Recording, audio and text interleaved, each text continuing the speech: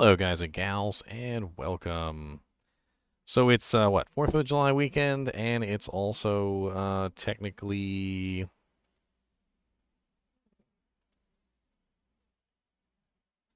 Magic Find weekend. Look at Mr. Floating NiNi back there.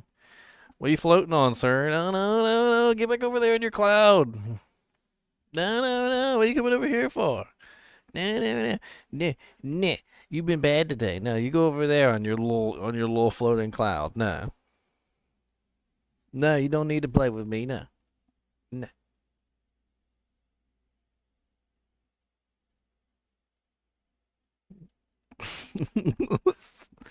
Can't not. He can't not. All right, boys. Let's hop into Discord. Let's see what's popping over on the Discord. Probably going to do some Magic Find runs since we got a Magic Find bonus.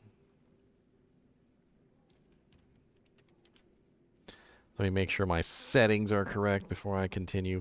Before I sally forth. I just rebooted my computer and updated my graphics drivers, so you never know. Sometimes things go horribly wrong. Oh. What's up, everybody? Hello, welcome back. Howdy. Are we magic finding? Are we doing that? Are we doing some We are magic. Are we doing the thing? We are doing the thing. We're doing the thing Doing with the stuff. with the guys The and things and or stuff. The things. Cool. Trying to talk Squiddy and doing something a little bit different. So does it actually show 50% on your bar? Like if you take off your magic find gear, does it just show like raw 50%? Yeah, it's on the sheet. It's Nice. definitely on the sheet. If you go into the advanced stats. We can go in there and go. There. Happy, go. Oh, they're in the throne. In the throat of this shrugger. Yes. I got myself a Night Wings yesterday. Congrats. Yeah. Very cool.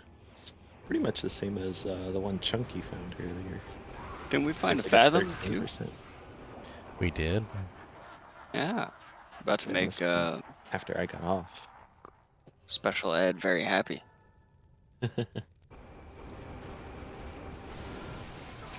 Next time he logs on. My dad called me earlier. He's like, do I have to subscribe to you every single time I go to your YouTube channel?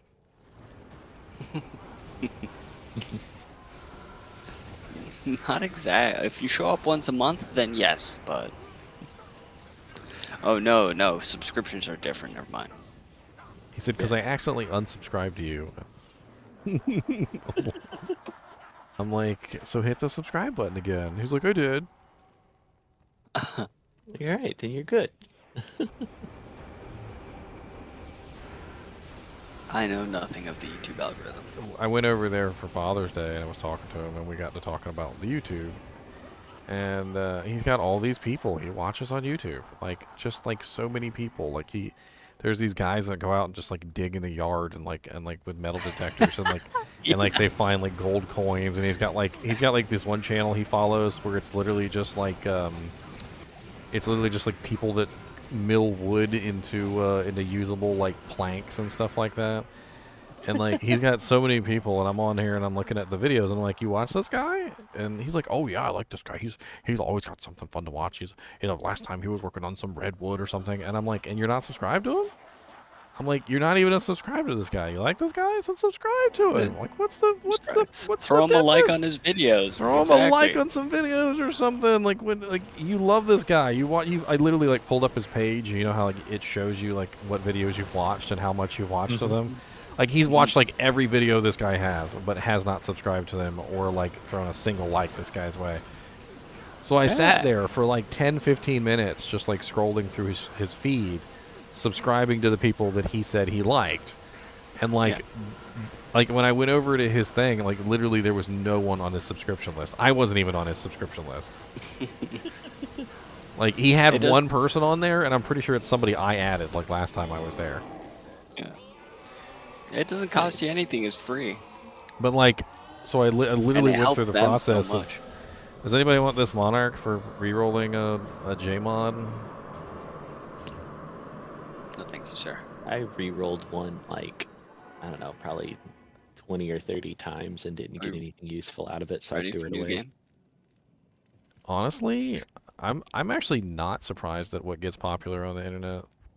Like I watched like one video of like a cow getting his hoof done, and now I've seen now there's like a million on my feed, but like I still will click on them every now and then because they get me. They're like, you'll never believe what giant pus-filled thing we found in this cow's hoof, and I'm like, I will not. I'm gonna watch this. I've seen those too.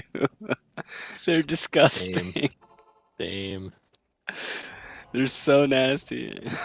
There was actually a Same. like an article about it one time about like why people like to pop pimples and why people like to watch.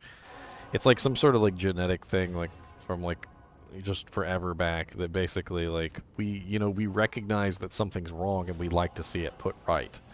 So like it doesn't matter what it is. Like it could be a pimple that's popped, it could be a cow's hoof that's restored, it could be any number of things. We're happy that it's no longer broken. Yeah. I love watching. Speak of the devil, and he appears. Amanda and Carter watch those pimple poppers, but I watch the hoof ones. I don't like the pimple popper ones. My thing with the pimple popper ones is I always feel like whenever I watch them, like, how did you let your face get that bad? Like, how in the world could you ever have those pimples on your face and not pop them yourself? Like, how could you ever, like, even, like, the whiteheads are usually the easiest to pop in the world. Like, and when you see those, you're just like, how could you not have, like, just done that yourself? Like, Doc gone to the tells mirror, you not to. just gone, like, Tell you not to. like, the ones on the back, I can understand, because you can't really reach your back, like, and I'm usually asking my girlfriend to, to pop those for me. But, like, if they're on your face, that's something that you see every day. It's not like it's out of sight, out of mind. Unless you've got some sort of medical condition that just, like, rapid creates pimples on you on a regular basis. I don't know. I'm just making stuff up now. We got too many to handle. I mean, my brothers had some acne issues, and it was just the scarring would have been too much for them to do it themselves. It's pretty easy to pop them, though, especially if they don't get too bad. It's usually the ones that are underneath the skin that are, like, real deep. Those are the ones that are kind of a pain in the butt. Oh no, they needed like stuff, like anti-freaking, I don't know, like antibacterial soap for their face. But yeah, that's why But that's why I think the hoof ones, like the hoof ones, are so nice, because obviously the cow can't do his own hoof. No. All right, the horse isn't doing his own hoof. Yeah. So it's like super satisfying to see somebody like fix something that, obviously the horse can't take care of. He's in pain, the cow's in pain, whatever. What blew my mind though was one of them was like in like one of those places where they have all the cows and they get milked, and he's like, yeah, we don't milk the cows. He's like, they milk themselves, and like he proceeds to like show like a cow literally walking up to a milking machine. It's like some sort of robotic milking machine that like uses lasers to find the nipples, and Oh, dude, it's cool. It keeps a profile. Dude, they keep a profile of like every cow and stuff, so it learns like the actual anatomy of the cow to make it faster and easier. But what blows my mind is that nobody puts the cow in this thing. Nobody says like, cow, you got to go in here, or leads them, or like corrals them into the machine. The machine is just like an open thing on the wall. And basically the cows, at any time they feel like it, just go up there and basically get milked. And it's like, it just blows my mind that literally the cows are so, like, intelligent that they're like, oh, this machine will, milk me. Like, here, I'm just going to walk up to this machine and get milked. And they just walk in there and they just do their thing and then they leave. It's actually really funny. A lot of cows are on a schedule. They will show up at the same time every day to the machine to get Sounds milk. like an a channel like that, and there's some lady that's always telling them, oh, you're mean to the cows, you're hurting the cows. And he comes on and makes videos, and he's like, no, we're actually rougher than the machine is. The machine's like gentle. Sounds like an expensive machine. It does sound expensive. Each bay, I'm sure, costs thousands and thousands and thousands of The movie dollars. machine. I used to watch a lot of restoration videos, Those are also very satisfying. Well, it's very similar to my chinchilla. I don't know if I've ever told you this, but my chinchilla, he goes into the cage on his own.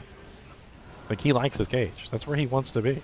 Like, if I open the door, he doesn't leave. He stays in his cage. And if I hold my arm out while he's on my shoulder, he immediately runs into the cage. Like, he wants to be there. That's his safe place.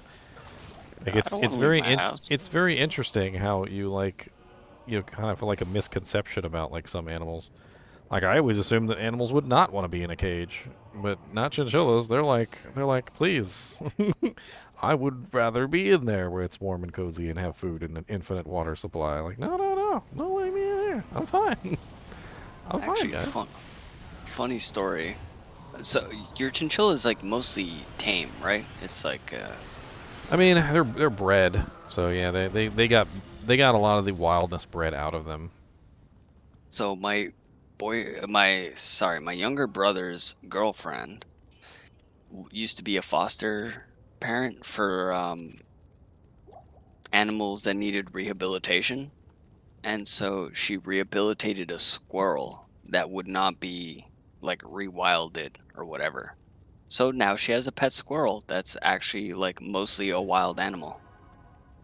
Yeah, well, certain squirrels will be more tame than others. That's the entire process of taming an animal. So what you do is you look for characteristics that are considered to be like a tame creature, and you breed those characteristics. So like when you have an animal, like for instance even a chinchilla that comes out that's just like a nasty individual and doesn't behave and like bites people and stuff like that, you don't breed that chinchilla. Like, you just feed them to the foxes. Well, I mean, you don't go that far. You just don't breed them. Like, you just let them live out their lives in anger and angst, and you just move on.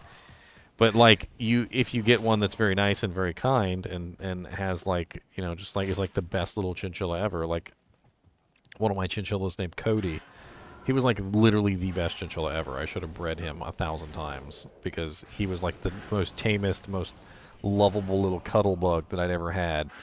And not to put Mr. Nimoy down or anything, but he doesn't hold a candle to Cody.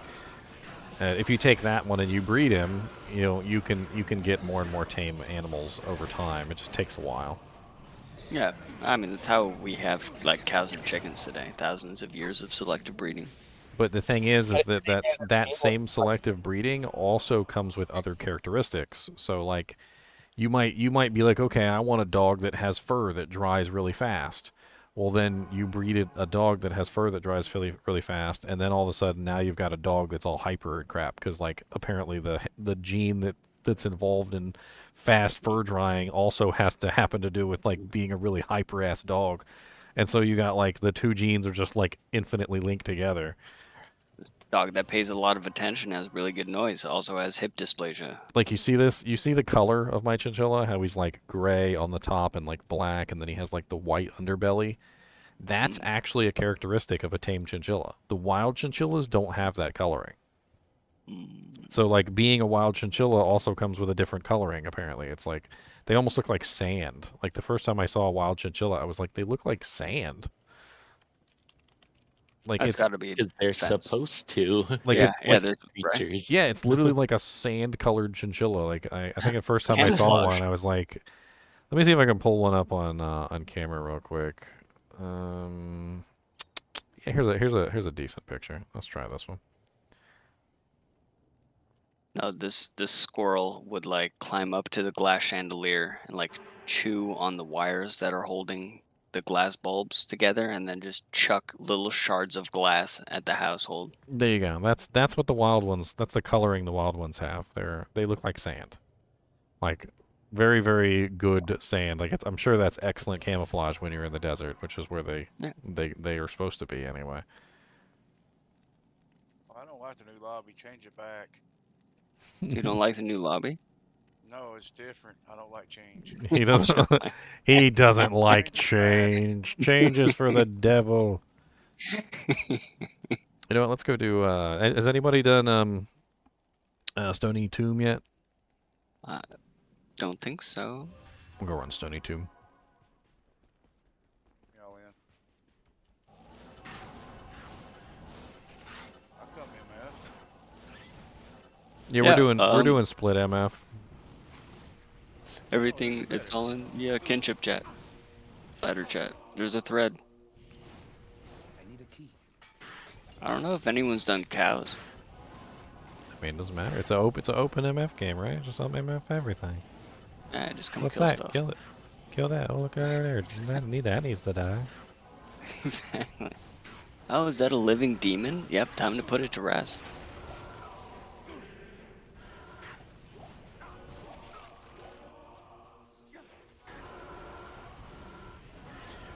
You guys ever looked into the story of Diablo, like, and how kind of crazy it is? Oh yeah. Like, there's one particular thing I kind of like want to point out. So, the whole thing with Sanctuary is that they're crossbreeds between demons and angels, right? And they have like amazing powers. But the world of Diablo is like dead people everywhere, bodies ripped apart. Humans have absolutely no chance versus the demons. Like, it's just like a never-ending spree of like human guts spread across everything. And then you learn the story that basically they used the World Stone to restrict the powers of the humans so that they couldn't basically like fight against the demons and the angels. So basically the World Stone was literally making all the humans and the like, just all the humans in general just like super weak to the point where literally everyone was able to just murder them.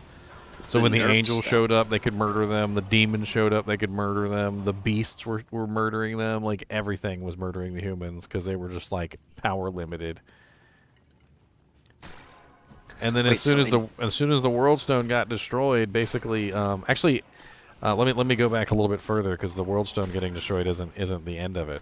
So one person went in there and tweaked the World Stone, which is what actually enabled us to have, like, the Paladin, the Amazon, and the various characters. So before the World Stone was tweaked, like, we were like super duper weak to the point where there wasn't even any heroes. And it wasn't until it got destroyed, after Tyrael destroys it, that basically like you get all the really super powered Nephilim or whatever. But like before it was tweaked, like there wasn't even anybody that could fight back. It was just like merciless slaughter for days. Years even, I'm sure, decades. Generations. I mean, between Deckard Cain in original Tristram and Diablo 2, like, how long was he in that cage? Who was in the cage? Deckard Cain. I don't know. It's been a while. Right? It's been a while. Maybe they kept him alive just to torture him, Yeah. Feed him the odd human body part, I was screaming for help when you first go in there. Help! Help! Help me! Deckard Cain. Retreat to the rogue encampment. Anybody feel like the scene from Waterworld where he's stuck in the cage and it falls into that muck was straight up copied from Diablo 2?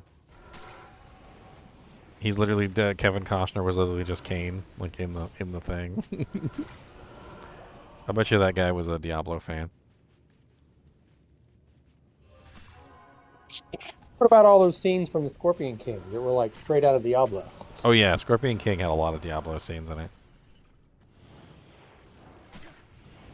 I think I remember when they got in there, and you remember that one part where the Scorpion King is literally a scorpion with like the human body on the top, and I literally shouted out Duriel.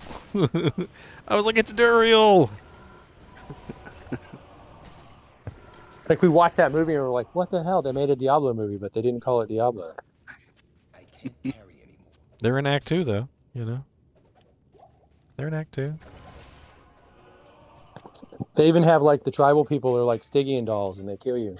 Oh yeah, I got you a wand, Teddy. Got you an a Death's Fathom. Yeah. Come to the game and come get it. It's for my necro or for Carter's necro? Your sorceress, your Sorky Sork. The Fathom, it's the the best Blizzard sorceress or cold sorceress weapon in the game. Yeah. It's +3 sorceress skills, 20% faster cast, 25% cold skill damage, 32% lightning resistance, 31% fire resistance. Oh, that's not a bad one. It's a pretty freaking nice one. I mean, self-found, Okay, so like, pretty solid. So what game are you in? GGMF06. The usual password. 2 G's, 2 M's.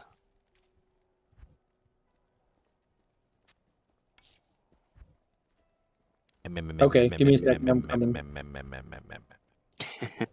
Guga, 06.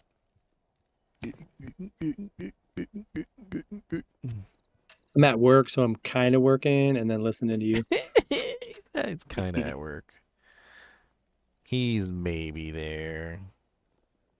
Well, Oh, yeah. 6:30. I was supposed to be. Oh yeah, you guys already. got necros here. I'm gonna drop the Bone Shade wand, the Arm of King Leoric. I'll drop the Burner of Star in case you want to give it to one of the boys.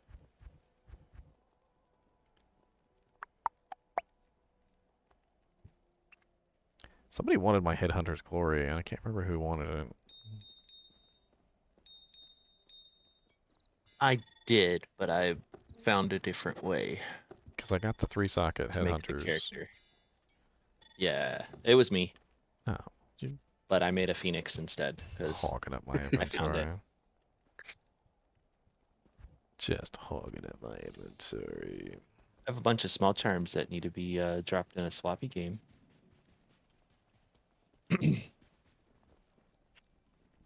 People want to go through and check them out.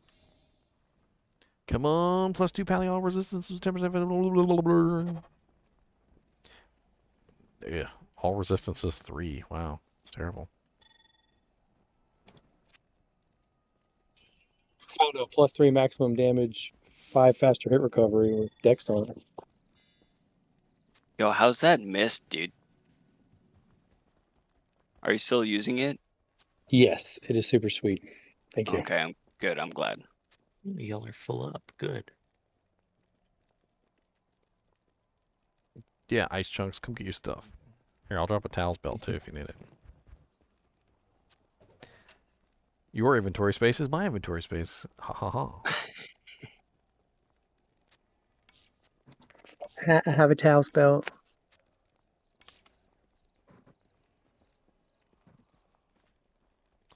The Death's Fathom is the real awesome item there. You want to grab it? Everything else is just kind of extra. Really juicy.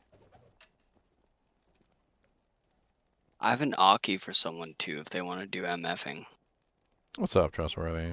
Live Kratos. Don't kill any gods in chat, okay? Canada Day weekend. You guys have a Canada Day? Yeah. Is it same 1st as of July July. the 4th? Oh, so It's your the 1st. so your Canada Day lines up with Stranger Things launch. That's what I heard. Ours was a little bit earlier, but yes, maybe it does. Stranger Things is on the 1st. Yes, but Canada Day existed before Stranger Things, as far as I know. I never said it didn't. We Well, don't if you do the want big a, fireworks the same way. Speaking of fireworks, Mm-hmm. if you guys want some fireworks, I have a fireworks video in Diablo 2. Oh, snap. Nice. I literally for New Year's I did a fireworks video. That's pretty cool. I literally loaded up a character with every single form of like chance to cast that I possibly could, and then I even like added in more. Ultra proc. And then played on a strafe zone, and then just literally went around strafing, and everything literally just like exploded with majesty. I linked it in the chat if anybody wants to check it out. The fireworks video is amazing. I even threw What do you in think of the old Lang Syne song.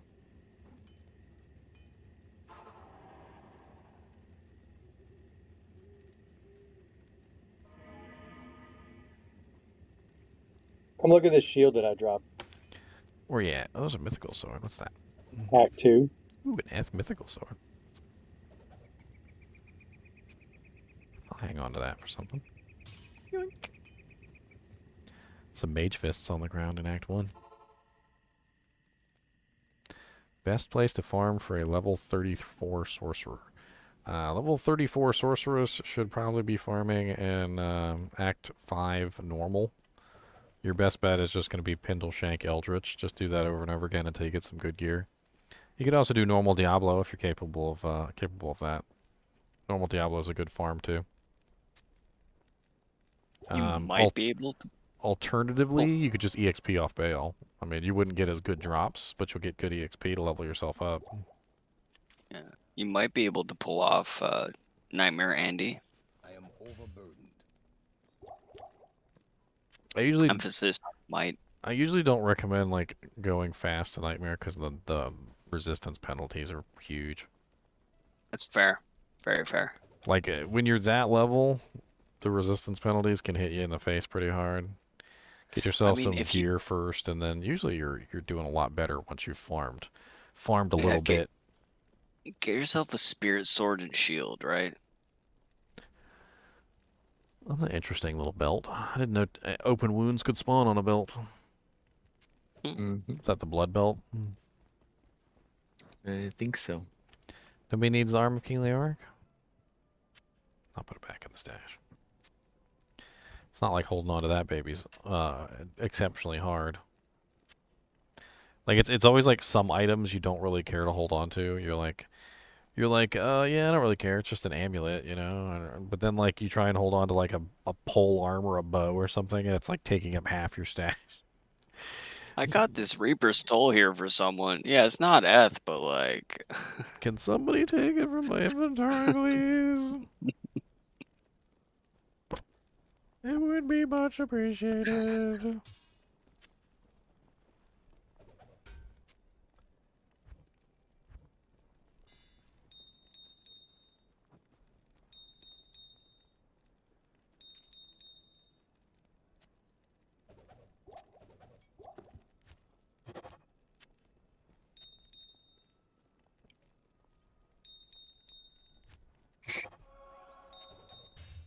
Trying to see if I have any other extras.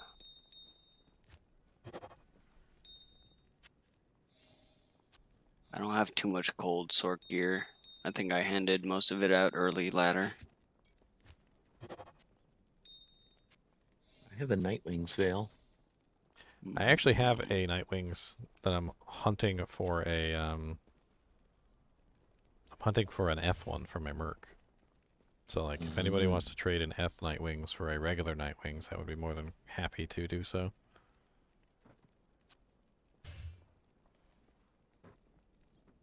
Who not has?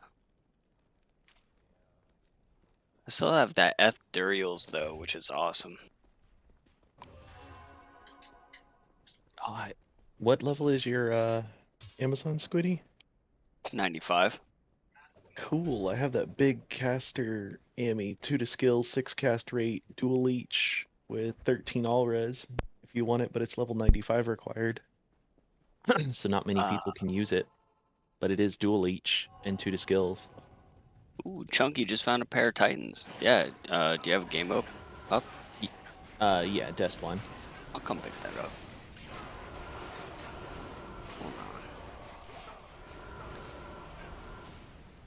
I've been waiting for someone who's level 95 on their Zon to, like...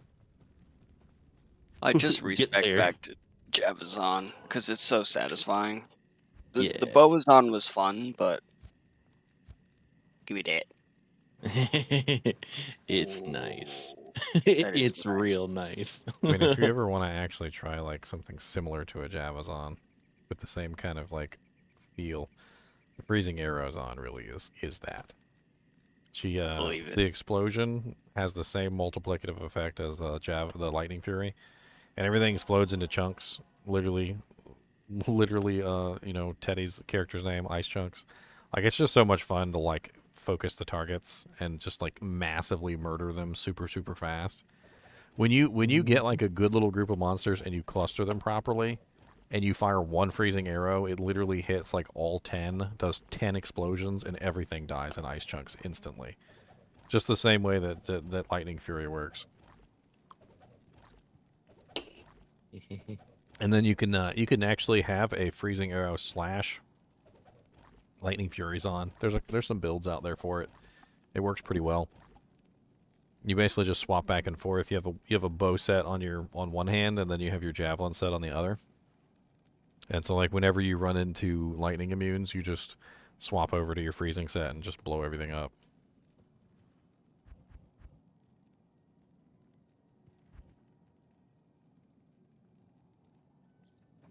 I'm trying to think if there's anything that hasn't been done in this one.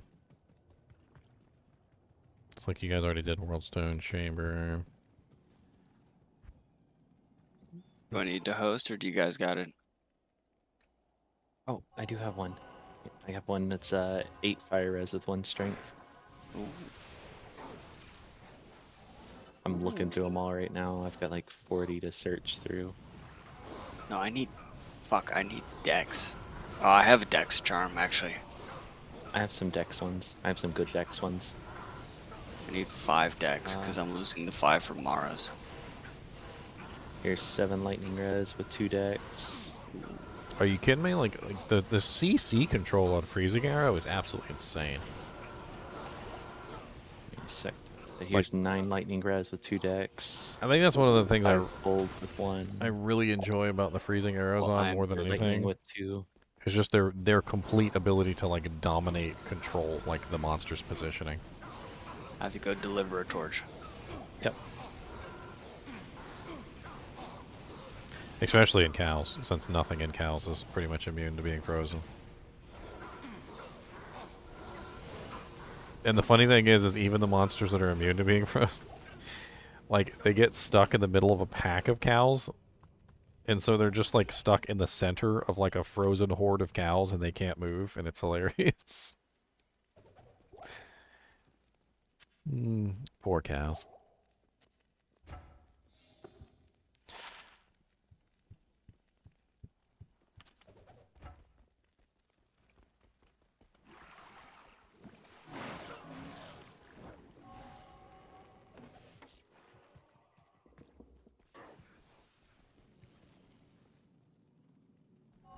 Yeah, let's go down to the little temples down here real quick. Or did we move on to the next game? I see there's like a whole bunch of people missing. Did someone make 7? Yeah, somebody made 7. Okay, good. Chunks. Do you need any more, or was that all, Squiddy? That was good. Thank you, my friend. Awesome. I appreciate you. Yeah. Mr. NiNi the floating chinchilla. I will be able to farm your grand charms faster than ever. Yay. I had a request on the channel to do a grand charm video, so we can do 100 from Nightmare and 100 from Hell. It'll be fun. And it didn't take too long to do the small charms, honestly, with like, what, like a dozen people at your back? Yeah.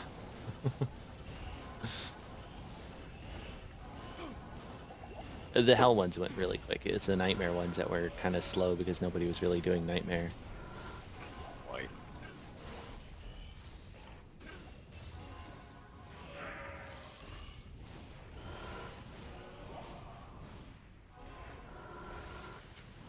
I also have a bunch of, or not a bunch, but I got a couple of really big mana charms. I got one at 17 to mana with 2 decks. Got a 16 to mana for any ES sorts. Oh crap, I did have a strength one. But it's a grand charm. 4 to strength, 9 MF.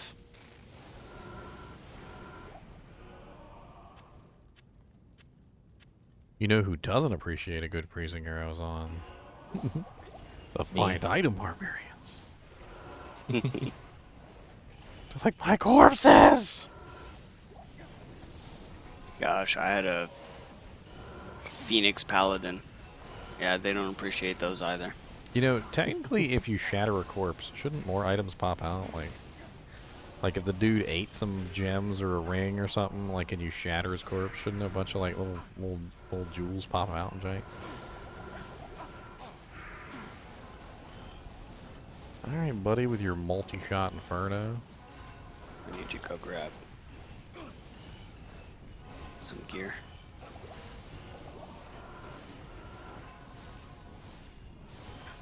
What happened to the game? It was full a second ago. I don't know. Sometimes people go AFK and they lose the thread. It's true. 2-socket ethereal troll's nest.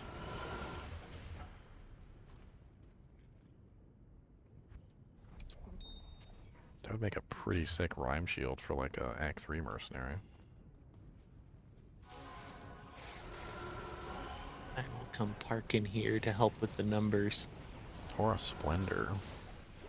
That'd be a really sick splendor. Oh, no, never mind. If anyone wants, I'm gonna swap over to my Magic Find gear if anyone gets to a boss and they want me to come over and kill it. I have a lot of MF.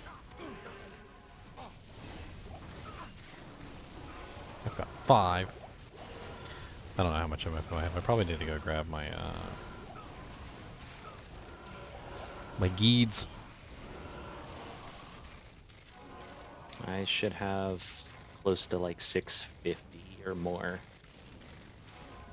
Got a whole 185 with the 50% bonus. It's actually not bad. I thought it was less than that. It's not bad at all. 200 is a pretty nice, sweet number for Magic Find. I'm almost at 200. With the geeds, I'd be at 200. Guess I could go swap that in.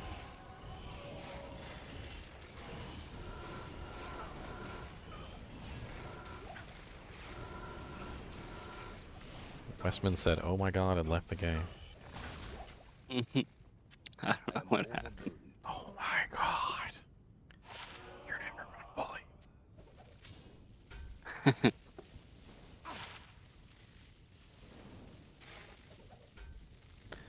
Maybe it's not gonna let me cow. I'm confused.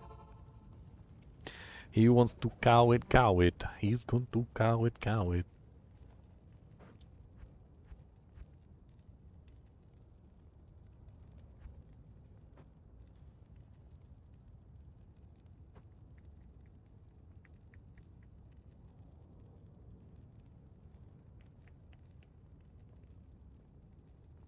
Oh, it keeps crashing. Oh, that sucks.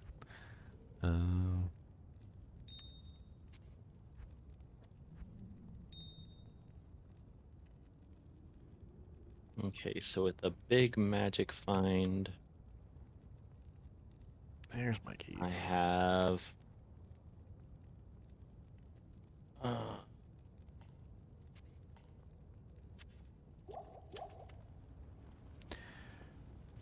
have I found anything good yet? I actually did find a unique item pretty quickly. I can't remember what it was though. But probably not since I can't remember. What was it? Armor King Leoric? Bone Shade? Nothing like super good so far though, I don't think. There's a blade bone right there. I thought the last pretty sick find was a Sur rune in Ubers. Something very sexy has come up since then.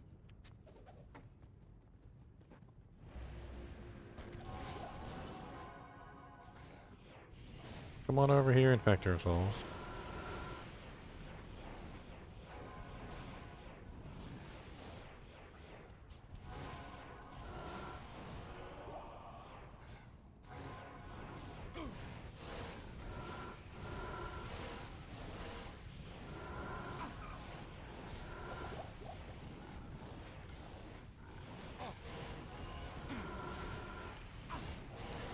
Why do they always swarm like that?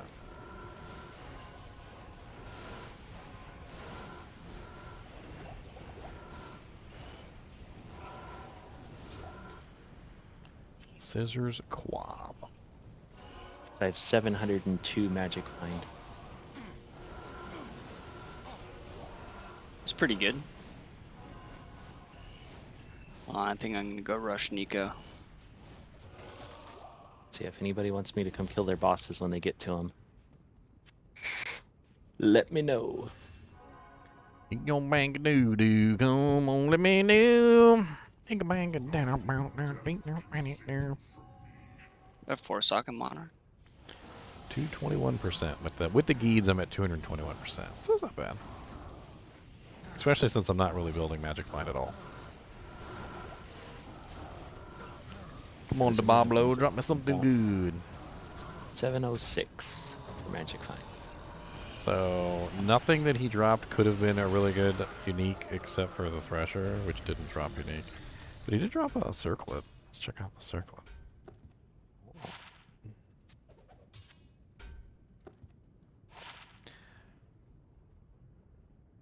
Holy Jesus. Never mind. I'll just swap over to the Blade of Alibaba and pick up a nice little holy bonus Jesus. there. 775. Look at this freaking Circlet that just popped off Diablo's butthole. Not bad. Not bad, sir. That's really solid. That is that is a very solid Circlet. Holy crap.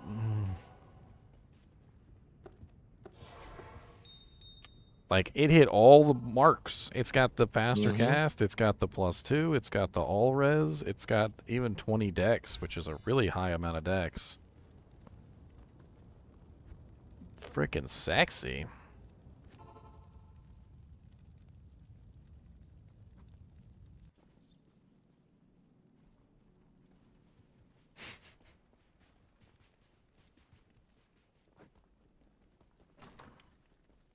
Not here.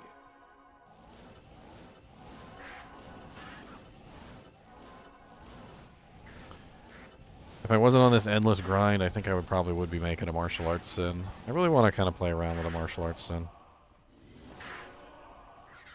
Phoenix Strike probably, combined with one other elemental punch is what I'm looking at.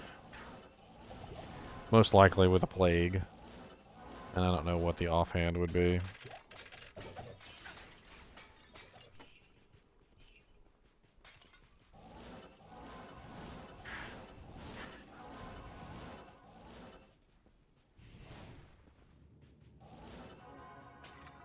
Probably run Venom too, because why not?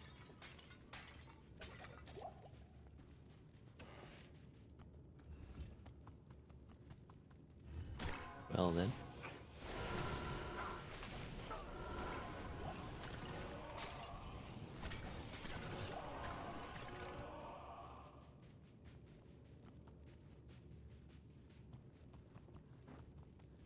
Is it additive or multiplicative? It's just additive.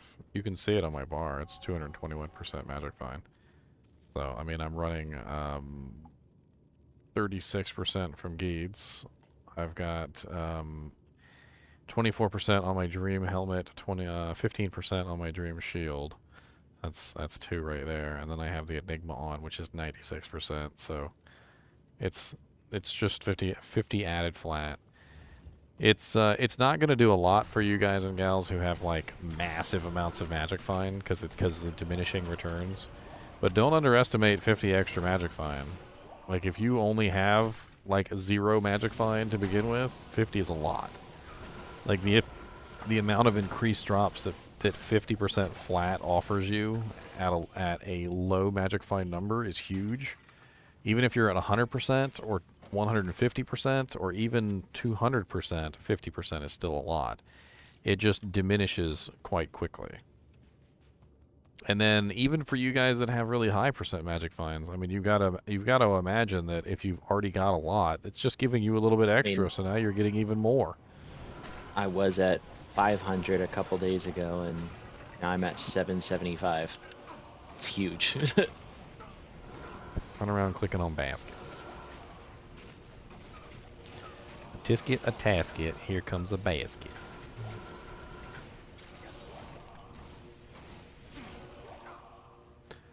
Dream auras stack on top of each other, yes, so it ends up being level 30 Holy Shock, which is how it works.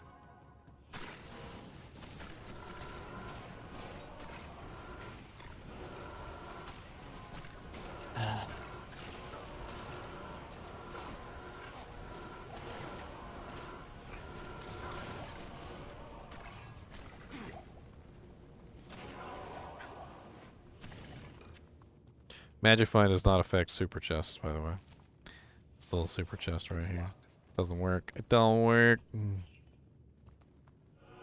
Of course, it's locked. Don't forget to lock your Got a car. soul rune for somebody. Greetings.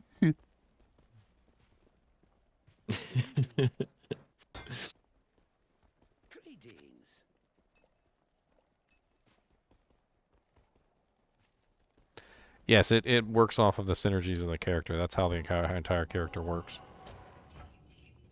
Wow, worst super chest ever. Did you get a key out of it? It was 2 items. Nice. Super chests have an increasing roll. I don't know if you guys actually know this about super chests, but they roll each item that they drop, and they can roll almost like an infinite number of items. It's like insane. But basically, how it works is like the first roll is like guaranteed. It's like a 100% chance for the first item to pop out.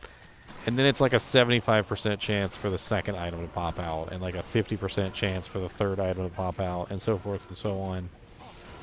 Until like by the time it gets to like the 9th or the 10th item, it's like a 0.25% chance for like the 9th item, and like a 0.15% chance for the 10th item, and so forth and so on.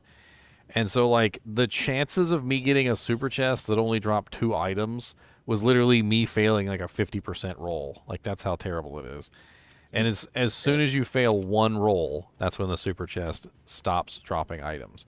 So it will continue dropping more and more items until it fails a roll. That's why every now and then you guys will open a super chest, and it's like it just rains on you because it's like 12 items because you like succeeded in like every roll up to the point where it got to like a 0.0004% chance or something, and like that was the one you failed.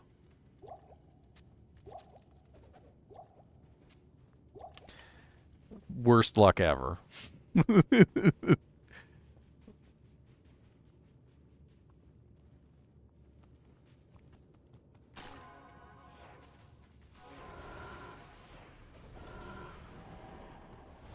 What's up, fanaticism beetles?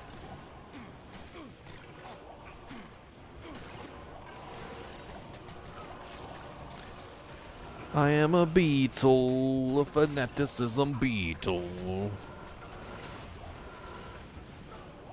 Those can be quite scary. I can't carry anymore. Oh, Ellie is so slow.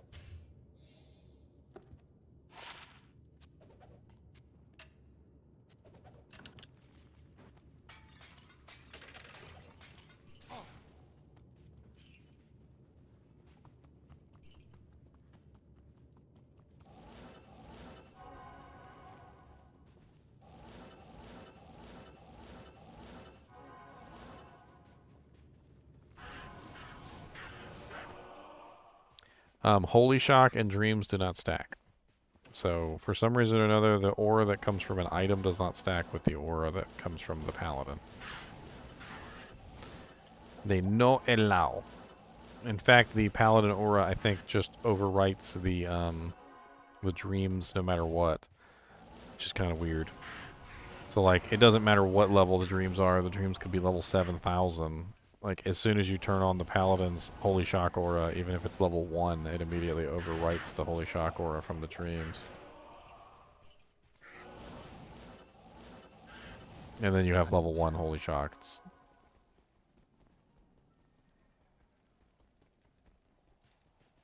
Good evening.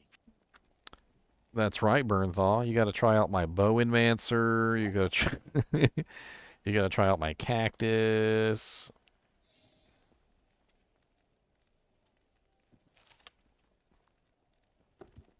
Why am I out of all scrolls? Not just some scrolls, all scrolls.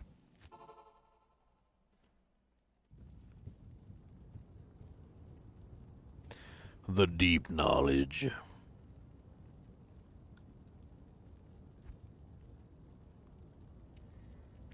I shall give you the deep knowledge. A knowledge so deep but even I don't know this knowledge.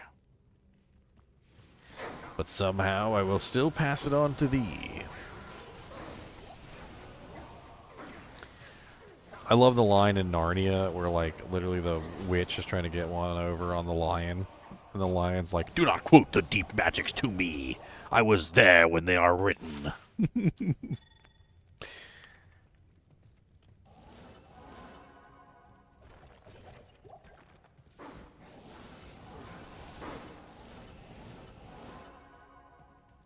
The deep magics.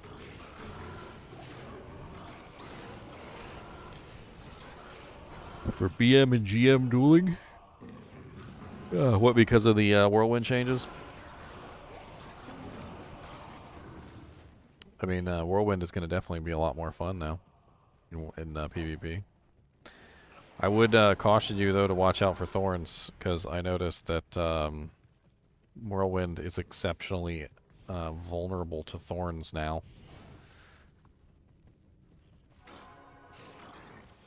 I had a couple times yesterday when I was testing out the new whirlwind where I accidentally whirlwind through spike fiends, which have the hit, attacker takes damage on them.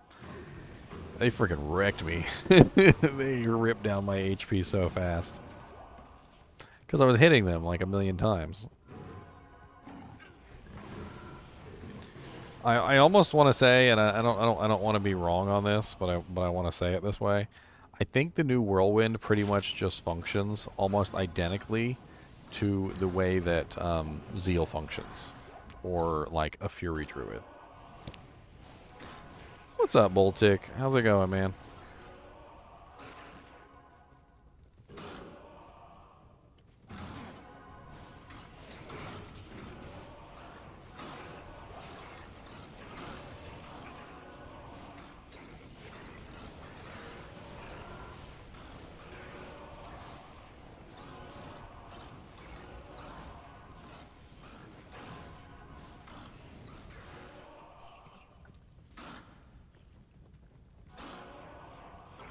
I don't know. I was doing pretty good in Players 8 on the Frenzy or the Whirlwind Barbarian.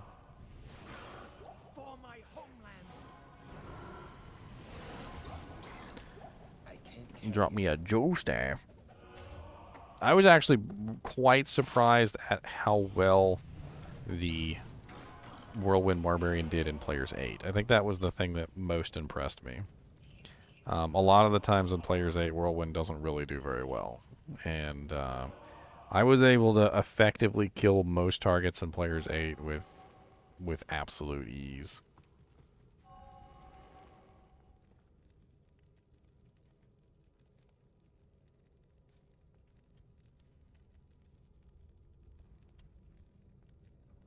I tested a bunch of weapons yesterday, Justin. I mean, if you want to take a look, I tested like everything.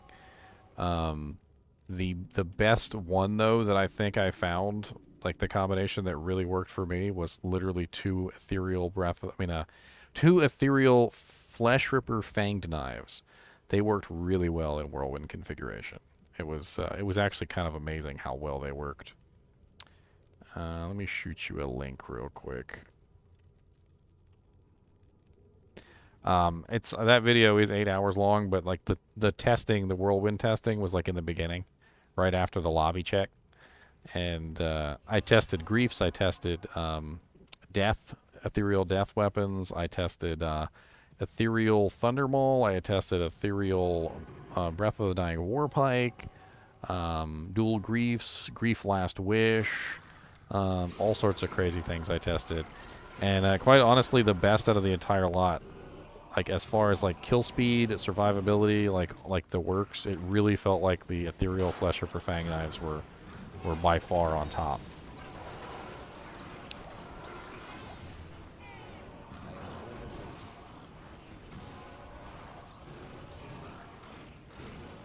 But of course, finding two ethereal flesh ripper fang knives in good condition and two Zod runes may be a little difficult, I'll admit. You might actually have an easier time finding two low runes to make two griefs.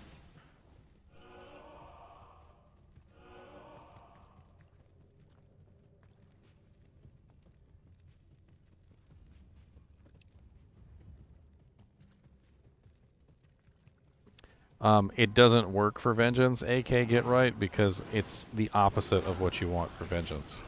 I suggest you take a look at my Vengeance video, because I go over Vengeance in detail in that video, and I talk about all the unfortunately crazy idiosyncrasies when it comes to Vengeance. The problem with Vengeance is that Vengeance is entirely based off the weapon damage of your weapon. So a lot of the times people will think that adding elemental damage in the form of something like Famine would be a good idea, but it's actually the opposite of what you want to do. With the Vengeance Paladin, you want to beef up your physical damage as high as possible to allow your physical damage to be converted into elemental damage. Adding elemental damage doesn't give you the effect that you want. It's actually the opposite of the effect that you would want. I am overburdened.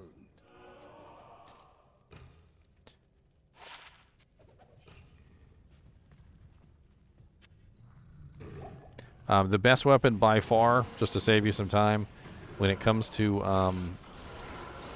Vengeance, the best weapon by miles is a Ethereal Breath of the Dying Berserker's Axe.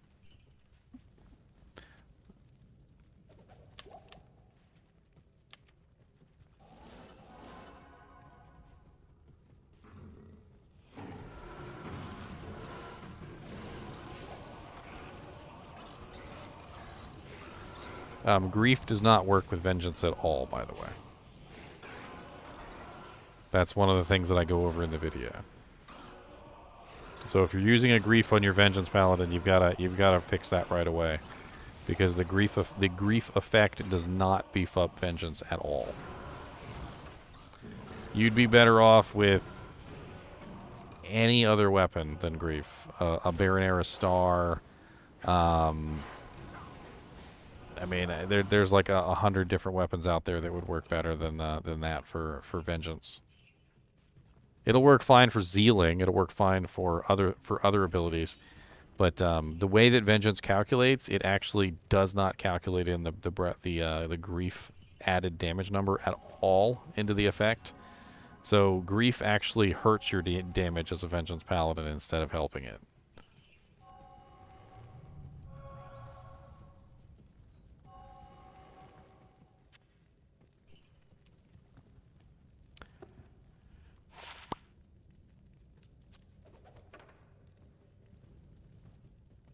I mean, Grief is the common answer that everybody gives for everything. They're like, throw a Grief on it, throw a Grief on it.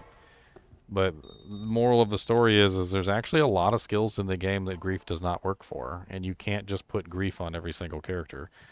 Nor is Grief the correct choice for every single character.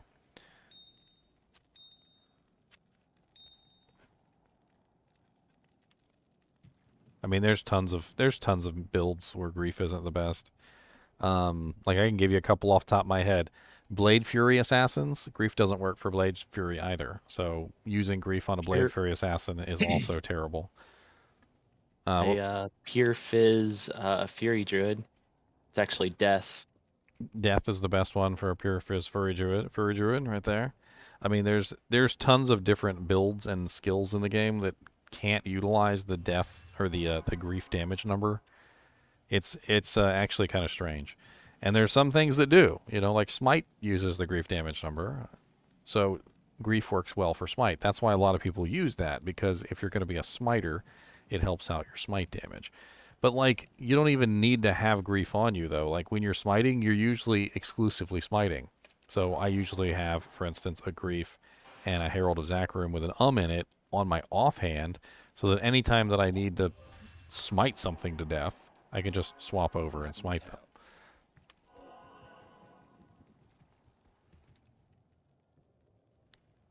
I'm doing my best, Bold Tick. I recognize you guys that have been here since the beginning, that's for sure. It won't too long ago that I was at like 40 whole subscribers.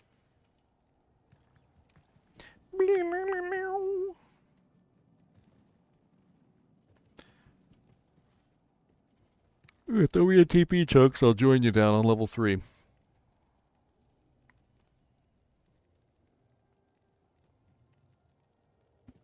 What's the matter, Mr. Needy? You gotta go tinkle? Because if you gotta go tinkle, you gotta let me know.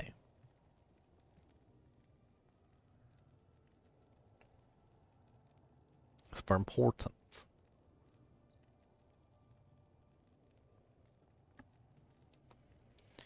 You want some drink?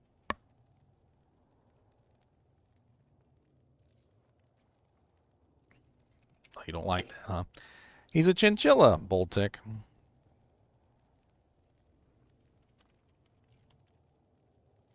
I got tons of videos up. Check my Chinchilla videos. I got Chinchilla videos.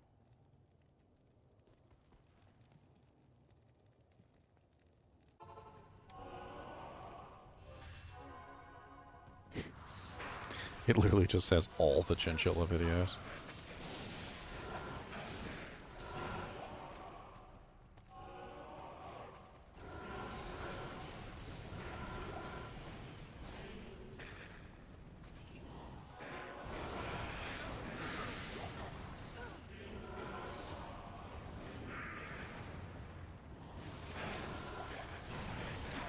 I want to see them do more events for Diablo.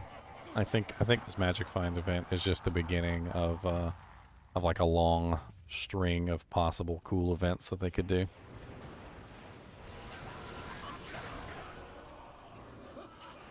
Like I much rather prefer like the whole like timed event thing to like adding something stupid into a game permanently. Like the whole like rainbow unicorns in Diablo 3. Like, a lot of people are fine with silly stuff. Cow level.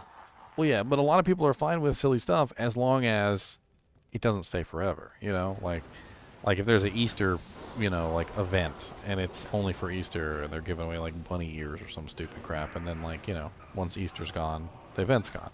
Like, most people are okay with that kind of stuff. Like, snowball fights, and, like, for Christmas, and, you know, like little usable fireworks and crap that you can use for, you know, like 4th of July and all that stuff is perfectly fine and it doesn't have any real effect on the game. Especially since it's usually gone right after the event's over.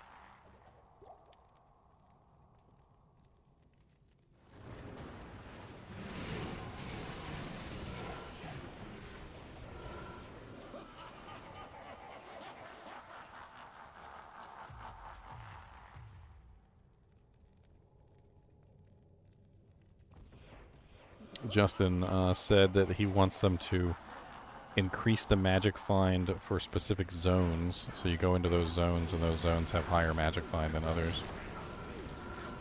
Kind of like to promote people to like magic find in zones they might not otherwise magic find in.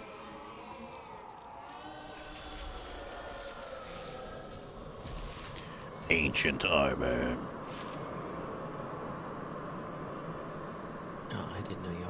Bail. Defense based on character level, life, and negative requirements.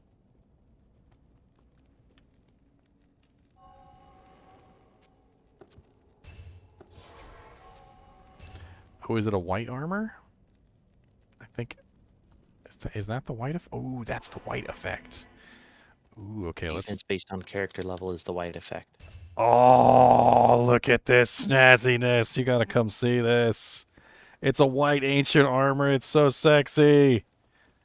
Oh my god! I gotta take off my shield. Oh. Hold on. I got. Nah. Look at. I had to zoom in. Look. Hold on. Let me get into out of the blue light. Look at how sexy it looks. It does look really good. That is so sexy. Why can't rune words look like this? Why? I gotta go look at this on the character menu. Hold on. There's another one that looks really good like that too. If you're looking for it just to see like what it would look like, is attack rating based on character level. That will also turn a white a helm white. Oh. So if you actually search over here at Anya, you can find a bone helm that has that mod on it, and it's like super white. Dude, look at how sexy this looks though on the freaking character screen. Look at how sexy the white armor looks. This actually looks really good on assassins, because assassins have like the black trim on everything, like no matter what. That does look really good. Dude, I would like that is like a like transmog right there. That's a transmog. You like hang on to that and just transmog your character with it later. I kind of want to see what it looks like on the Amazon. Let's check it on her real quick.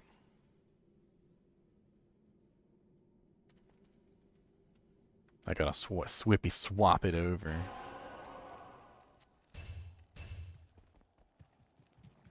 See, people don't know about these legit awesome looking armors and stuff. Like, you could legit even just say, you know, that would actually probably be worth just putting on your character just as a cosmetic kind of item. Mm-hmm. I mean, because like the only 3 items in the game, or rather 4 items in the game that are affected like that are your body piece, which is literally the majority of your armor, your helmet, your shield, and your sword. So, like, doing that one piece literally just transforms your entire character. Got an ear in here. It's my ear. Free ear on the ground. Alright, let's see this Amazon transform real quick. So she just looks like she's wearing Mavs, which Mavs doesn't look bad either, but it's a little less dramatic and cool than the Paladins. Yeah. Not nearly as cool. Anybody can wear this armor though. It's a freaking ancient armor with negative requirements on it. You could slap it on anybody.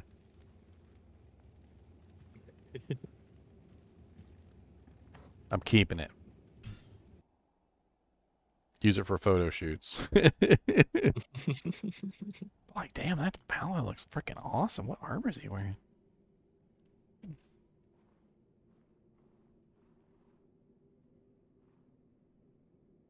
I kind of wish I had an assassin to put it on so I could show off the cool white with the black trim. Like, it looks really good. Like, just imagine like the Last Samurai movie with Tom Cruise. You know, like that lacquered plate armor. But like, imagine like lacquered plate, white lacquered plate with like the black lacquered like edges. It just looks really bomb.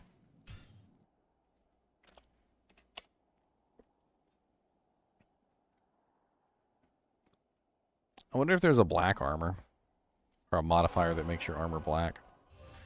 I know weapons, it's cruel modifier, but I don't know what the modifier would be on an armor piece.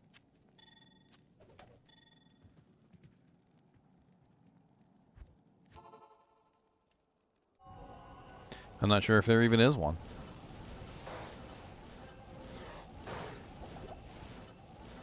I know red is health. Thorns is orange.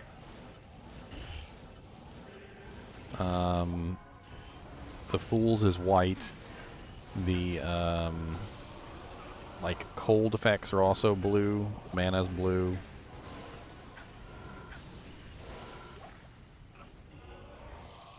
I'm trying to remember like all the different colors that each one of them gives.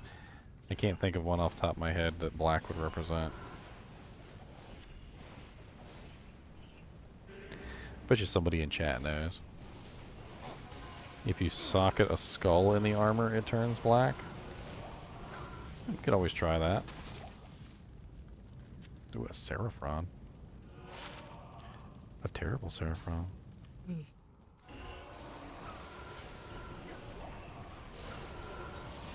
Next decent quality armor that drops, I'll socket it with some skulls and we'll see what happens. Yeah, cruel weapons are black. That's why I was just talking about that, but I'm talking about armor, not weapons. The black modifier for armor is balance, I think it is, of balance, which is the faster hit recovery? Yeah, the 24 faster hit recovery turns them black. I don't think that's pure black. That's more like a weird. They're black like the Black Hades armor. It's really cool.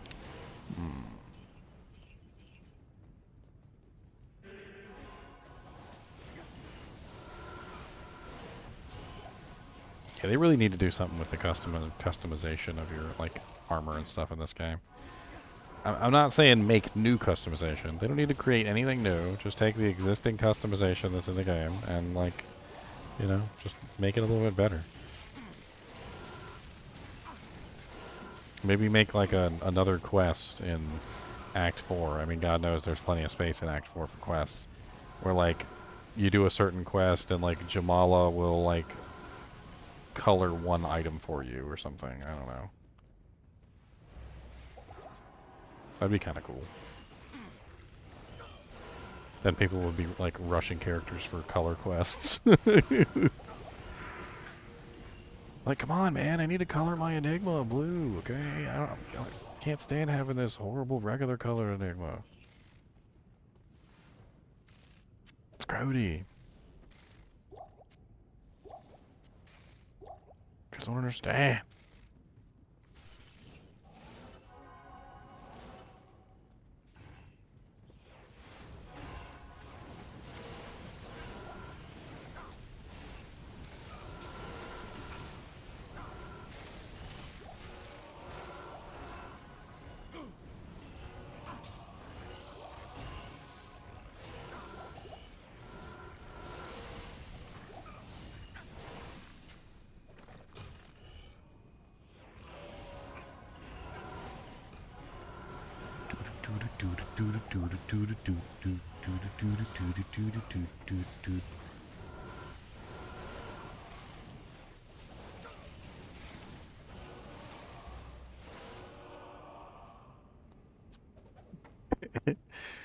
One day you just see me walking around with like white armor on, like doing Ubers, and you're like, "What are you doing?" I'm doing Ubers in style, boys.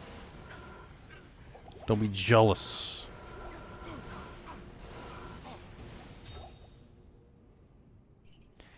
It's style. Infector of Souls just dropped a chipped ruby. That boy was rich.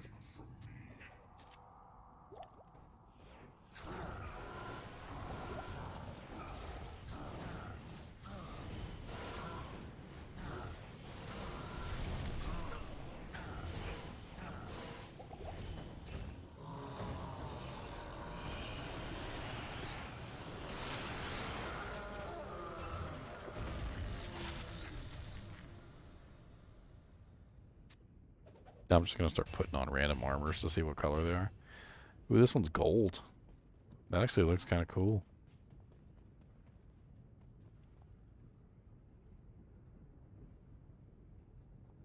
I wonder what modifier is making it gold like that.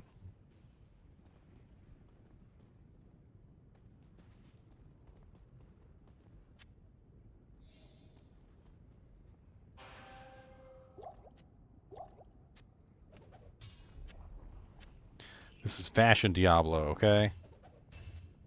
Y'all don't judge. It's fashion Diablo.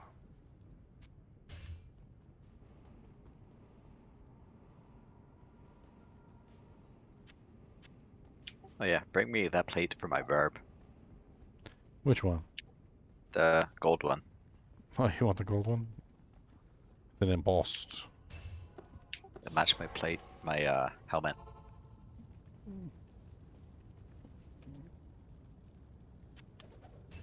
The ghoul belt. What does it look like? Let me see. I don't have strength for it. What rune word is on my shield? It's a dream shield. Assault. What's up, Mr. T? Didn't want to be a tough guy. I wanted to be a dancer. Isn't that right, Mr. Knee? Just wanted to be a dancer. He said, look. He said, watch me do a little dance. He said, you ready? Look. Helicopter mode activate.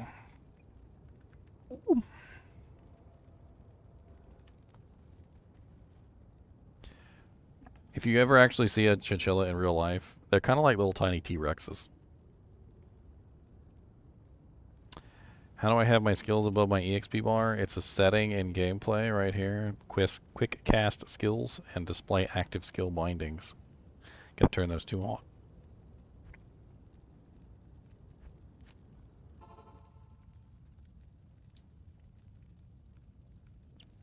Oh, you want to try out the white armor and see what your barbarian looks like with it?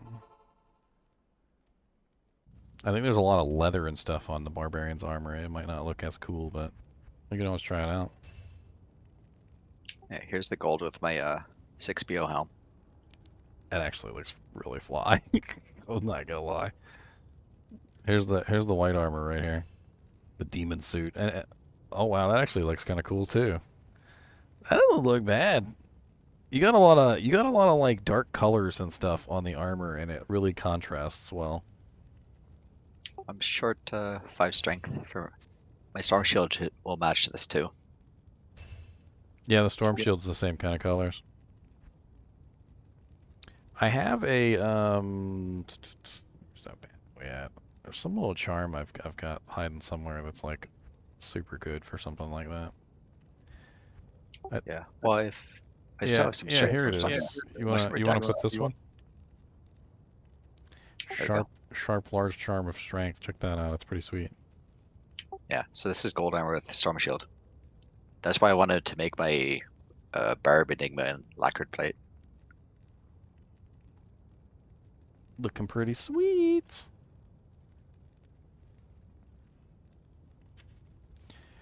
I mean, I don't really need they don't need a transmog system precisely. Like, I feel like the transmog systems are kind of like stupid, especially when you can just pick whatever you want. If they make a price for it, you know, like, hey, you know, you can't do this unless you sacrifice this item or something like that. Like, it gets more interesting when you start sacrificing items to make certain things look like other things. I don't know if you guys know what I mean, but like, you know, like when you make a rune word, you're sacrificing something, right? You know, those runes aren't going to come back. Like, they should do the same thing for like a transmog system. It should be like some sort of sacrifice to make the item work the way you want it to work, or look the way you want it to look.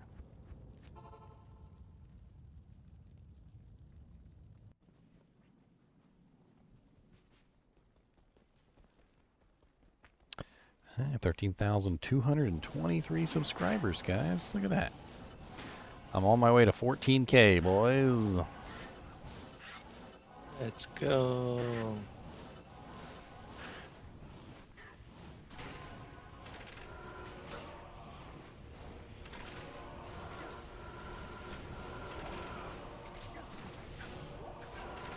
I know cosmetics are a way that companies like to support their game, but I feel like your character looks a certain way. It's like, you know, you earned it. And the transmog system should reflect that as well. Like it should require you to find the item to make it look like that item. Like that really cool white armor that I just found, like that would be like something that I found. So then I could take that item and like maybe with a couple of runes or something and a gem, and I could like turn it into like a little like clickable or something, and then I could apply that clickable to another item. Like it could be like a little system where you're just like destroying an object to get the look of the item, and then you apply the look of the item to the item that you want. But you've got to, like, you know, spend something. You've got to find the item, you got to spend something to get it. Like there's a little bit of sacrifice involved, not just, you know, walking up to an NPC and like picking the color that you want.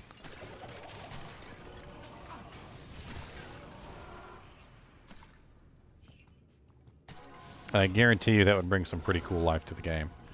People would be hunting for that perfect colored armor. People would be hunting for, you know, like if somebody wanted to make like an all orange character, look like a Chester the Cheeto. Like people would be looking for orange items. You'd be able to trade items that would have a particular color on them. Like that item that I just found with like the defense mod on it might actually be worth something, because somebody would want to turn it into a like a transmog item.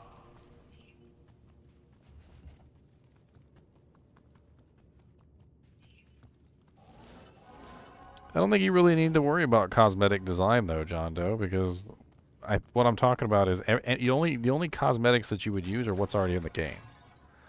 You know, we've got a lot of different colors that aren't utilized, essentially, for any rune words. You've got a lot of unique, special, you know, like appearances that don't have any use outside of those items. So you could totally use the existing unique graphics You could use the existing colors, and you could very easily come up with a transmog system using only the existing stuff that's within Diablo and not adding anything new, and I guarantee you people would still be super excited.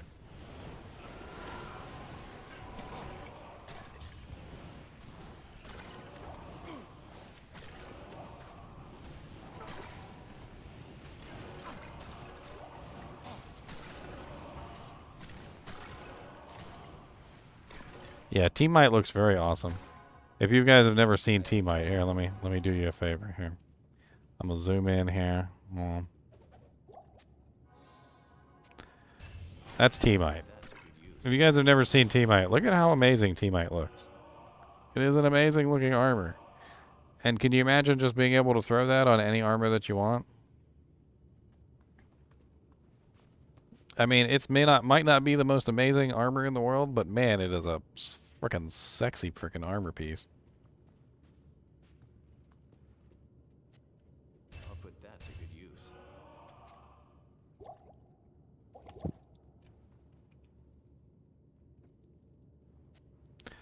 Freaking Teamite looks good on like every character you put it on. I think I put a Teamite on an Amazon one time, and I was like, wow, that looks awesome. Looks good on a Barbarian. I put it on a Barbarian one time. Looks good on a Paladin. I don't know if I've thrown a Teamite on a Sorceress before, but it probably looks good on a Sorc too.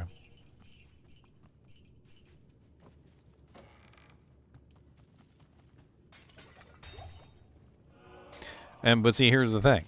So, like, if you want to look like, if you want to have the Teamite look, then you've got to find a Teamite.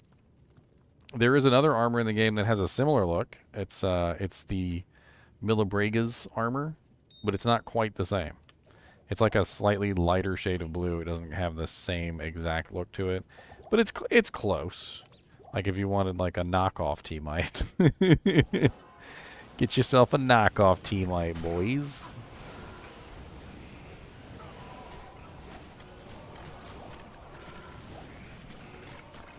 That feeling when they said there was going to be green, yellow, and red dots for ping on connection lobbies, and all I have are green.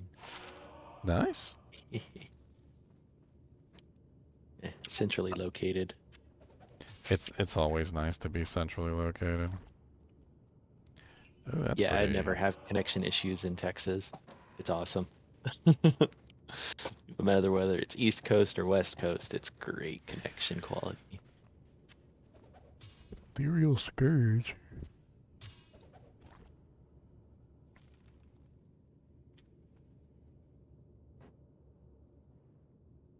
Hey, what's up, Kyle?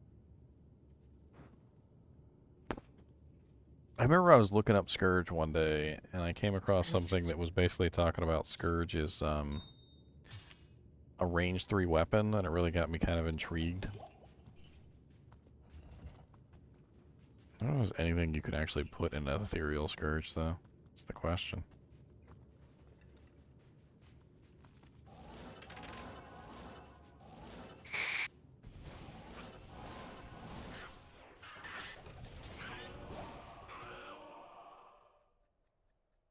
Wow, 10% lifesteal on a ring? It's kind of insane.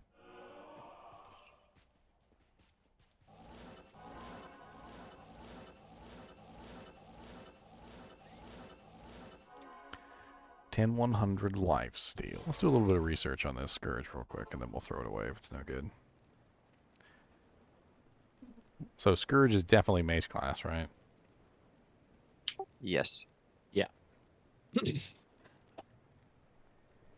Yeah, it's a flail base. Well, you know, there's all that division in the mace classes. Yeah. Alright, so all the mace class rune words. We got Voice of Reason, 4 sockets. Steel, no. Heart of the Oak, no, not really. I mean, it doesn't have any ED on it, does it? It doesn't. There's no indestructibility to it either. Oath. I'd say the main thing you would compare it to is something like a Stormlash or... So you could put Oath in it. Oath is indestructible. 50% increased attack speed on a freaking Scourge. That actually sounds insane. So it's already... The Scourge is already a really fast base, and then it also has the max range 3, which the Phase Blade doesn't. And the damage on it would probably be pretty nice too, although the range is going to be awful. Oath is Shale Pul Mal Lum. It's pretty cheap as well.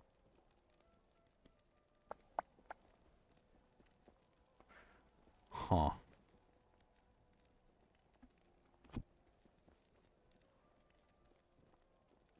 Let's try and roll it real quick and just see what kind of sockets we get.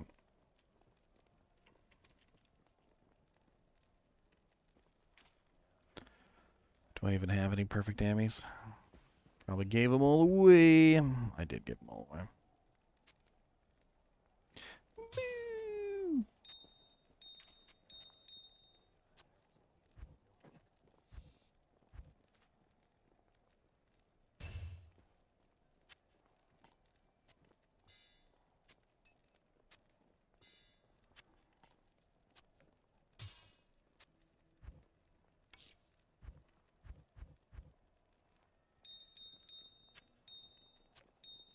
Try rerolling this Bale Small Charm again.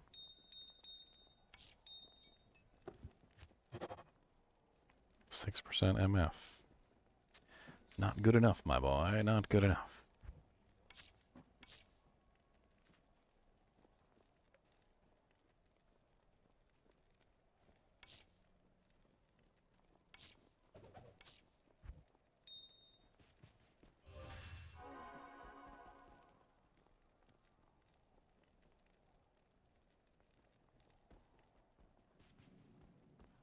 I just kind of want to see it now.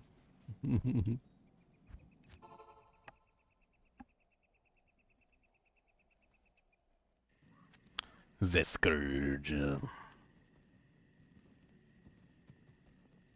guys are enthroned. Oh, I see little doll bodies all over the place. Little dirty doll bodies. Dirty, dirty, dirty.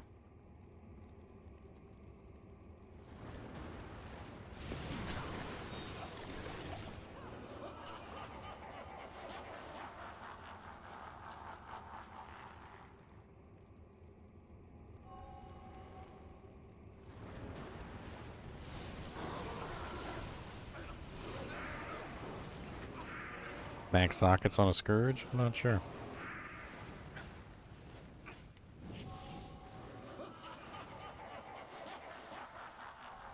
Max sockets on a Scourge is 5.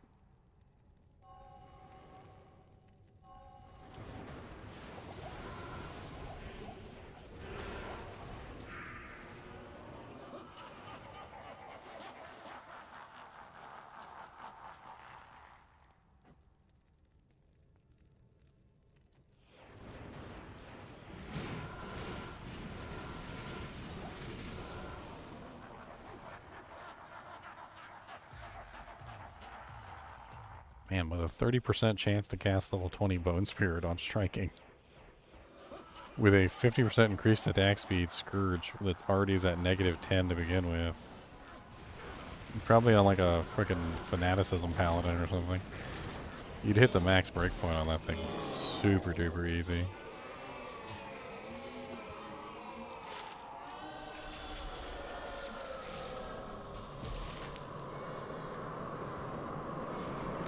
Any good drops yet? Yeah, I got one actually really good drop, Big Sleaze. This thing right here. Found this earlier from Diablo in Hill difficulty.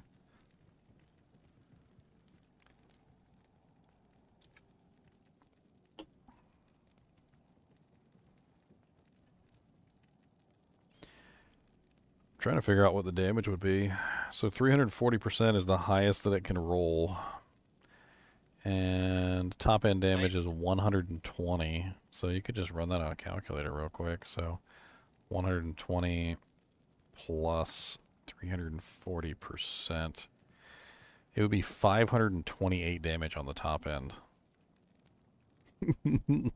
That's not terrible. That's kind of nice, actually. Bottom end would be garbage, though. Bottom end would be 4 plus 340, which is like... It's pretty much, you're pretty much turning your character into a lightning. It would be 7.6 to 528 damage on that thing. And, I mean, it also has Prevent Monster Heal, 15 Magic Absorb. It also has Heart of the Wolverine charges and Iron Golem charges, but it's not like you could really use those if it's ethereal. Because you can't repair it. Compare your white armor to the Mavs. The what? Compare that white armor to the Mavs. Oh yeah, Mavs is white too, but it's a Kraken shell. So it looks a little bit different. I was excited because it was an ancient armor, which has like all the bells and whistles on it. There should be some subtle differences between the two, like missing pauldrons here or there. Can't remember exactly. Yeah, one of the pauldrons is missing. One of the gloves is missing. I think there's some stuff on the back that's missing too.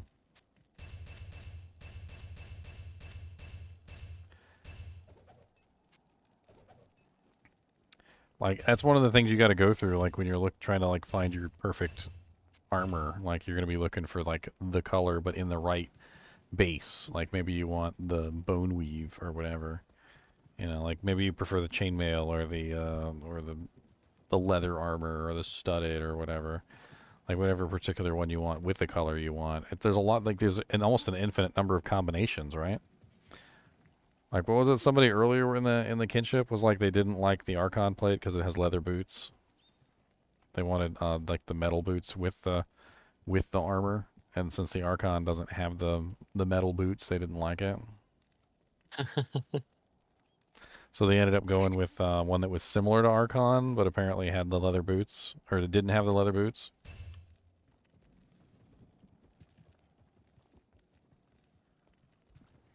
Oh yeah, Scourge definitely does have a lot of terrible min damage. Not gonna say it doesn't, but like if you were using it on a Zeal Paladin with Fanaticism, you know, you'd be rolling a lot of hits. So it'd be like rolling the dice over and over and over again.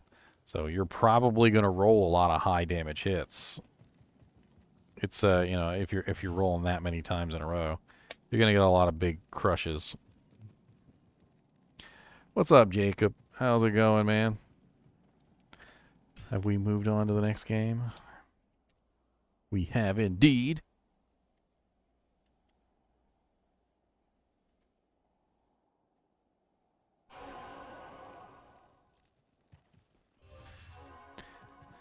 Mr. Nee, why do you insist on going in and out of the shirt? In the shirt, out of the shirt, in the shirt, out of the shirt, floating on the chair, floating on the chair.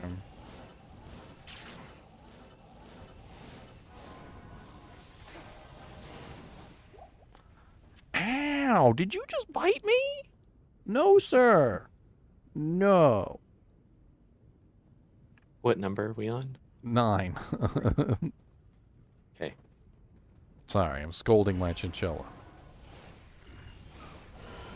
No biting.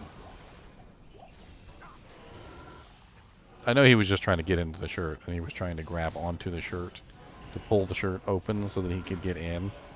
But he was a little bit too overzealous in his shirt opening upperness.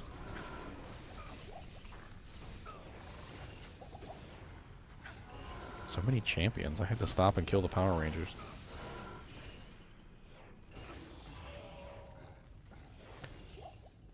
So many potions, too.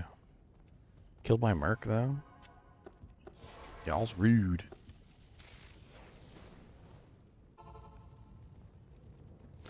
May the magic find do you well. 'Cause I've got the power.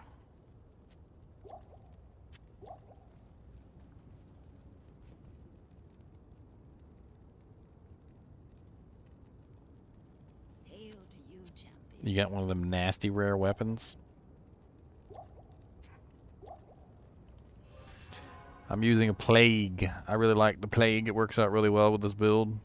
I would rather be using Crescent Moon, but to be honest with you, the Cleansing Aura is just so sexy. Can you train chinchillas like a dog? Sort of, yeah. I mean, if you're patient. You have to be very patient. They pretty much do what they want most of the time, though. They do what they want to do, because you're bad.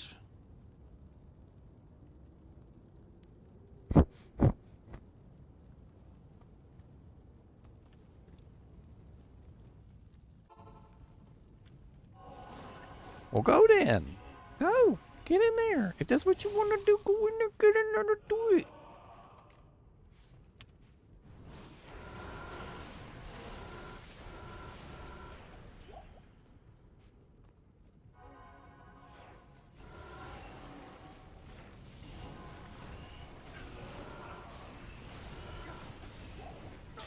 It's funny, I'll make them houses every now and then, the chinchillas.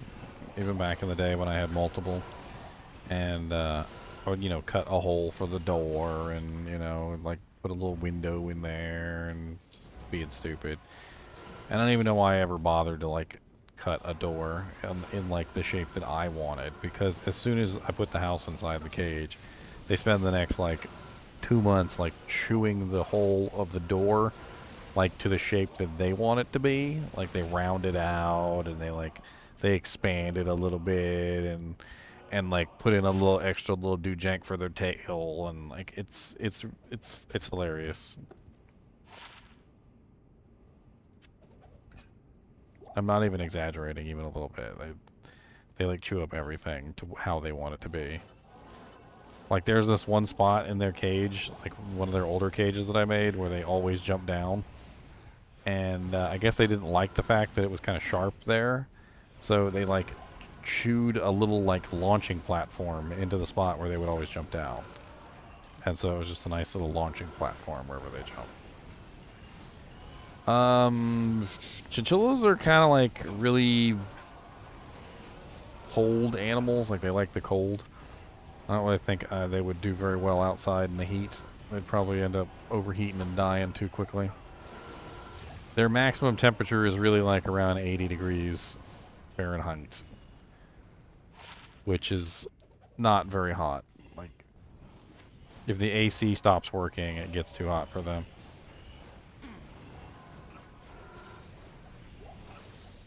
Their fur is just like really thick and really luxurious. The thickest and most luxurious furs. Yeah, they live in the Andes Mountains up in the desert. And as you know, deserts can get extremely cold during the nighttime. That's how they function. So, like, they only come out during, like, the... what's the term?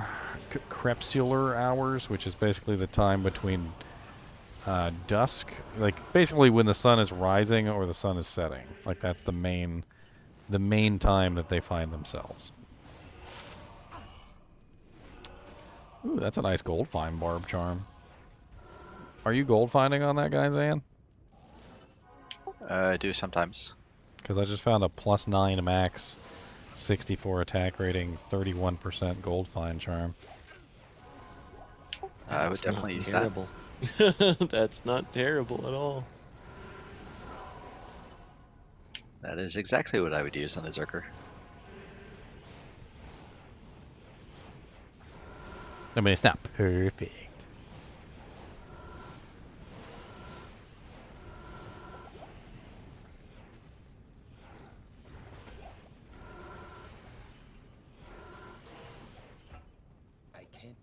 Yeah, right now, just from Charms and Enigma, I have 281 MF. That's no gear. No, you don't want this. It's not perfect. I'll throw it away. Don't worry about it. It's not perfect. Don't worry. I'll chuck it. You don't want this 1919 Sork torch, do No, no, it's not perfect. Let's throw it away. That's what I was thinking. Throw it right in the garbage.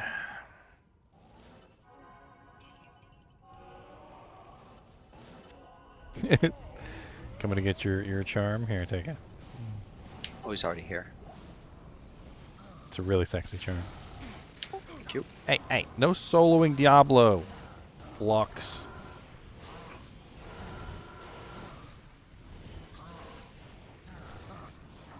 Yeah, phones overheat. That's what they do. I was actually gonna make a video on that, and I haven't yet, but there's a plan in motion. Every time I talk about tech stuff, though, there's always some guy who comes in and it's like, "You're absolutely wrong. Let me tell you why."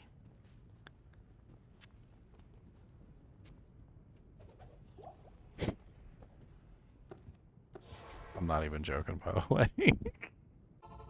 I'm not even joking. Ooh, a unique mighty scepter from Andariel.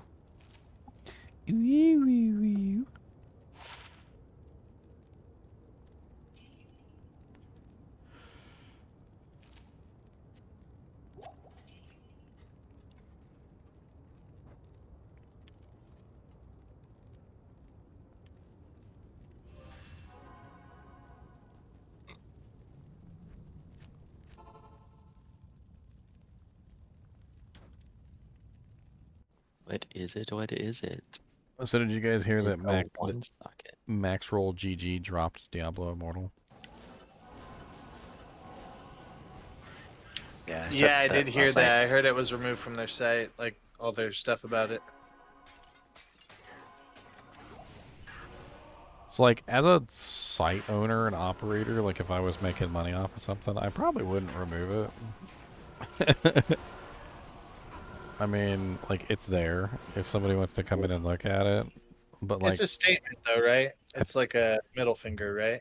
I mean, yeah. It seems kind of weird, though, because they apparently they were in alpha and beta before the launch, so it's not. You can't really convince me in any way, shape, or form that they didn't already know what was going on before the game launched. I feel like it's more or less just like negative outrage, which the game has plenty of, and it probably hit them so hard that they realized that like covering the game was just not really an option. They wanted to like avoid the negative outrage. I think that's probably more of what happened. Isn't that kind of what happened to you too? I mean, I just don't really enjoy the game. It's not really that fun. It is. It is a 48. It is a rather boring game. Like in the beginning, I kind of enjoyed like the little quips here and like seeing Flavy and stuff like that. But it started really quickly to become just kind of like do this boss over and over again.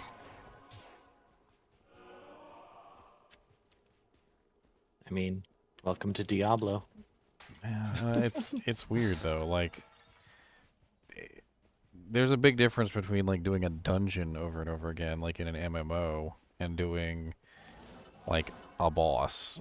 You can kill you can kill Andariel without doing the entire catacombs. You could pass it by if you want to. Like, you're not killing like the Countess in Diablo Immortal without completing the dungeon.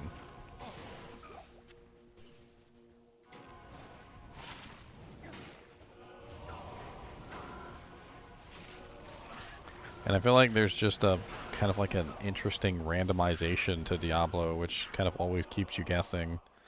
Like those rare times that you think that you're a god, only to find out that like the extra strong fanaticism might conviction pack over there just like one-shot you, and you're like, alright, freaking sucking whatever.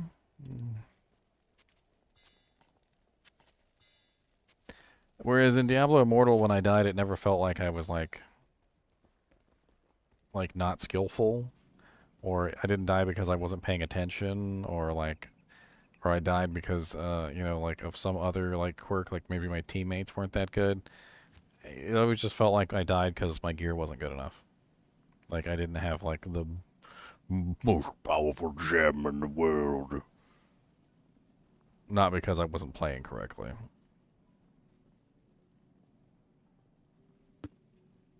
For just $999,000,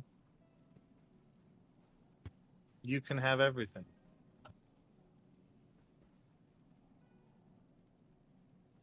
Just $999K. Get a loan, coward.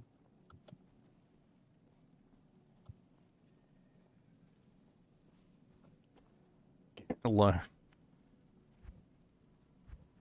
There was actually a guy who literally said that though. Like apparently Asmongold was like watching some dude play who was like really pro Diablo Immortal, and apparently somebody died from a rock, like from a monster because the rock didn't spawn, and the dude literally said, "You need to spend more money so you don't die to the AoE explosion."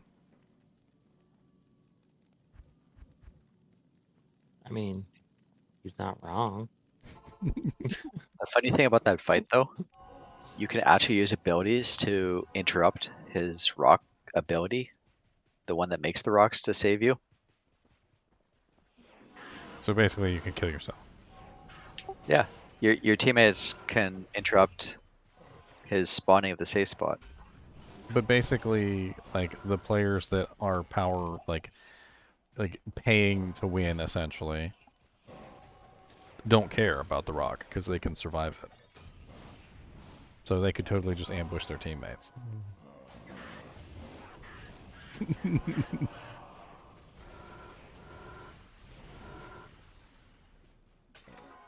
Need 5 ists. It's a lot of ists. My phase blade demands it. Will ifs do? I'll give you some ifs. I need 7 perfect 5/5 gold facets. I feel your pain. There was a guild chest planned for Diablo 2, Jacob. Research the guild hall for Diablo 2 Resurrected if you want to find some fun stuff. I might even be able to find a picture of it. Here, let me see if I can find a picture of the guild hall. Diablo 2 guild hall. Pretty sure somebody has a picture of the guild hall. Apparently it was a real thing that was going to be added into the game. And it never got implemented. And I think that honestly they should just implement it. I don't see any reason why not. But here it is, right here. It's basically a guild house that was never implemented. Here's some like little graphics and stuff. Apparently there's like flags that you could have made with like a color palette to choose from for your guild.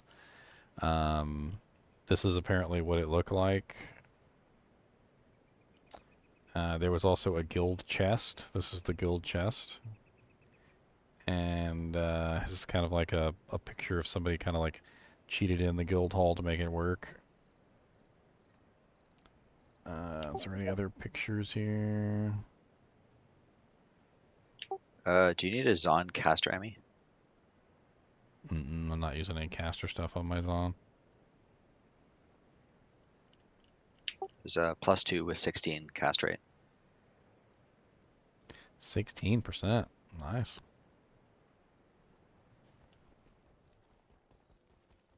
Bone Dog said, "What a coincidence. I also need 5 ists."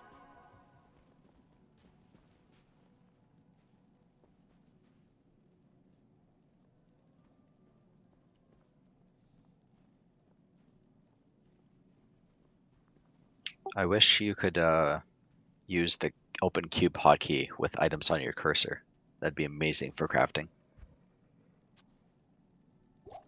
You can't? No. Like, if you could do that in your stash, you could just pick up items, open cube, and then just drop them in right away.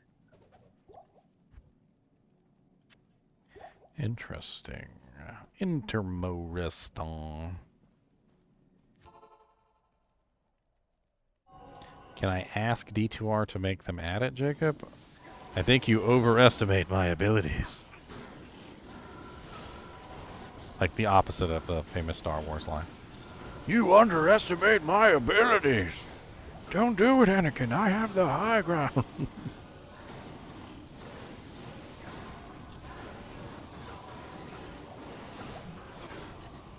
I got 4 souls for you, Ginger. Sweet. It's only 4, but, you know, something. I mean, I'll take them. I'm filling up on Thulls at the moment because I don't have any emeralds, but I'm working on those too.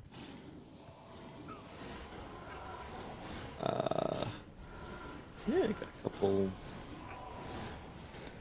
flawless here. I can cube up and give you 3 of them. Blizzard. Ginger's uncle works at Blizzard. don't even know if any of my uncles are... Uncle Buzz, he might work at Blizzard. Lightyear?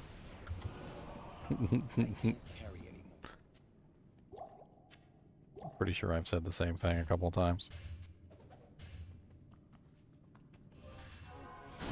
Oh, Aldrin. My bad.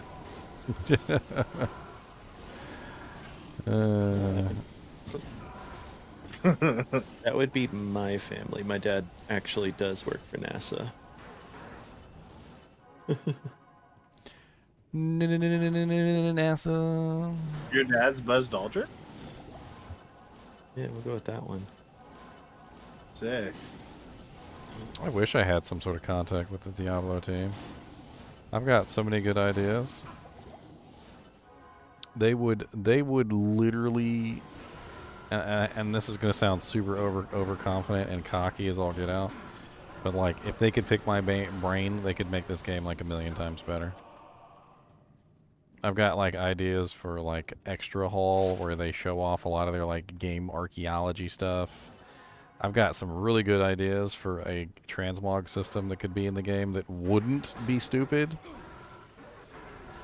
The guild hall that needs to be added. I've got more that I haven't even actually told anybody. Keeping my secrets. You keep your secrets. Are there rolls on alders? Wasn't somebody using a full alders recently? Me, I use full alders. I just found a Stony Gaze, 163 defense. Looks like the cold res rolls. It's 44 cold res. Let me take a look at mine one second. Because 44 sounds like an odd number, and that definitely looks like a rolling number. I dropped it in town if you want to take a look at it. It's always nice to get slightly better set items until you get like the perfect one, especially if you're going to run the set.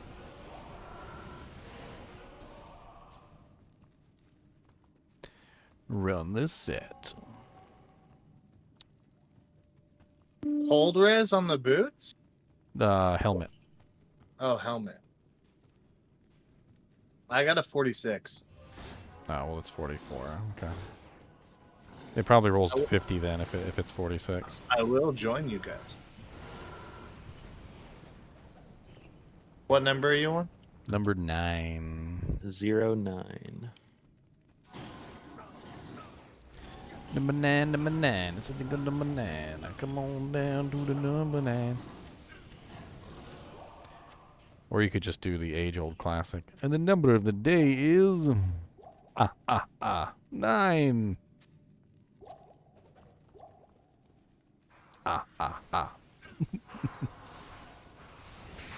Ooh, spicy. I have no reses. Okay, Mr. Nimoy, running in my shirt. He's just like, let me in.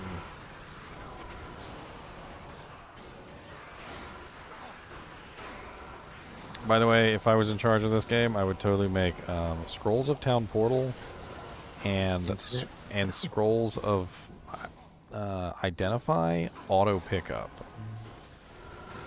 Like, because they drop all the time, but most people don't bother to pick them up. It's like it's just a thing. Hey, look, the shield. So like they end up just sitting on the ground. Like there's no reason for those particular items not to auto pick up, just like gold. So these should just auto pick up and fill your books. However, they would not auto pick up if your books are full. Oh, that's spicy. So if your books are full, they wouldn't auto pick up. And I think that's like the easiest way to handle it.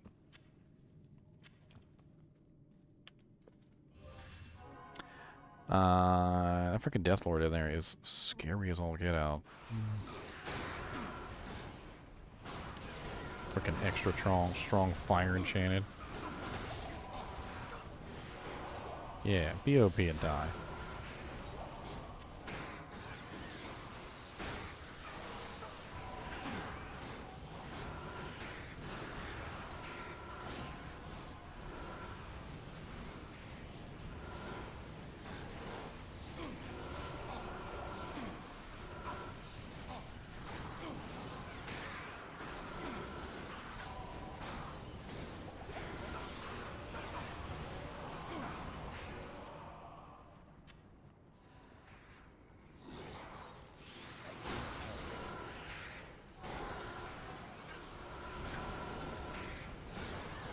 I mean, battle pass systems, Jacob, by themselves are not like inherently terrible. It's usually when you start adding in a whole bunch of other stuff in with the battle pass systems that things get pretty terrible. I mean, take Diablo Immortal, for instance. Diablo Immortal has a battle pass system, but it also has a cash shop where you can literally buy everything.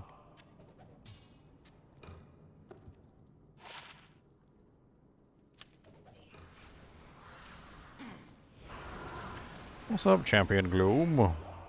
Goodbye, Champion Gloom. But it's an 800% value. You'd be losing money if you didn't buy it. I know. Right? You would be losing money if you didn't buy today.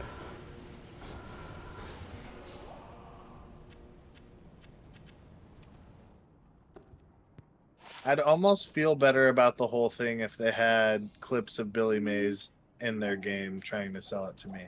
But wait, there's more. If you act now, I'm going to throw in a second set of runes for absolutely no charge. But only if you act now and a timer appears on the screen. You call up the number and you're like, "Did I make it in time?" And they're like, yeah. You did. Yeah, you just made it."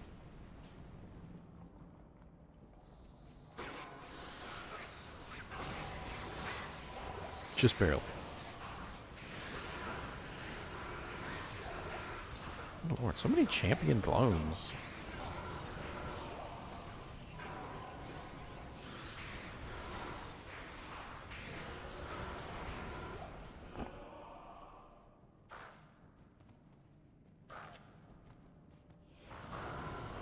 Magic Find is censored in the chat. Well,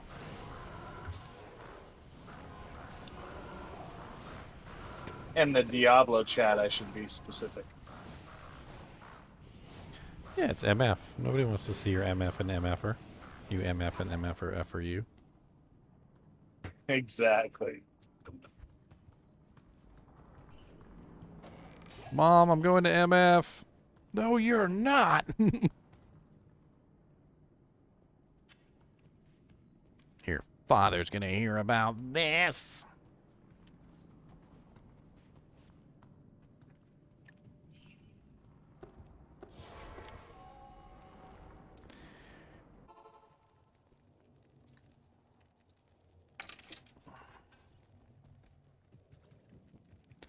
Did I already kill Diablo? I don't even remember if I killed Diablo.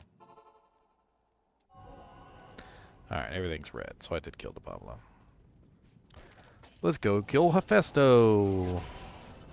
We're in Throne right now. Oh, you're in Throne? How dare you? Yep. I was on my way We're full clearing. We're like fixing to start the waves here very shortly.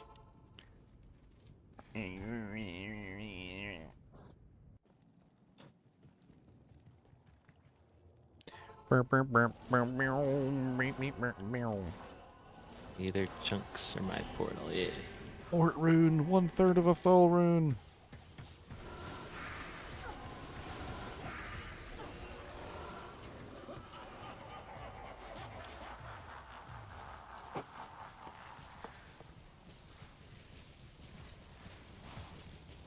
Oh man.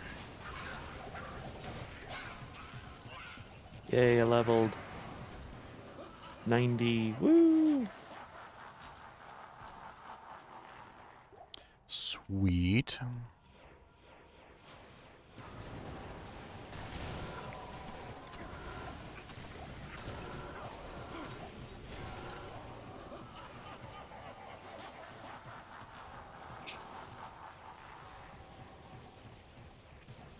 I've been dying to try and build a fire arrow, cold arrow, Amazon. I don't know if it'll even work. I was just fixing to pick that up. In the surgery room to clear your mind, J-Rock VR.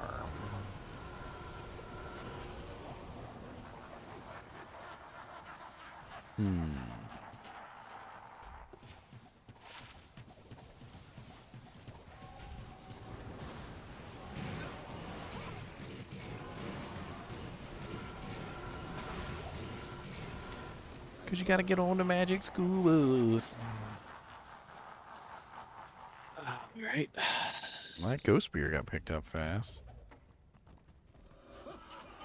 I'd be slurping up them janks.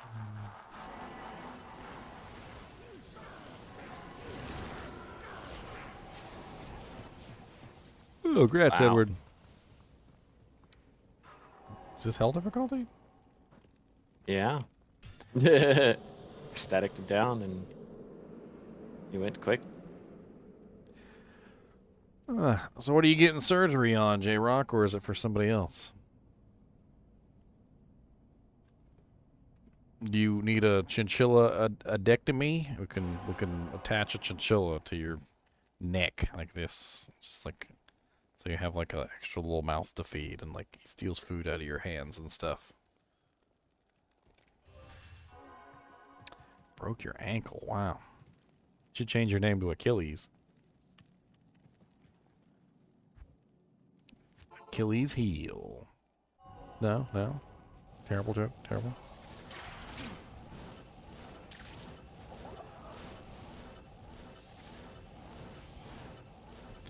Hell yeah. Time for some Diablos. I hope you got a Nintendo Switch so you can play Diablo while you're in the hospital. If not, it might be time to buy one.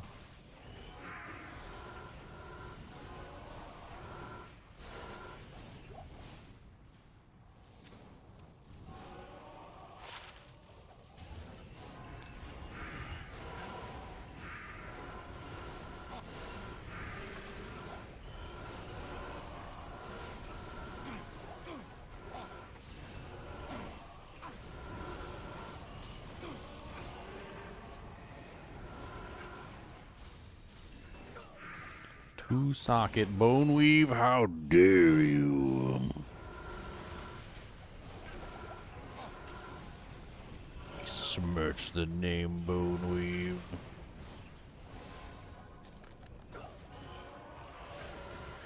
Besmirch!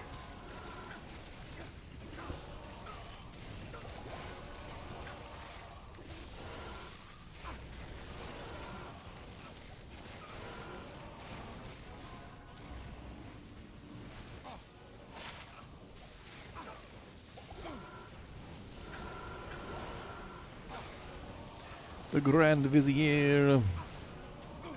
Give me that jewel.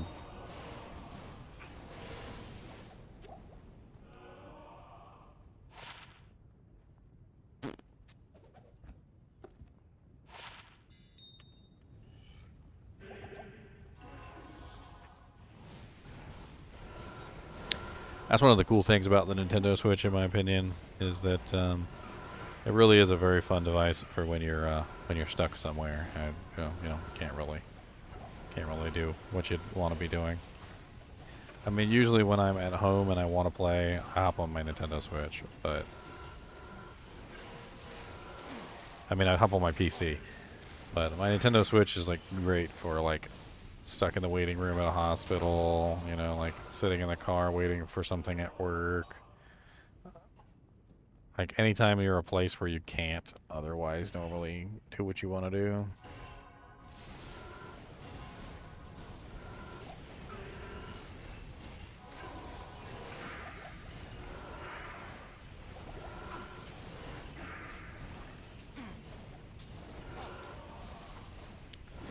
I don't think there's anything you could actually put in this. So +3 jab and spear maiden pike.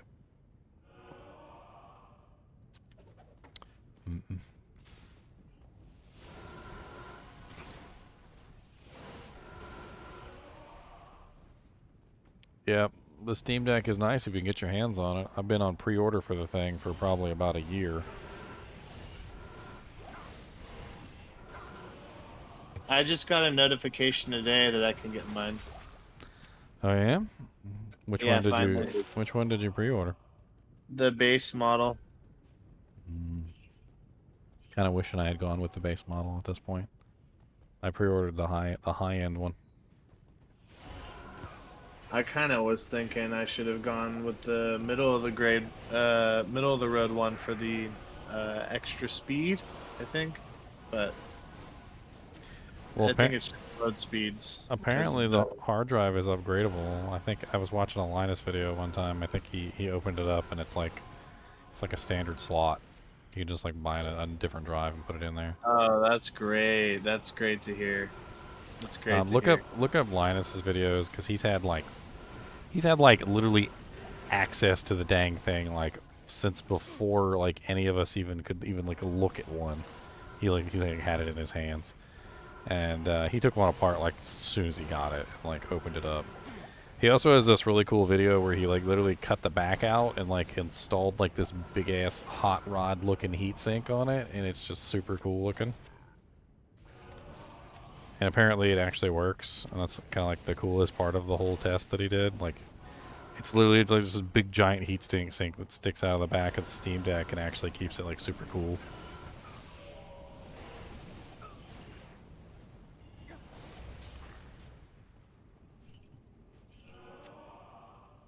I wanted to do videos on it, but I kind of gave up hope on that after like literally everybody and their mom got a Steam Deck before I even like could pre-order mine.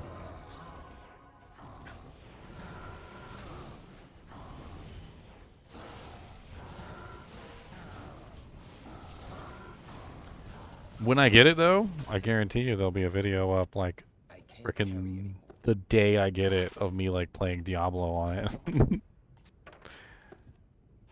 Be like, and here's me playing Diablo on my Steam Deck.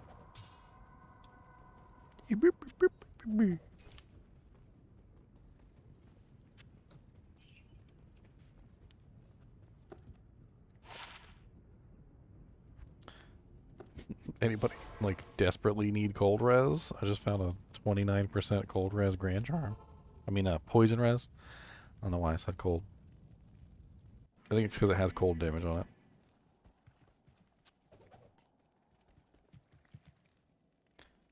Ginger. What's that? Real quick. I got some emeralds and the thulls for you. Hee hee hee. I will burn them all right now. Do do do do do. Burn everyone that you got. Do do do do. I only got 2 orts as well. If you want to make another thull.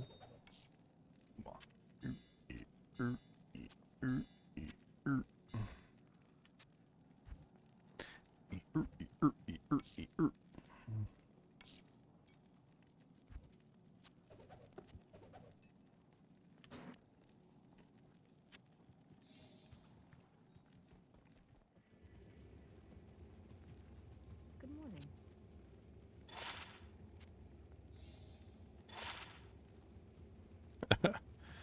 That's a weird one. Almost rolled 777. Shimmering Amulet of the Fox. 7 life, 7 all res, level 6.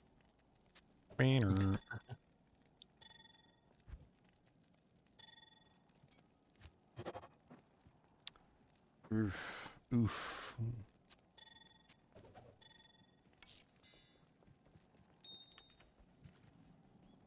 The Doom Necklace. One day I will find a perfect necklace. One day it will show itself to me.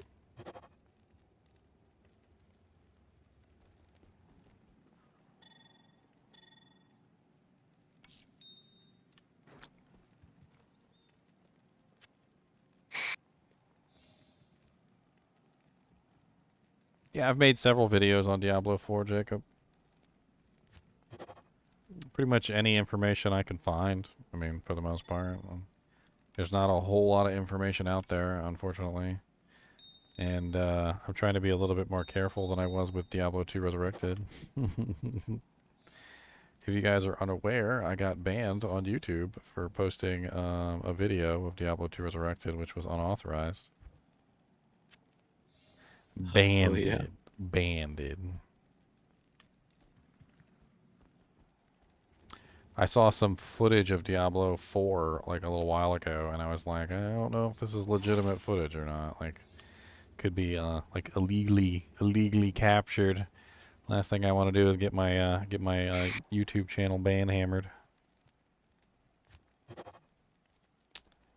Let's do the fire skills.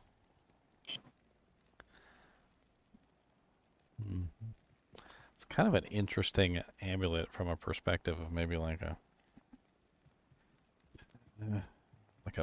fire skill, like a bear sorceress or something. Like it's got mana steal. It's got +6 to minimum block chance, 6% block chance, 2 to fire skills, 73 mana.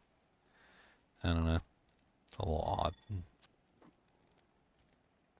Yeah, it's a nice one. It's a little odd.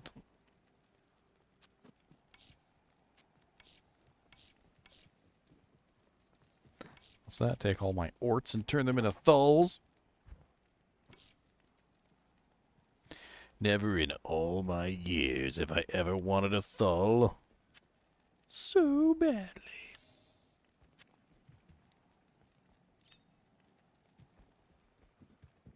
Can I help you?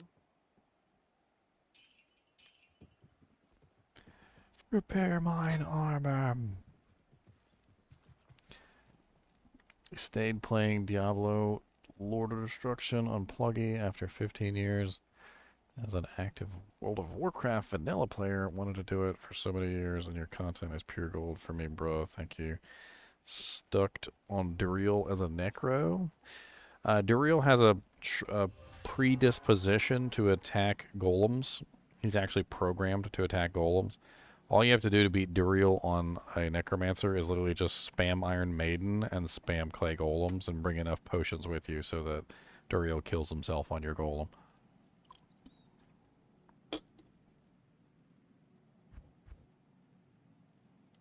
And a beefy Clay Golem helps. So you put a couple points in a Clay Golem or Golem Mastery. It does help a little bit. He wants the beefy Golem. The beefy golem. In fact, you know what? If you check out this video right here, been a little while since I posted these, but I'm pretty sure I did a full playthrough on my Necromancer. On LOD, no less. This was before Diablo 2 Resurrected.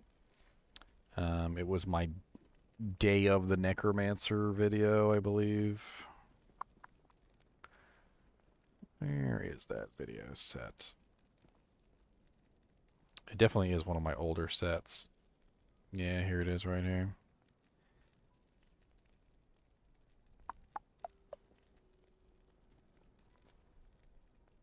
Yep, here we go. This is an older video, but you're more than welcome to take a look at it. I do a full playthrough on that video of a Summon Necromancer from Act 1 normal to basically the killing of Diablo. I basically killed Diablo and Baal with that character to kind of show you how you can do it on a low-level Necromancer. And of course, I go through Duriel as well. Duriel's not really a big issue. You'll see when you watch the video that it's pretty self-explanatory.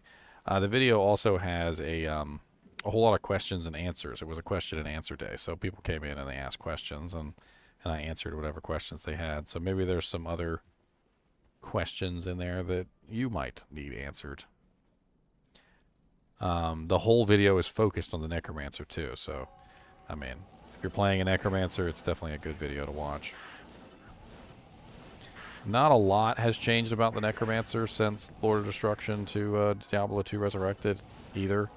It's still a fairly solid, simple character. So most of the information in there, if not all of it, is still relevant.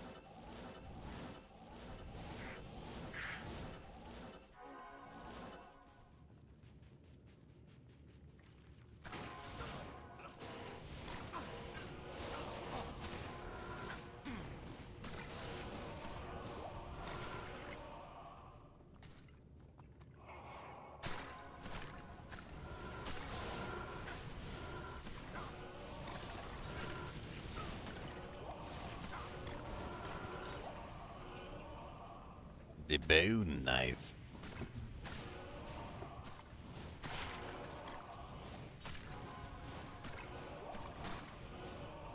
Look at my Merc working here. He's kicking butt.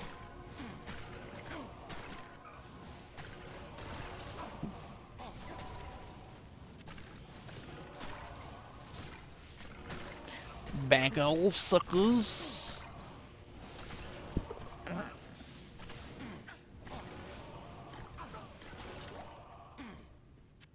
Oh dang, full juvies.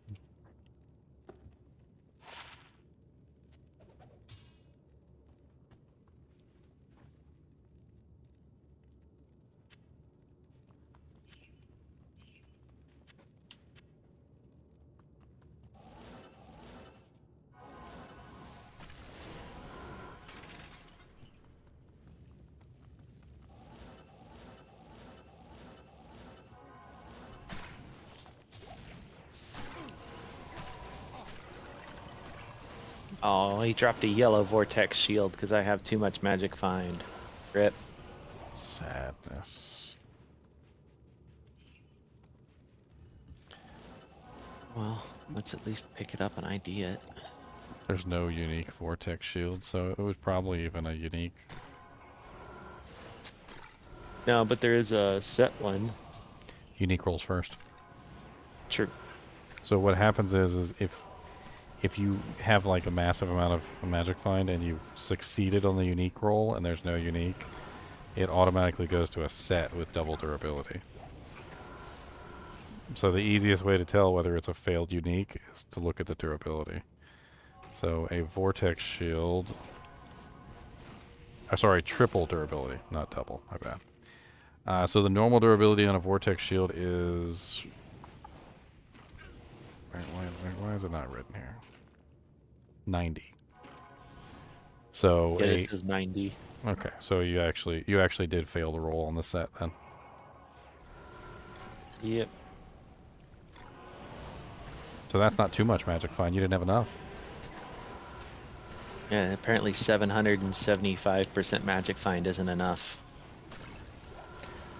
I'm pretty sure set is before rare. Can't remember actually.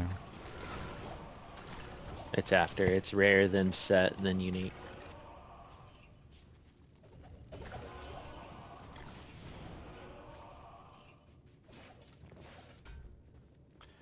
Tanner go rad.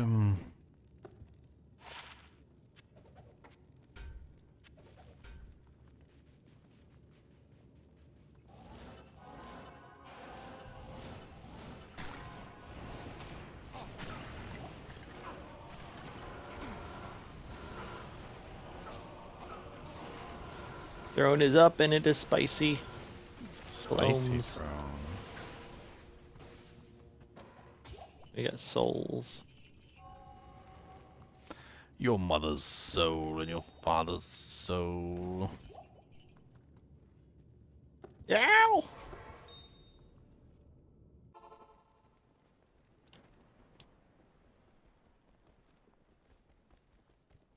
Oh Lord, you died. Or somebody died. Ah! Don't die. Don't do that. It hurts.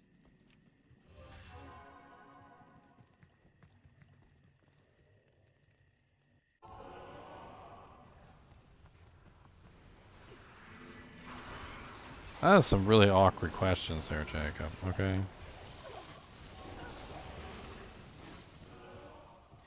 That is some really awkward questionnaires.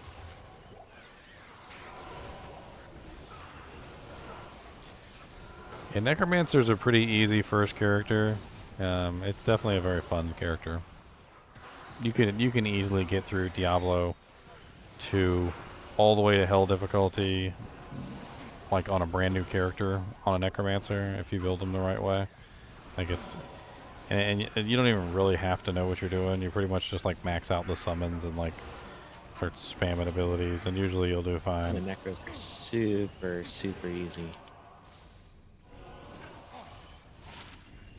Tancred's weird. Oh, that's gonna be a spicy corner. A spicy meatball. Yeah.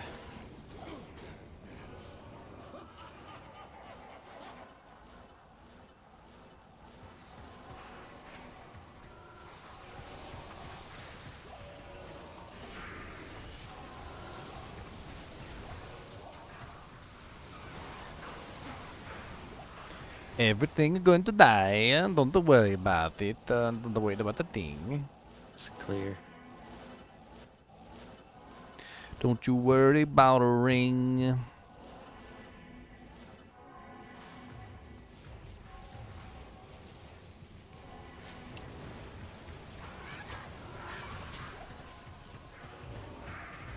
Oh, I'm glad I can help people out.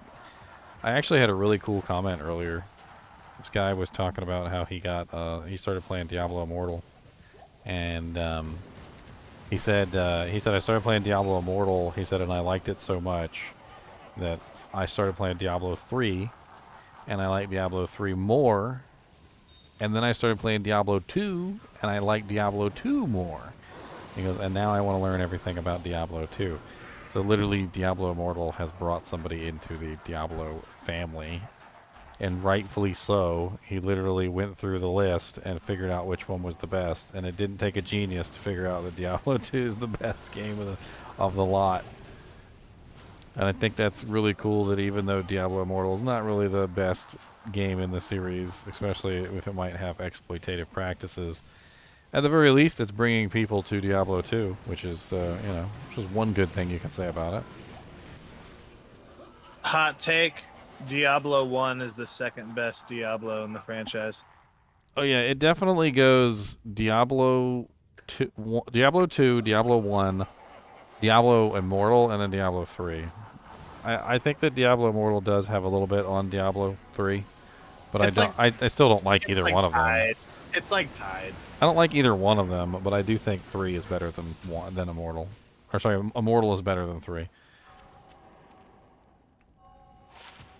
But that's not really saying much. That's like a blind, like, blind man race. Why am I always out of ID scrolls? I never have enough ID scrolls. Good evening. Diablo 1 is the first in the series, and it's definitely a very wonderful game.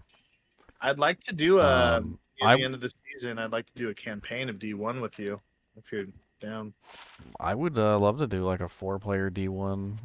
That would actually be great. Yes, I've please. I've already done a full Diablo 1 playthrough on stream. But it would be a lot more fun to do like a multiplayer Diablo 1 playthrough. Yeah, that's where that game shines, is a 4-player. My suggestion to you, Forza, though, is don't look anything up for Diablo 1. Like, it's not that long of a game anyway.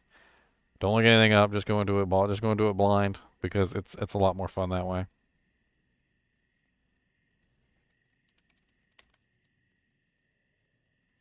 I'm going to link my Diablo 1 playthrough, though, for any of you guys who might be interested in Diablo 1. I also have some multiplayer on there as well, which is pretty cool. There was that was one stream where I basically did a playthrough of the original game with somebody else. It was online. We didn't complete the game, though, unfortunately.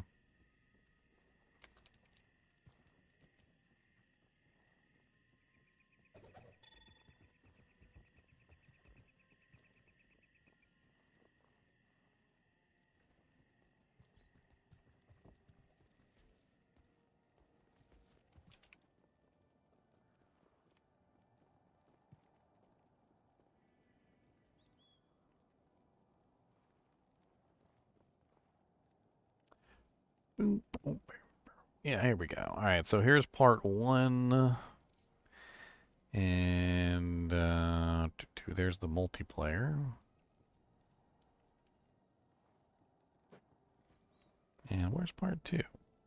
Yeah, dude, I'm totally feeling a Diablo 1 multiplayer campaign with you sometime. That'd be great. All right, here's Diablo part 1.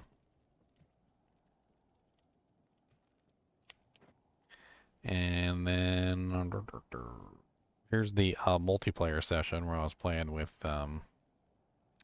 Unplayable. I haven't seen him in a while.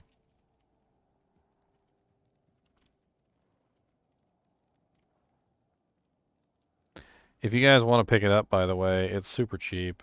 It's on Good Old Games for pretty dirt cheap actually, and it doesn't really have a lot of issues because it's the Good Old Games version, so it's been like patched and fixed. They have like a high res mod and a bunch of other stuff that's in there, so that you can play it with like more much better mode. There's also a BattleNet mode as well, and I think it's $7.99. There you go, and there's part 2 right there.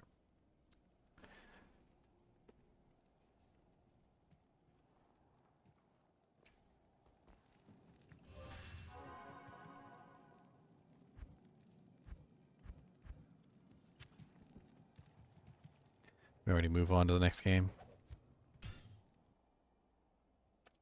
I see Chunks is missing. He's probably already in the next game.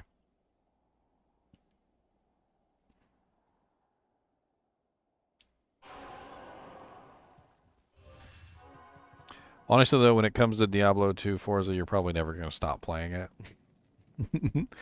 Once you get bitten by the Diablo 2 bug, you just keep on going. It's not a bad thing either. It's a very fun game. Diablo 1, on the other hand, is not the same.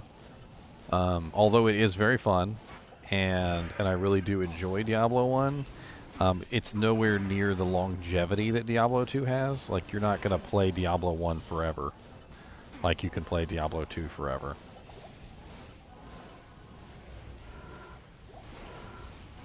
If anything, playing Diablo 1 will just prime you up for wanting to play Diablo 2 more.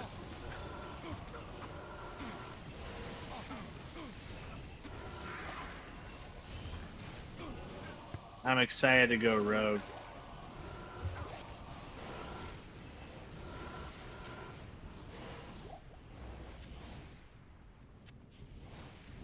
I cannot join you on this quest.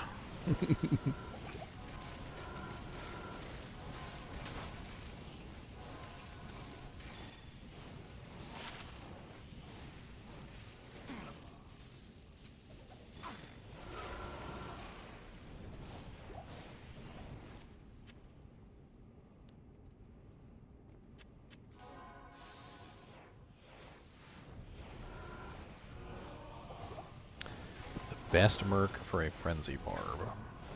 I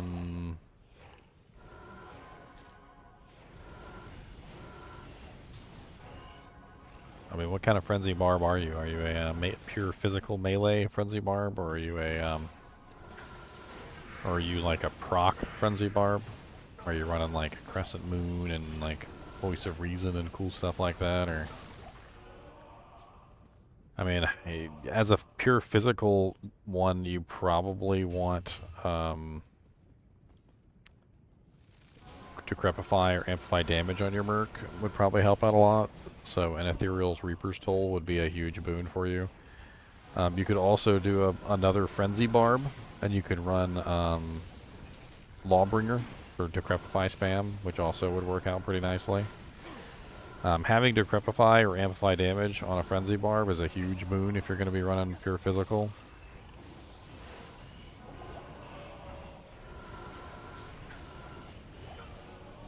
Eth Reaper's Toll is a pretty sweet item anyway. Frenzy Barb is honestly really nice though, and you might have better luck with like another Frenzy Barb. Just run 2 Frenzy Barbs.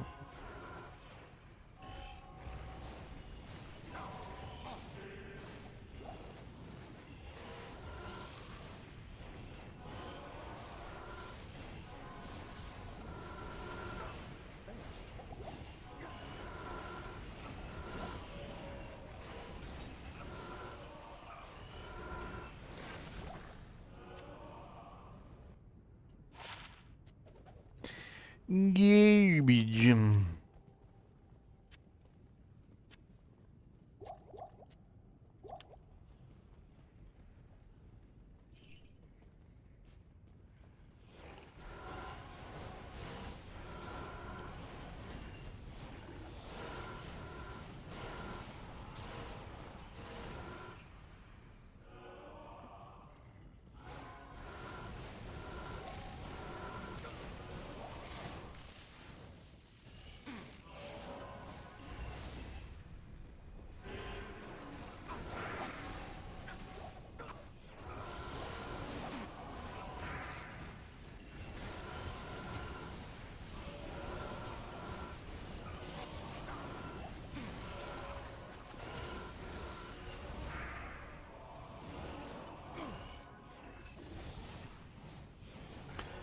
Come on, Infector of Souls, my old friend.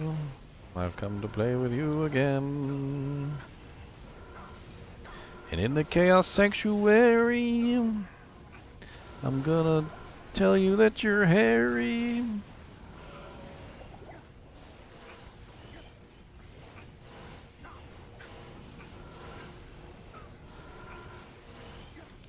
I don't know what you want from me, but I've really got to pee.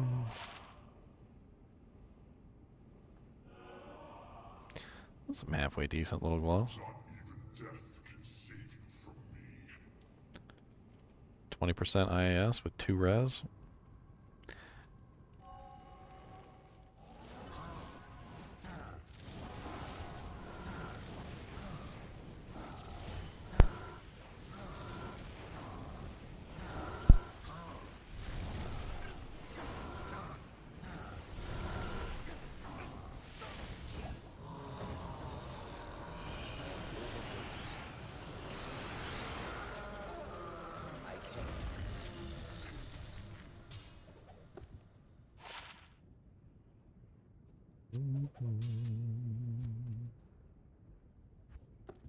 Check this Himosis Adamant, see if it's better than my Himosis Adamant.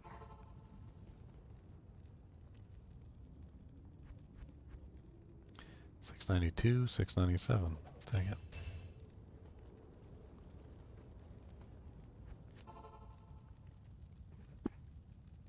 Couple point upgrade on that defense. Come on down and make your redance.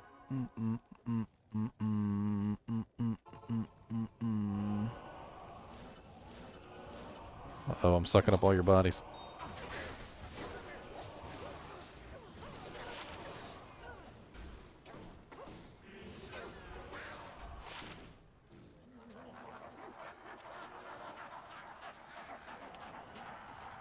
Rude.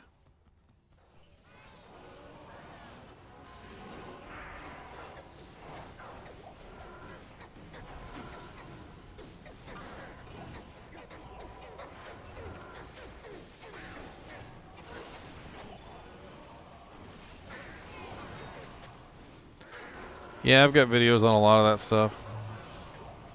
282 sup mage plates. Any sockets? No. Superior, no sockets.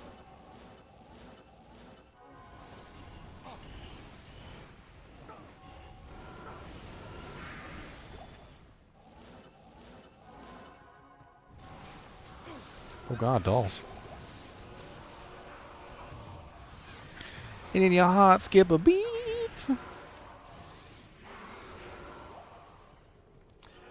I've got videos on just about everything Forza. You might want to take a look at my tutorial playlist. I've got like 1 million tutorials in there for just about everything. It's filled with everything from like tips for beginners to like more advanced stuff. There's actually 49 videos in there at the moment. And every single one of them is some sort of tutorial video.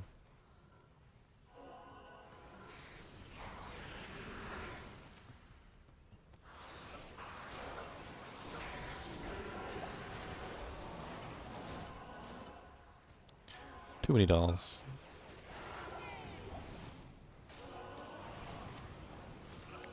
That's a spicy little meatballs.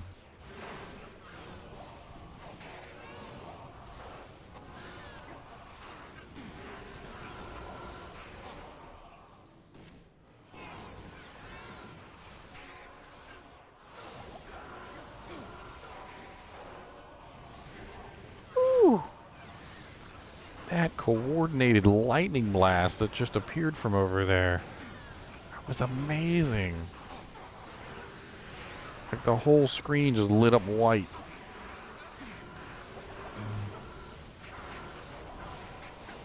That is a lot of gloams. One of the beautiful things about Dual Dreams that a lot of people don't realize is that because dreams have the confuse curse on them, when you get hit by gloams that are like 18 miles away, they confuse themselves. So like they won't attack a second time. They hit you, and then there's enough attacks that at least one confuse usually procs, and so they're all usually just sitting off in the distance confused, like shooting at each other.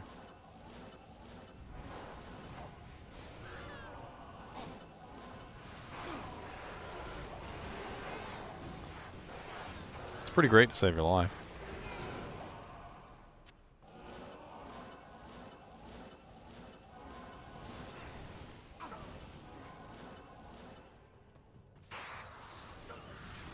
Oh god, even more dolls.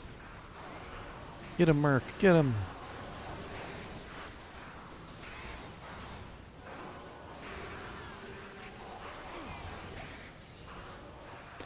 A blue vortex shield. J-Mod vortex shield, my boys. J-Mod vortex shield. The glorious vortex shield of the swords.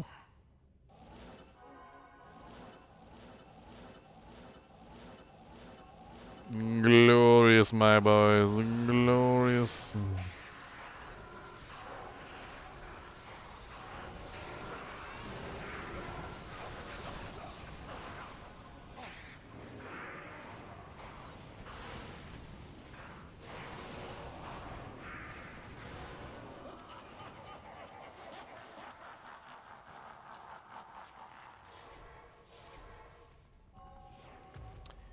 Did I do a unique item today? No, I did not. I ran out of unique items. I need to make more unique item videos. You guys got a different video today. It was the Almighty Shift Key and the Bowenmancer. You guys got 2 videos today. Don't be greedy.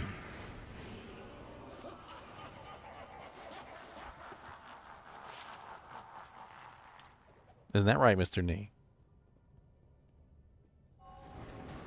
He said yes.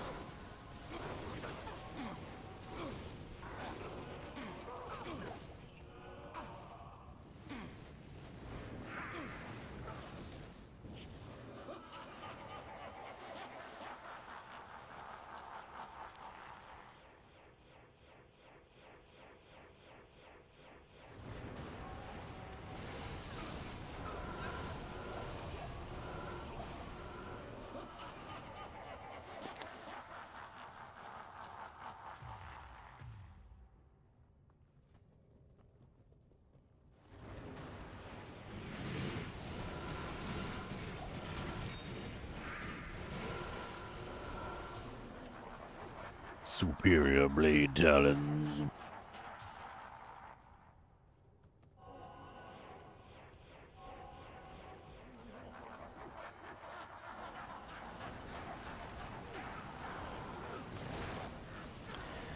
Billy Dodson for him. A flying axe. It's not F though. Unfortunately.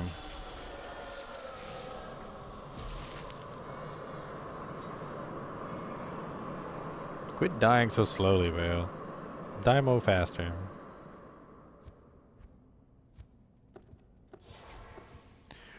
Not even down the country from me.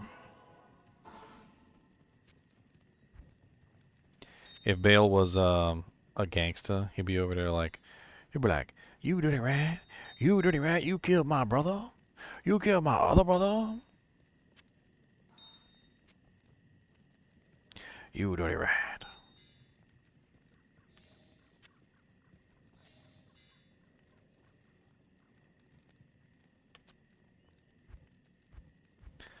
No, I'm full of everything. Why?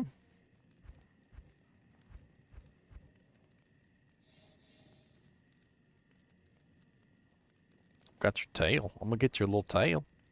What you gonna do about it? I got your tail.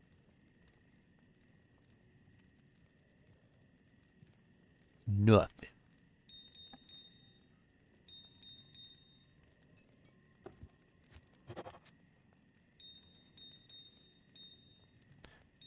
I'm pretty sure he said he was gonna bite my nose off. I may be rusty on my chinchilla speak, but I'm pretty sure that was something like, if you don't let go, I'm gonna bite your nose off.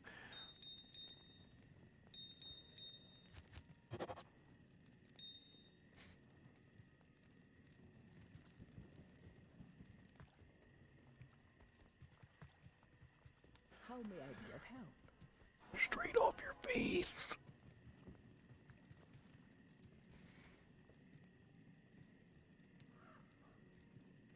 Yes. You want to go over there? Go over there. Say hello to the peoples. Look, there's a thing. Go out. Go out there. Go. Go on. Go on. What are you hesitating for? Here, let me help you. There you go. You don't move.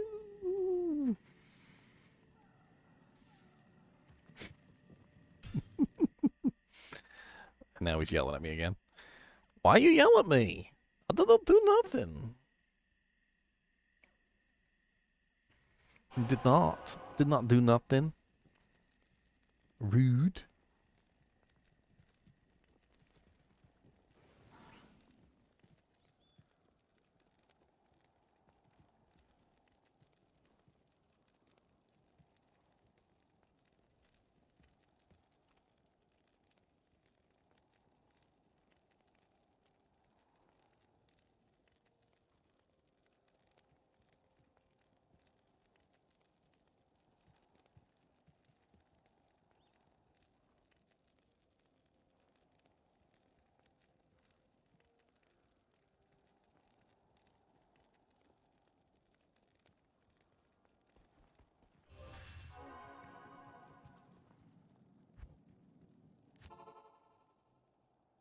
Mr. NiNi got the do-janks.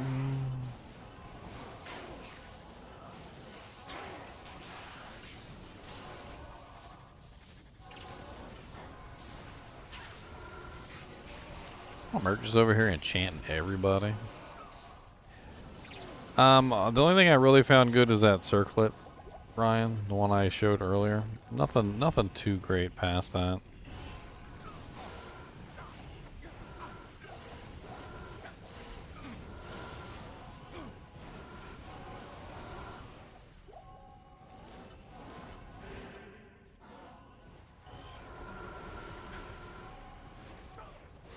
That circlet was pretty nice, though.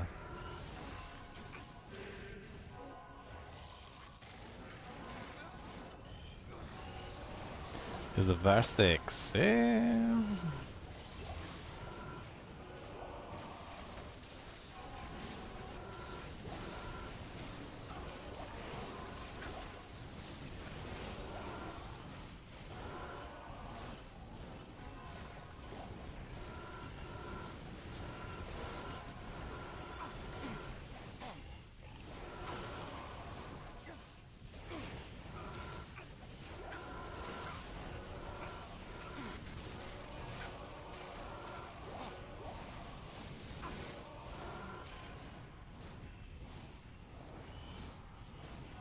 Any free loot for a new sin?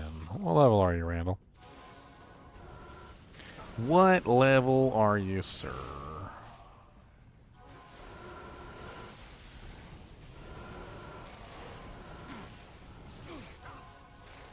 And what kind of sin are you? Are you a trap sin? Or are you a Are you a martial arts sin? Are you doing a blade fury? What kind of build you running?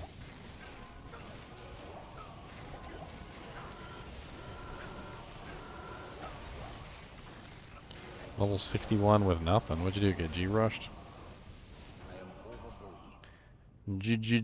G rushed.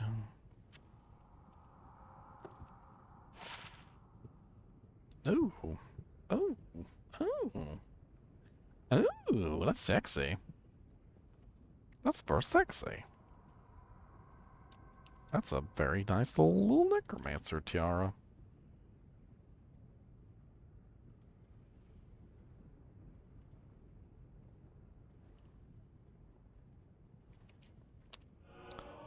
Man, it's got strength, dex, mana after each kill. It also has teleport charges. That's sexy Dixie. Mm.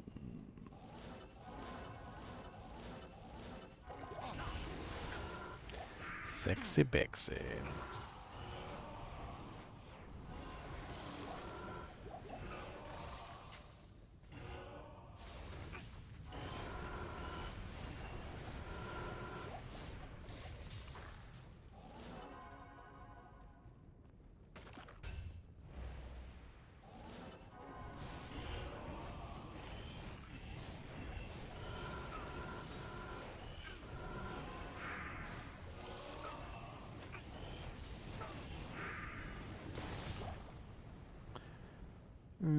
Dust Shroud, kind of low on the defense.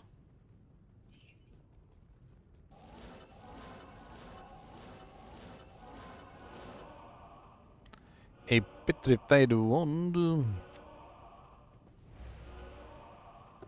The wand of the petrification. We put it into the ancient past.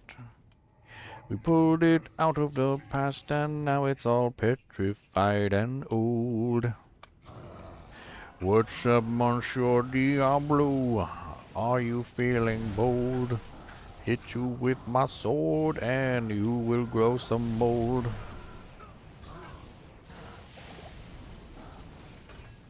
Hey,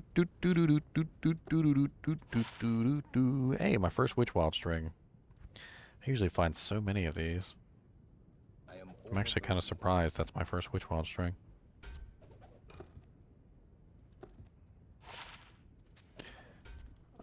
What's the damage on the Witch Wild string, though? They're not usually worth holding on to unless you get one that's high on the DPS or the enhanced damage.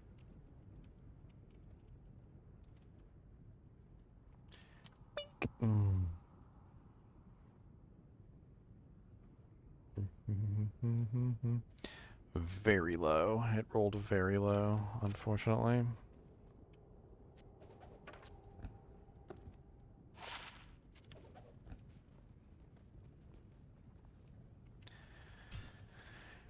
Alright, Randall.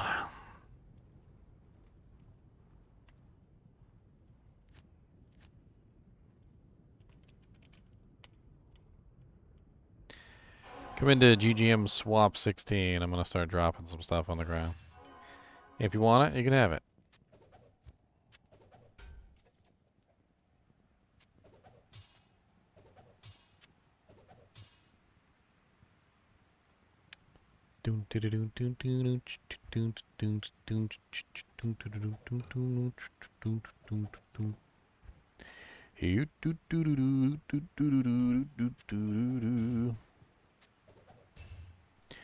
Here.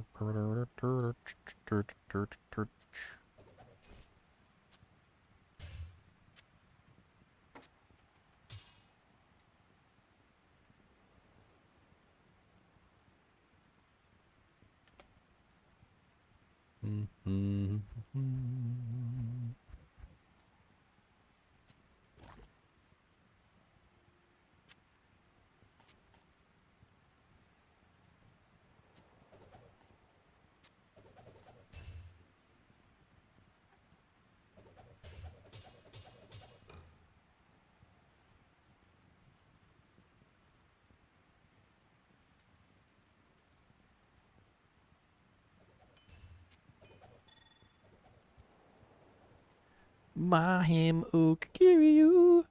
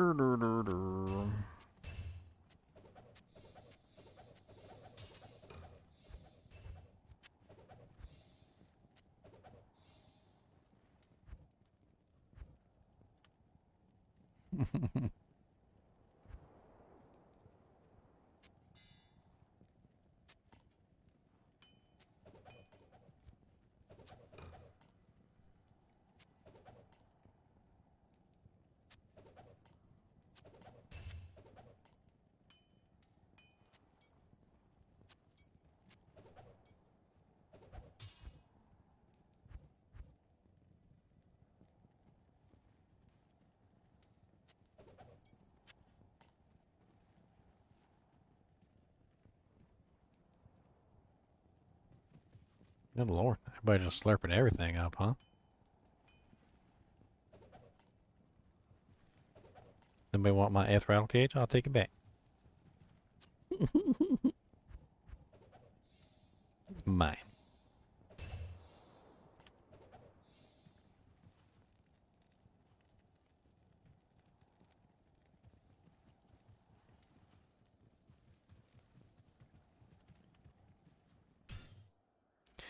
Bing, bang, bang, bang.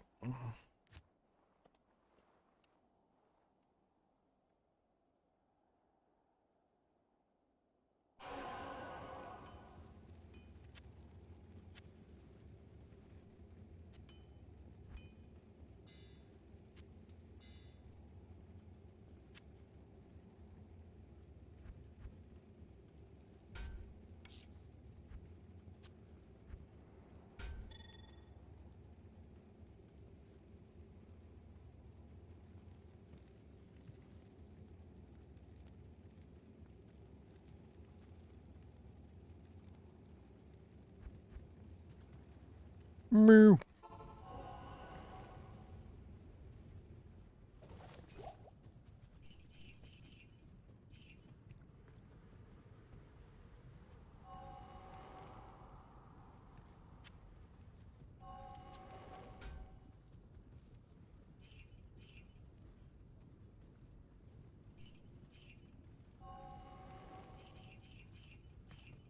It's all good.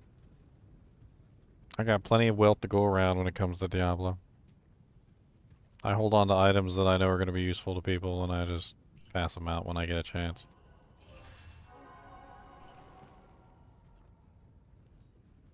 We do that a lot around here. We hold on to items just for swap games. We're like, yeah, I don't really need it, but, you know, somebody probably does. So, you know, probably hang on to it for them, I guess. Whole inventory ends up being full in like 2 hours, and then we're just like, please, somebody make a swap game. Every mule is full, we're dying.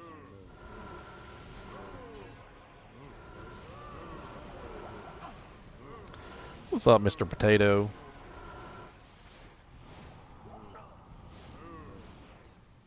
Mr. Potato.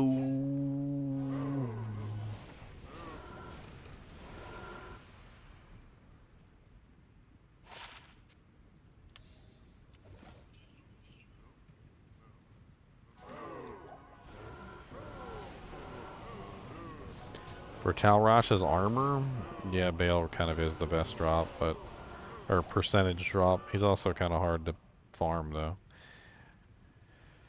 Like, Pindleskin drops it too, but, you know, at a much diminished rate. But you can farm Pindle Skin, you know, like way faster than you can farm Bale.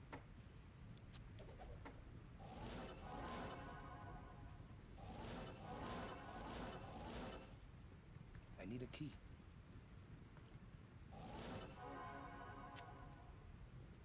I am overburdened.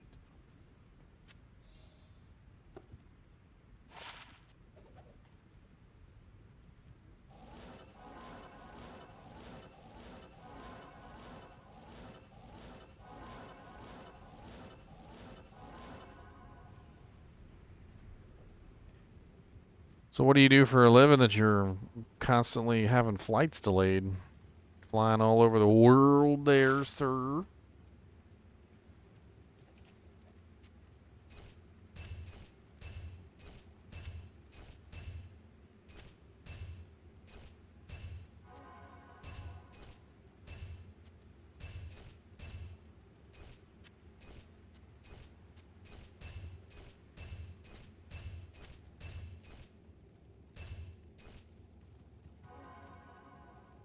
Medical software, yeah, that'll do it.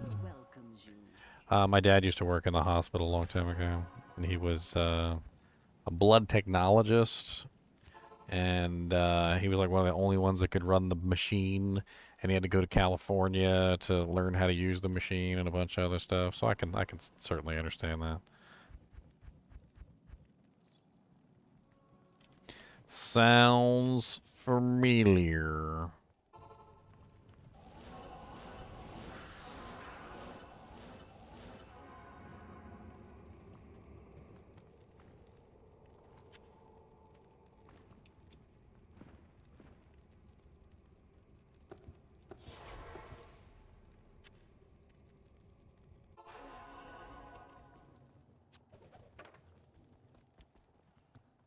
Good afternoon.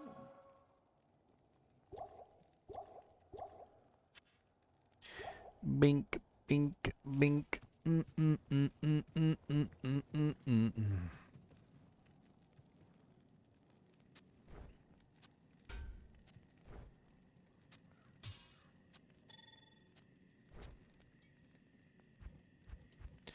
I got one ruby. Let's turn it into some gloves. Why not? Can I help you? Vampire bones.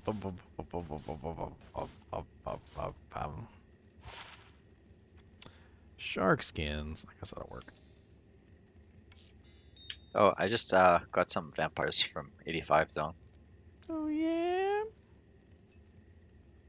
If you want those. I do.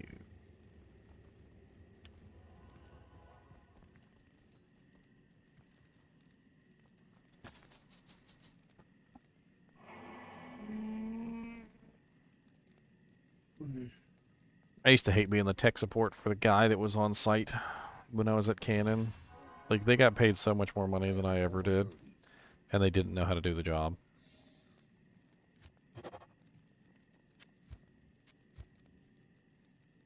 It really bothered my soul. I mean, here's this guy getting paid like freaking $50 an hour to go on site, work on this printer, and he doesn't know how to fix it, and he's calling me to find out how to do it. And I'm getting paid, you know, like $11 an hour.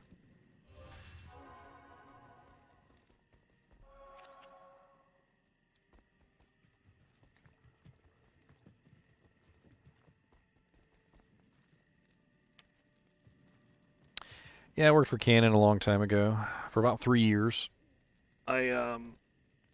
It was like just shy of 3 years. I was Canon ITS.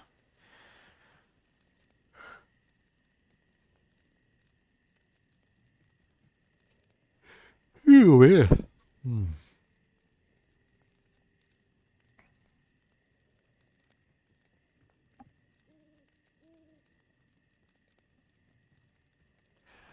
First I did tech support for Canon, then it was printers afterward.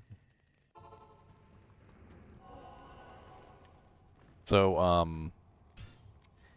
You know, like it was like right during the boom of the digital cameras before cell phones became popular. You know, there was that whole time period where everybody had to have a digital camera. You know, it was like the thing. And then when smartphones started to become popular, nobody wanted the digital cameras anymore. But I moved over to the laser printers before that ever occurred.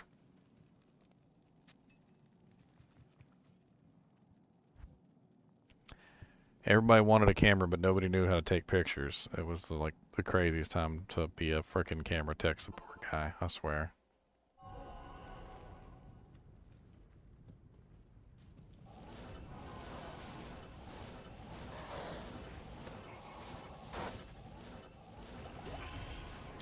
People trying to take pictures of stuff in the dark. Why is that working?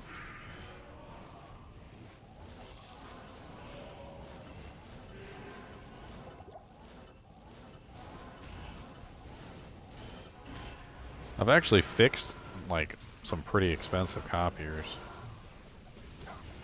I remember one time I got called because this one copier that they had that was like a freaking $50,000 copier that they used to print out like business cards and all sorts of stuff, like as their job. Like they would literally have people call them up under contract to like say you wanted some flyers or something, or you wanted something specific, like business cards or maybe like a funeral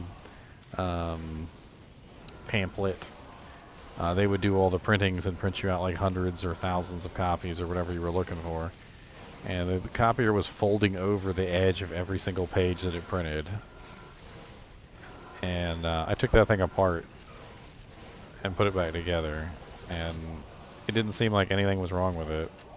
And apparently they had called several other people to fix this thing, and nobody was able to fix it.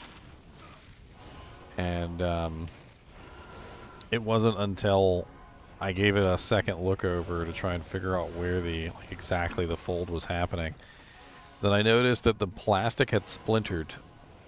The plastic of the shell had splintered on the inside of the printer. And it was like, I'm not really quite sure how to explain it. It was almost like a piece of wood. Like if you imagine like a splinter sticking up off a piece of wood. Like it was obviously disconnected from the main shell. And so what was happening was as the printer passed, or as the paper passed this one little spot where the plastic had split, the little split in the plastic basically caught the paper and then folded it over the edge. And it wasn't like anything specifically wrong with any of the components. It was just like literally the printer, I guess maybe because it was so old, was like starting to like decay. Like the plastic was starting to decay, so it was starting to like shrink and crack. And it was the easiest fix ever. You know what I did? I took a knife and I shaved off the piece of plastic, and just like that I fixed it. Made pretty good bank on that that repair job too.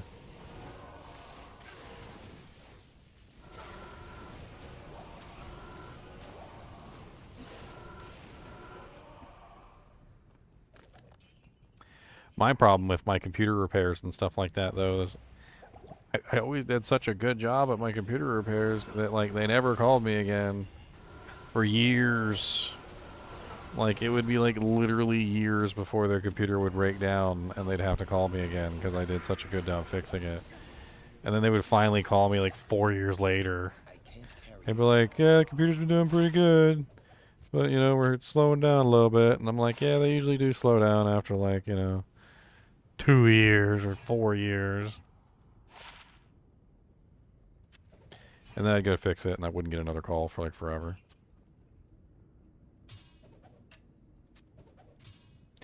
No, I didn't go to school for it. When I was like 14 years old, me and my brother were like repairing computers. We'd buy them from thrift stores and stuff and all sorts of crazy things like that. And then we would just, we would sell them, and then we started selling them at the flea market, and then we just went more and more deep into it until eventually we were repairing like pretty much everything. It's not that hard to repair computers.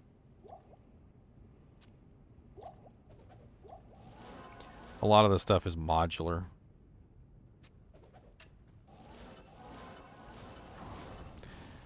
You're waiting to see Mr. NiNi? He's hiding behind my head.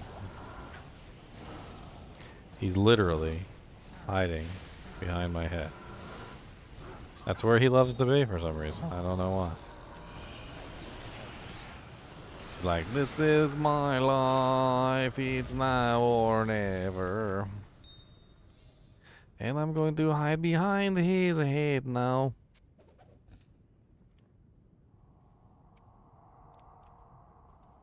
He picks that spot on purpose. It's got to be some particular reason why he picks that spot. Because I'll move him over. And then he won't be behind my head anymore. And then he will move right back behind my head, look.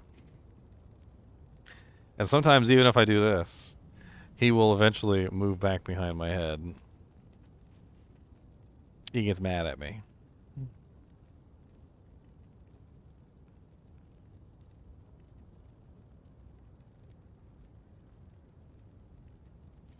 What's up, floating Chinchilla? Hmm? Why are you floating there?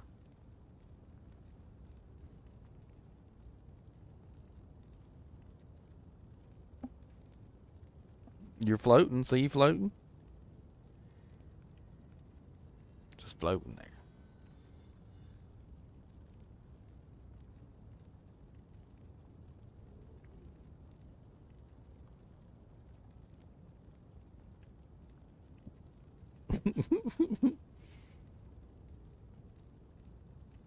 What? They wants to see you and you's hiding. They said, where the Chinchilla? Where's he at? We can't see him. And you hiding on purpose. Don't think they don't know.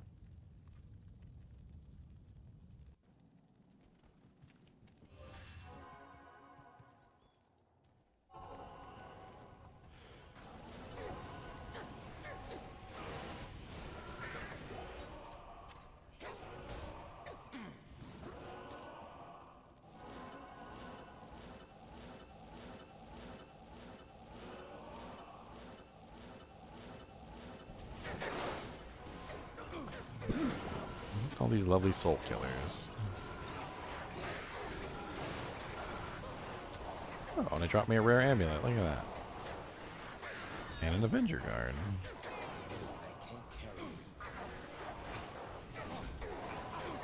I'll take everything you got. Just put it in the bank. I got lots of money and it goes in the tank.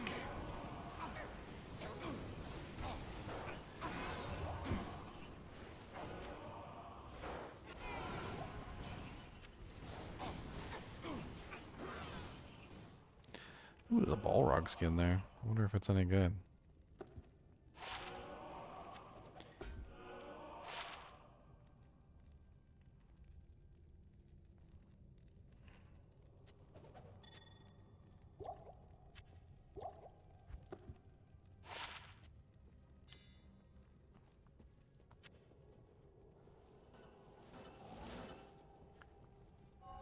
Nice. Good job, Forza.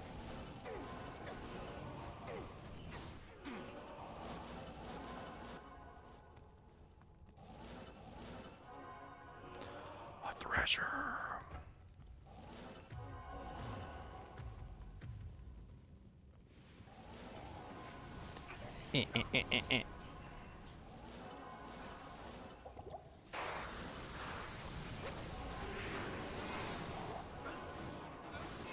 Yeah, come back, come back.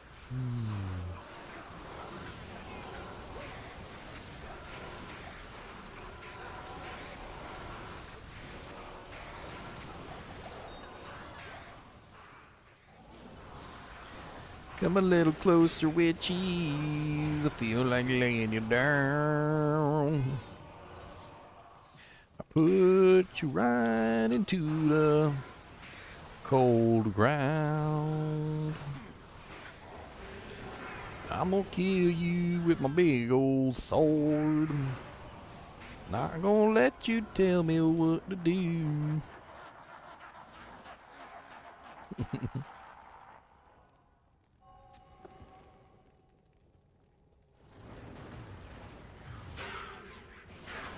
Found a Grim Wand with Zeal charges on it. Anybody want a Zeal on their Necromancer?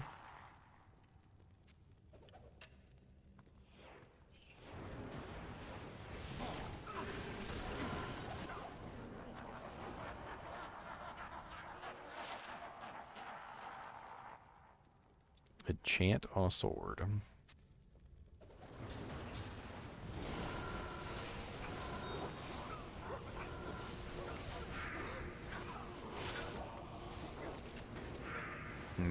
Fools but no cruels.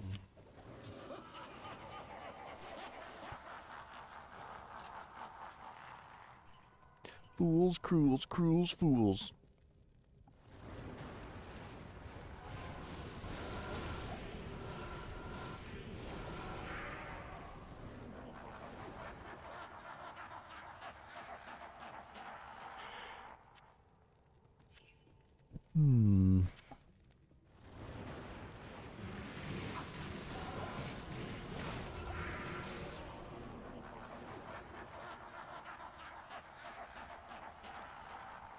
Pretty good, Randy. I found some pretty good items so far.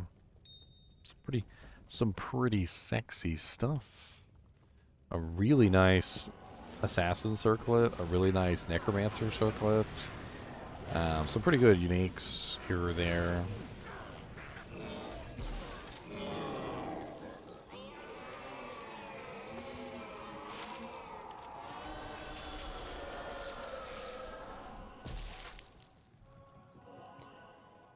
I mean, so far I found these two circlets, which are pretty darn sweet. I found the Necromancer one with some teleport charges on it, which is always very nice. If any Necromancer in chat wants this, by the way, feel free to speak up. And I also found a pretty sexy Assassin circlet as well, both which are very, very nice. Both of these are very nice circlets. And I found this sexy thing. Check this bad boy out.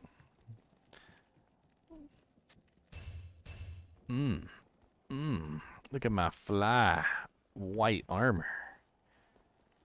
That's right. I'm too sexy for my armor. It's really, really shiny. It makes your eyes bleed. Don't stare closely at my abs, 'cause I got white armor covering everything.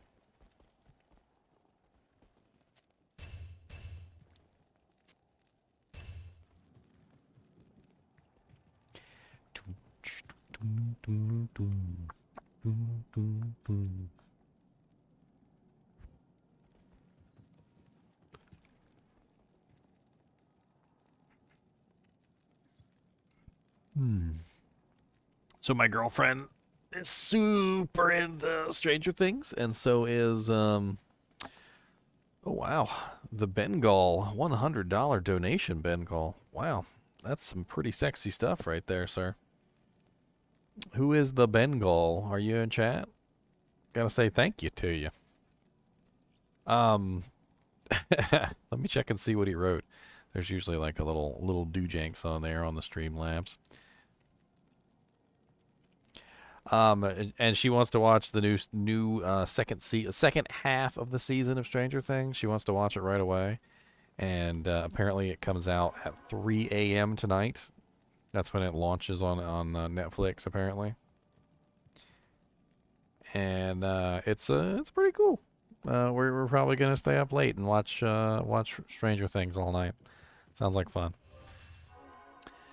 Let's see. The Bengal said, "New viewer here. Love your YouTube videos and stream. Help me a bunch in D2R. Cheers." Thank you, Bengal. I really appreciate the donation, man. $100 is definitely nothing to shake a stick at, sir. That's a good amount of money. I will use it to buy me some tacos. I love tacos. Tacos are so delicious.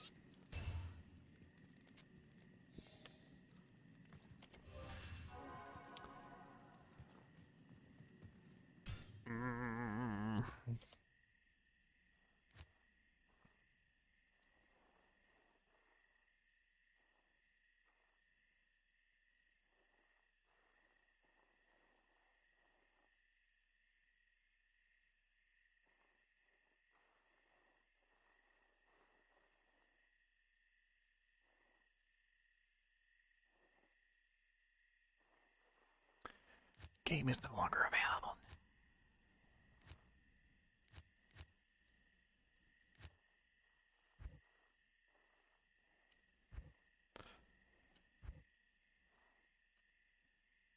Yeah, he said you have to make. Oh, break. no. It's up.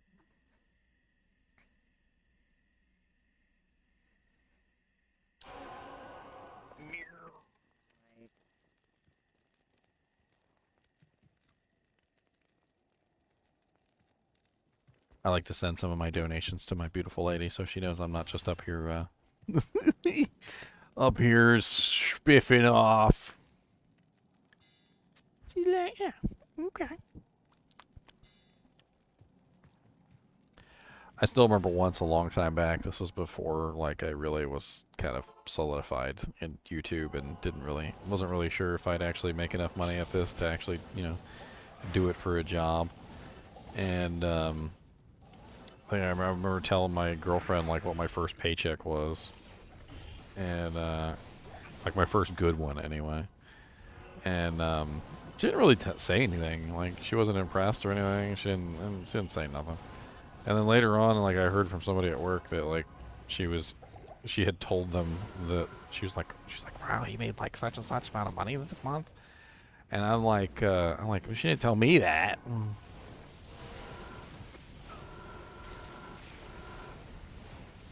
I think that was the point where she was like, oh, okay, I guess maybe he can do this for a living.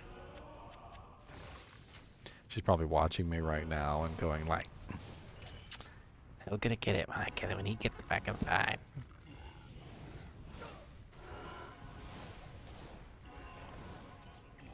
Now, even before I made any money at this, though, she bought me a green screen. And she also bought me a really cool neon light, which I posted a picture of a while back. It literally says Ginger Gaming Mentor live on air. I, like, never turn it off. It's been on, like, ever since I put it up here.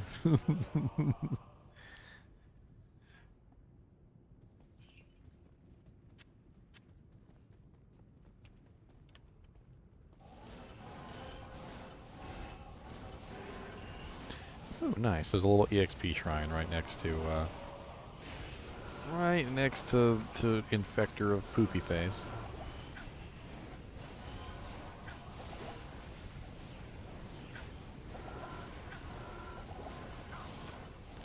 Ugh, multi-shot Infector of Souls. I hate you. Go die in a fire.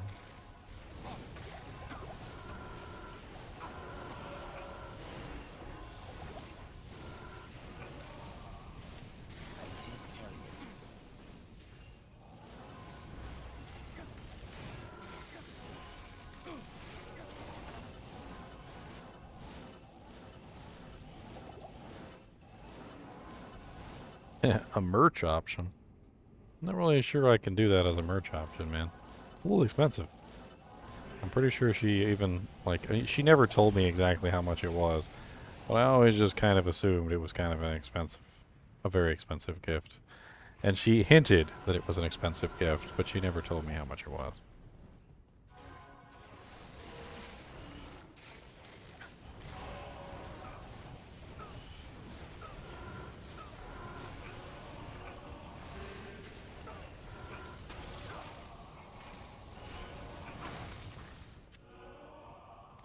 Vampire thingy built.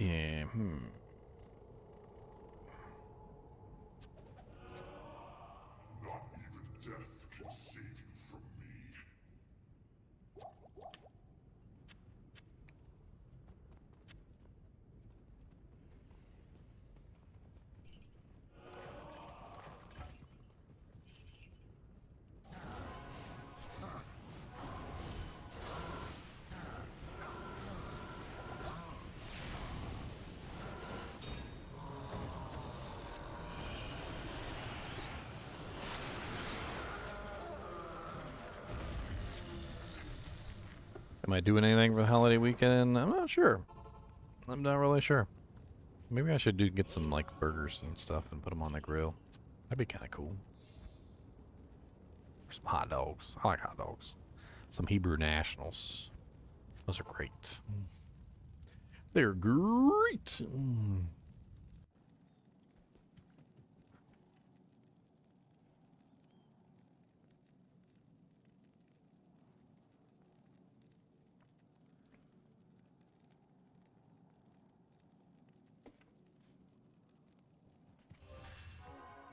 Potato salad. Another almost good craft. What's Power Strike? Is that the first lightning one? Yeah, it's just a direct hit one. Yeah, it's no good. That could have been your multi-shot.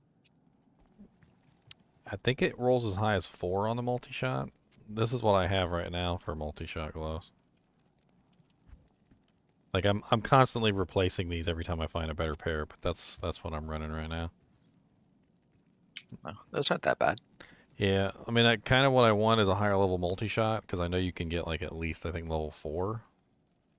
I'm not sure what the top number is. It's been a little while since I've like played around with like multi-shot on gloves. But if you're doing any kind of like enchant sork or like murder paladin or like characters that that would use a bow, but you're using a bow to like spread the elemental damage, not the other way around, like multi-shot is definitely a nice thing to have in addition to that. It's just a way that you can spread your damage out.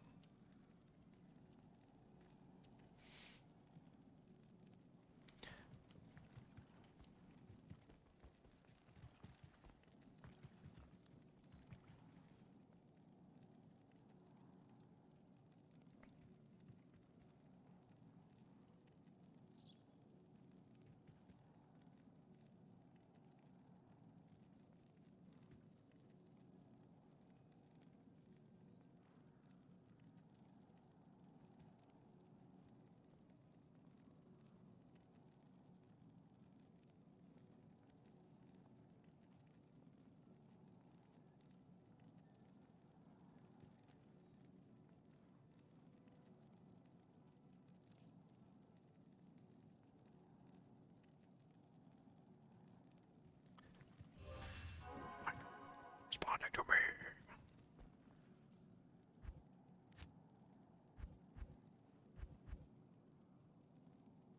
How dare she?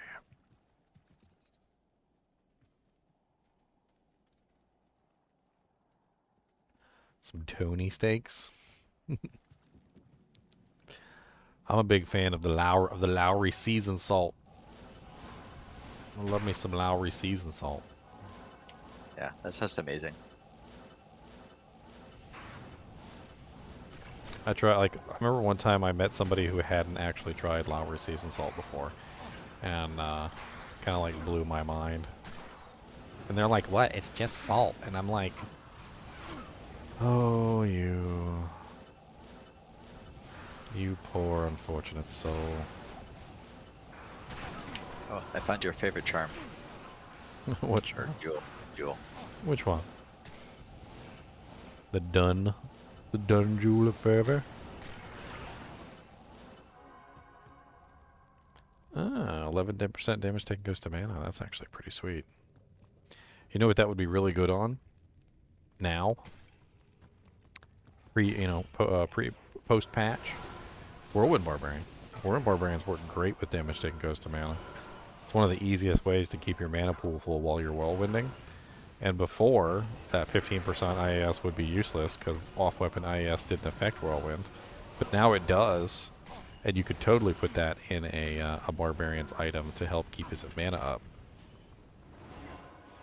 That would actually be absolutely excellent for a Whirlwind Barbarian.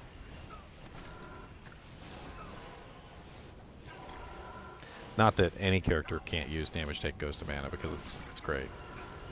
It's just like with that particular character, you're constantly burning mana because of the stupid whirlwind. And every time you get hit, it'll bring your mana back up.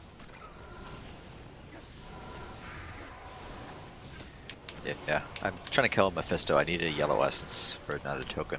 Ah. I want to get rid of Whirlwind.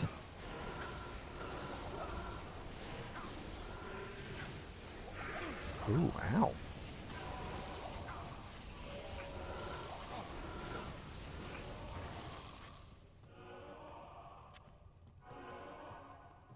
guy hit me really hard. I mean, he's dead now, but that was a really hard hit for like a random Worldstone Keep monster.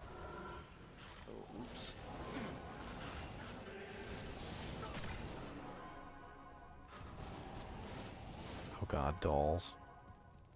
Fanaticism extra fast dolls. Holy Jesus. Save me. They're literally fanaticism extra fasts.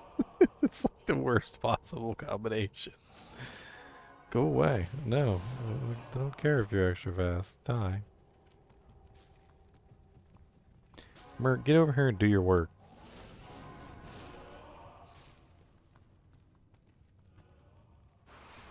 Wow, and clones.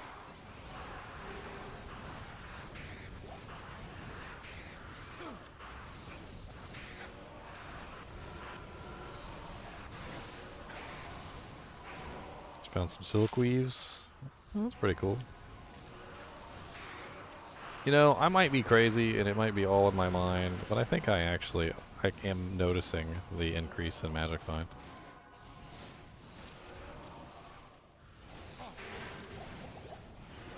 I'm noticing it because I actually put MF on my gear. I mean, I threw my Geeds back in, but there wasn't much of an increase. Well, I threw, I'm running 423 right now on my barb. Then I just find item on top of that, so I just get non-sub junk.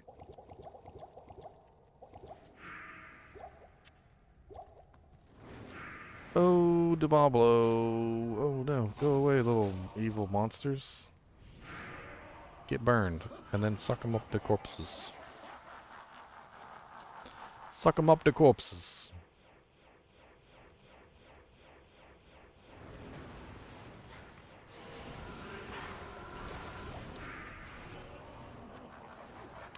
Shum. Pum, pum, pum, pum, pum, pum, pum.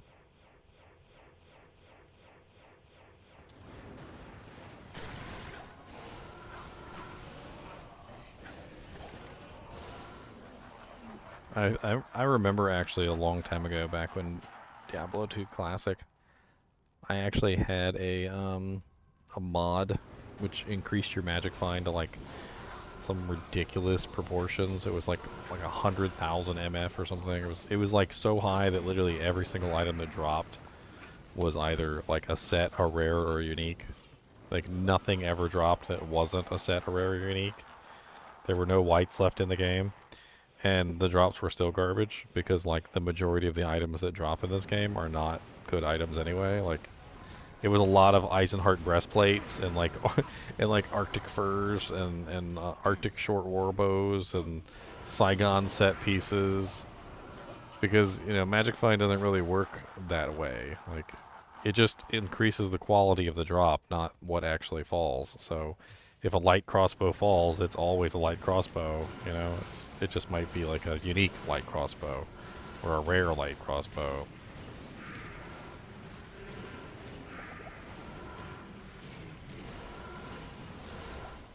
It was really hard getting any drops that were actually worthwhile.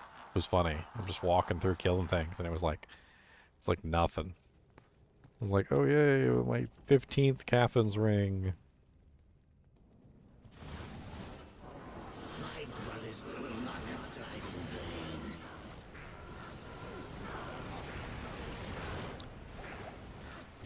in vain. 50% on a level 1 tune is actually really sweet. Might be actually a good time to start new characters. It'd be a really fun playthrough with all the rares and the sets and the unique items that'll be dropping. Because 50% is a pretty massive boost for low-level characters. It would be a good one if you wanted to do like a low-level hardcore Iron Man or something, and then PvP. Mm-hmm.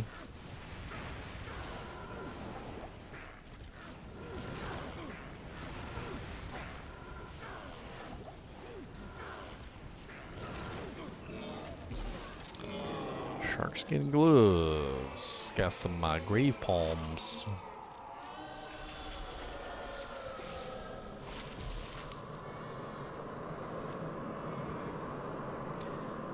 Grave poems. Let's see how they rolled. I don't remember the rolls on grave poems. I remember somebody telling me one time that grave poems are literally like just Pindleskin gloves. Like they're great for killing Pindleskin.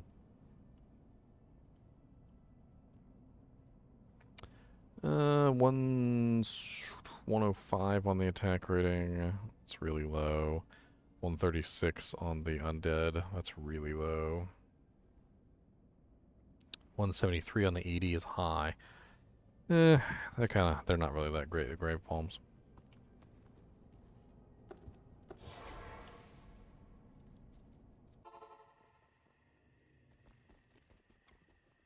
Good evening. Good evening. Mallo's a vampire, confirmed. Confirmed.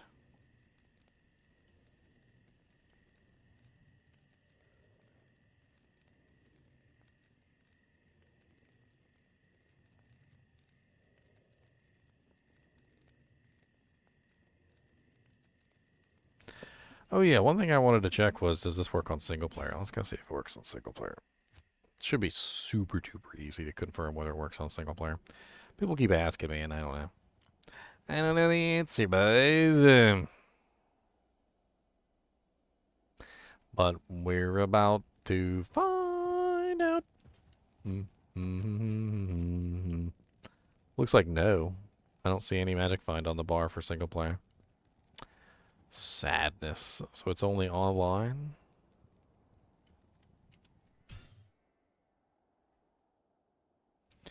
I would assume it's also non-ladder, right? Let's double check that.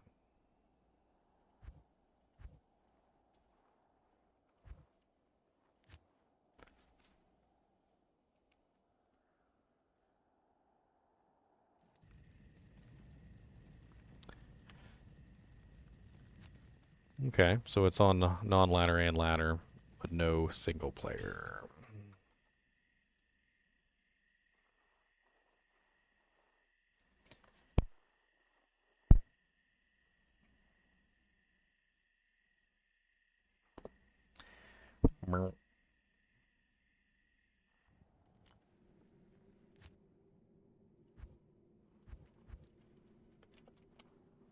Oh, dang it, I accidentally did a normal game. Boo. Boo earns. Boo earns.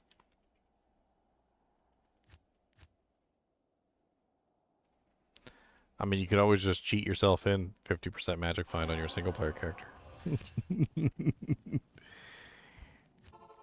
And then delete it after the weekend's over. I participated.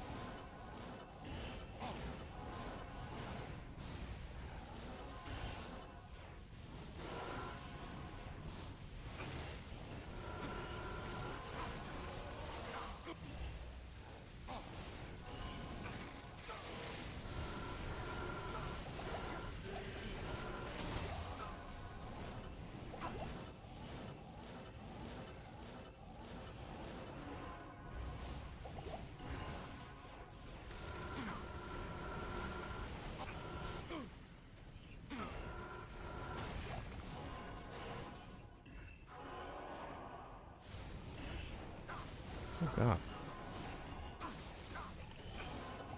Multi-shots. Multi-shot Bone Spirit is still very scary. Freaking Lord Decease.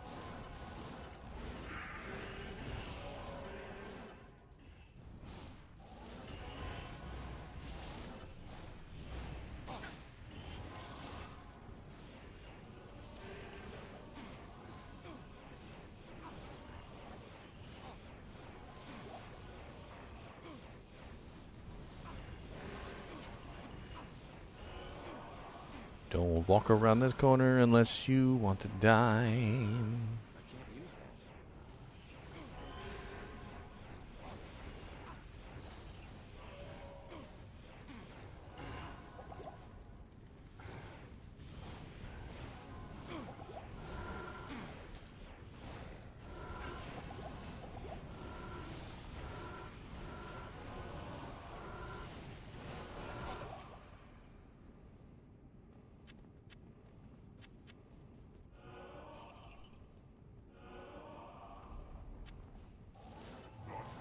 Mal and a nice.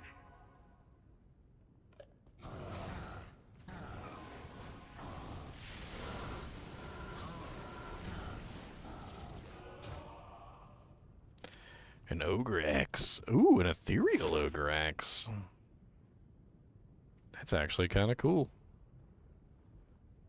An F Bonehue. I haven't seen an F Bonehue in a long time.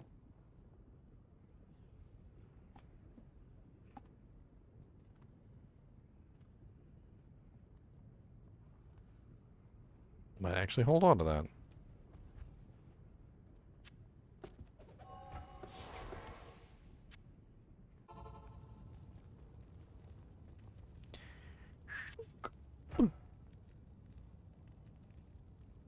$291 on the DPS too. It rolls 320, so it's not. It's like a middling roll.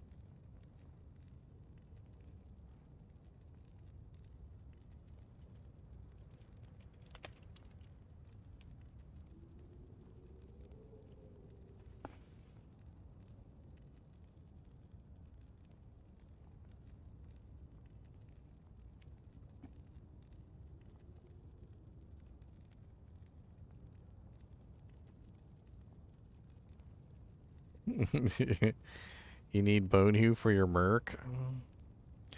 Well, come get it then.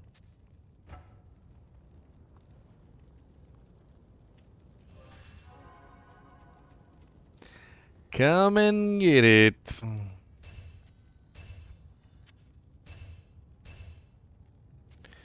Meow, meow, meow.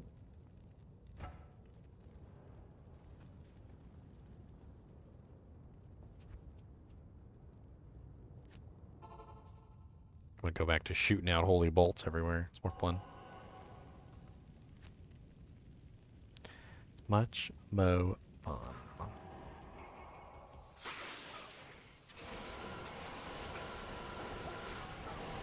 Ow.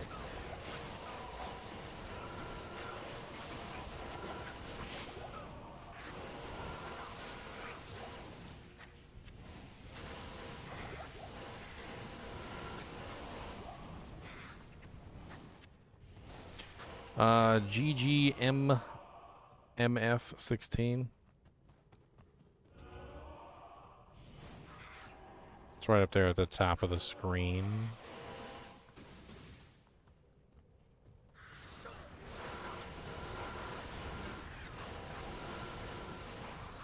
Oh, I have fanaticism. Oh, fanaticism.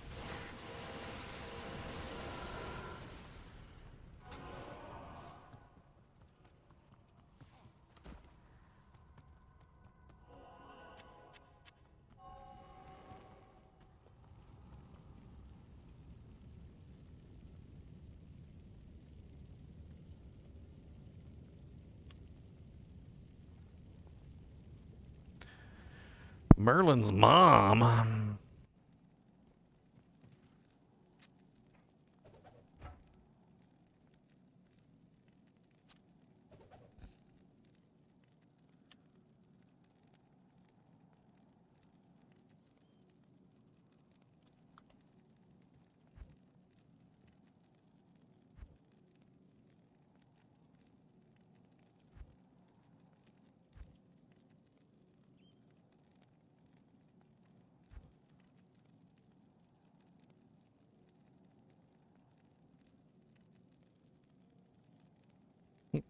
YouTube.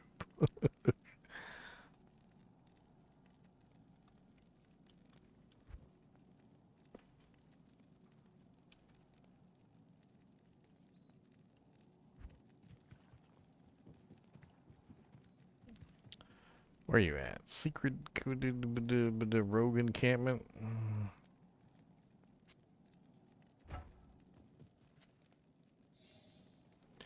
Hit the rogue encampment. Doot, doot, doot.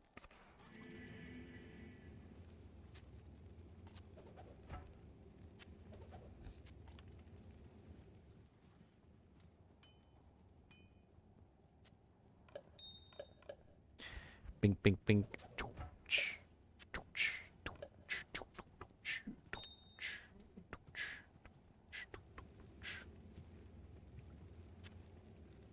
Oh, you got a non-eth bone here. Oh. See, that's a pathetic bone here. The bone hue of patheticness. It's a bone hue of patheticness.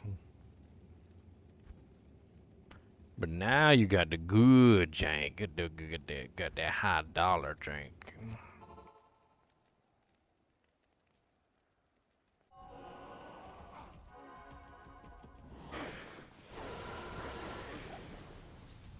Eat it. Just eat it. Eat it. All you gotta do is eat it. Put the weapon in the monster's mouth and make him eat it.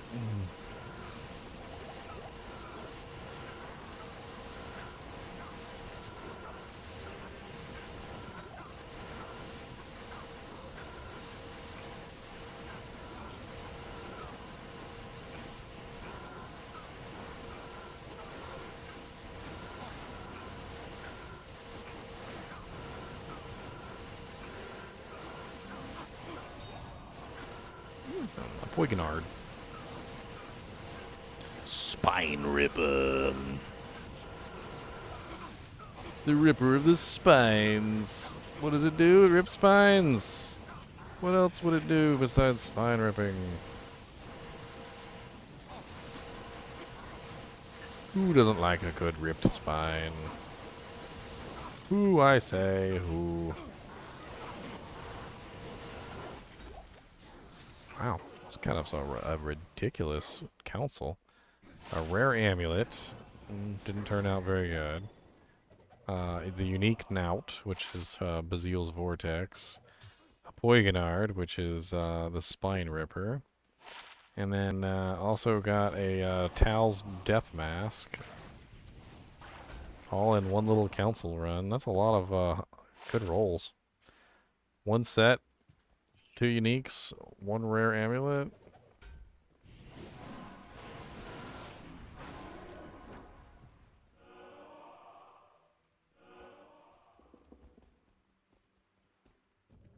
Not bad. EXP shrines everywhere. EXP shrines in your hair. Come on down and we'll play. Look at all the lovely things.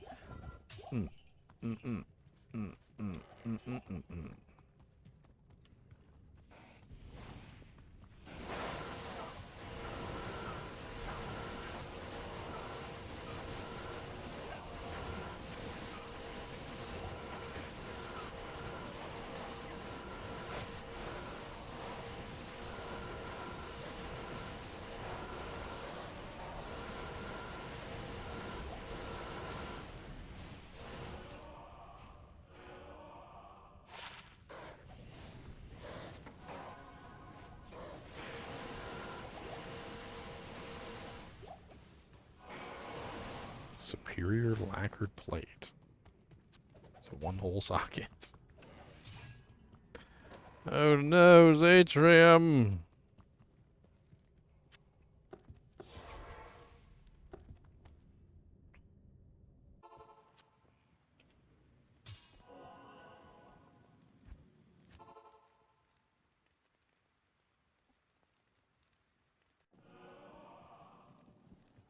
I got you, buddy.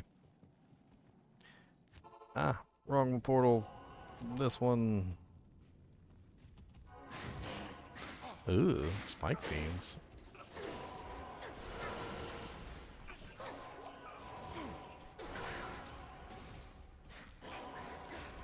I don't like fighting spike fiends. They are very mean.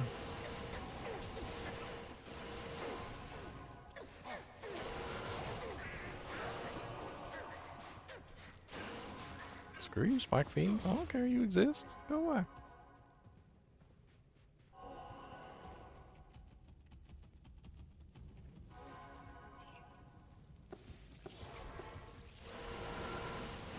Don't come through the portal yet. It's not safe.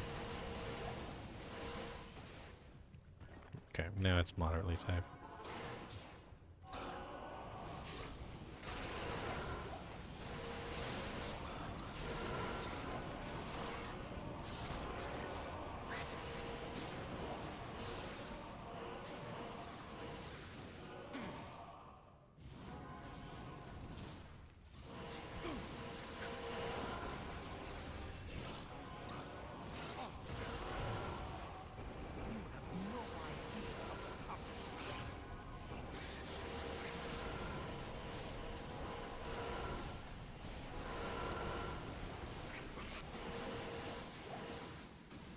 You have no idea the power of the dark side of the Force.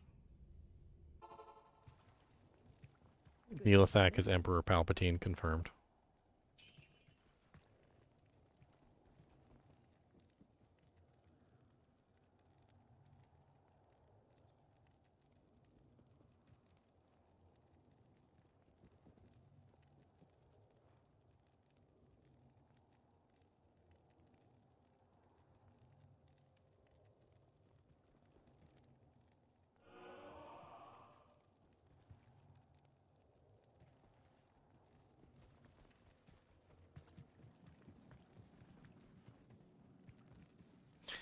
Mr. Knee back there. Mr. Knee.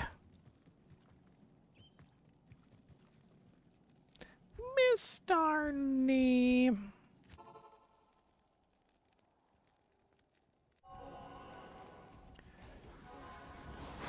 The EXP shrines all over the place out here.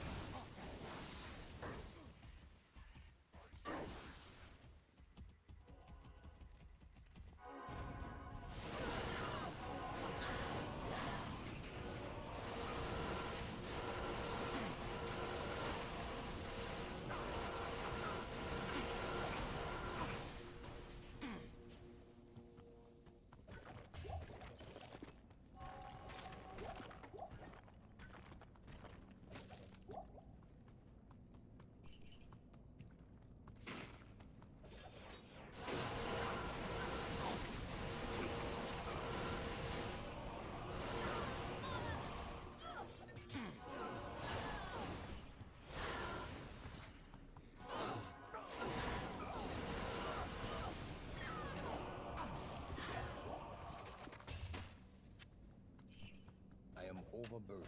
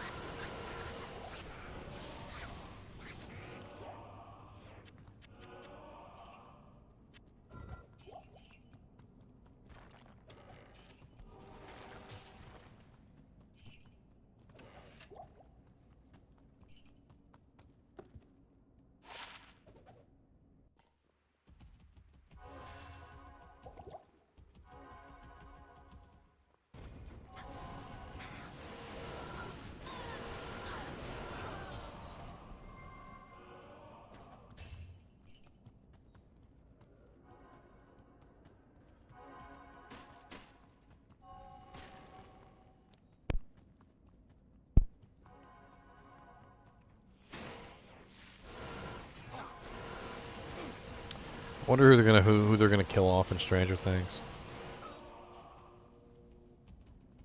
I feel like they're gonna kill somebody off.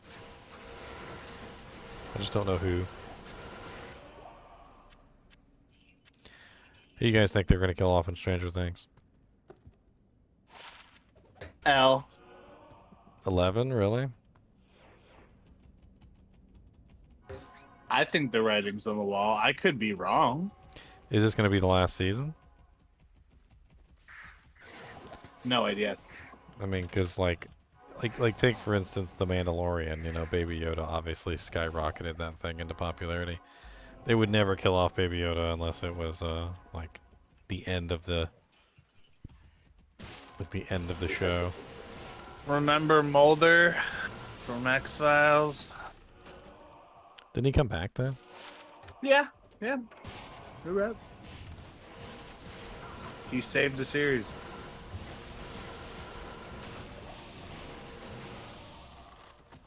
I like the X-Files. I think it's neat. I mean, I did not like the X-Files. Yeah, I think we talked about this one day before. Or maybe it was me and you, or maybe it was me and somebody else. But like it revolved around basically X-Files kind of being like set up really silly.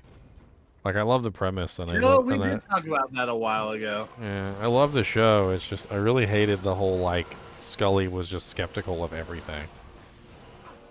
Like literally the episode before, Scully literally saw like a mushroom that was the size of like the state of Georgia, that was like taking over people's minds and eating them. But then like the next episode, she couldn't believe that cockroaches could crawl in somebody's brain or something. I don't even know. Like it was just like every episode she was so skeptical of everything, despite everything that she had seen. Yeah, but that's just good assonance right there. Scully the skeptic. I don't know. It was too much. Like anybody at some point would have to start being like, okay, maybe there's some truth to this. Let's see how it might work.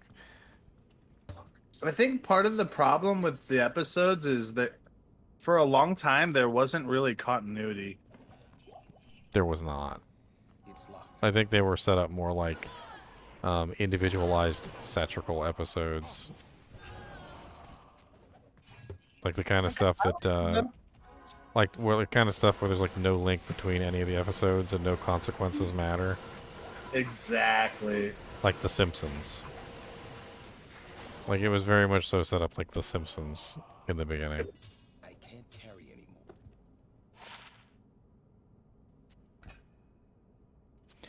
I think X-Files would be a much better show than it was before if they had all the same actors and everything, but there was continuity.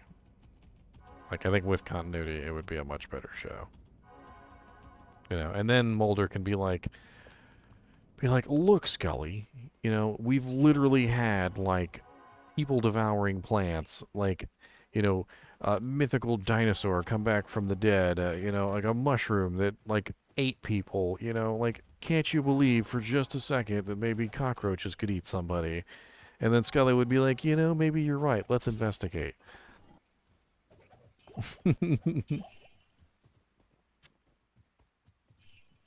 I think that's the part that always bothered me the most, was that Scully like wasn't willing to even like entertain the idea and investigate. Like she more often than not like literally just blew Scully off or like blew Mulder off like completely. Like she would just like Mulder would literally come to her and be like, this guy died, let's find out why he died. And she would be like, you're crazy, Mulder. Like that's stupid. We're not going to do that. And then Mulder would have to find some like piece of evidence that was like so compelling that she couldn't ignore it just for her to like actively join in on the investigation.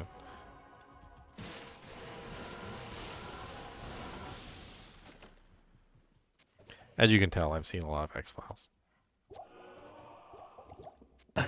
Yeah.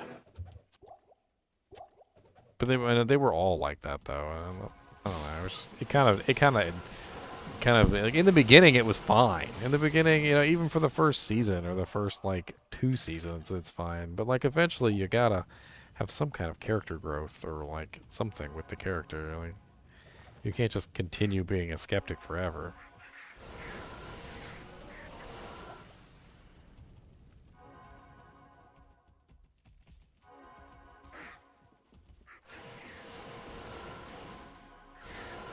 I mean, do you ever watch MASH?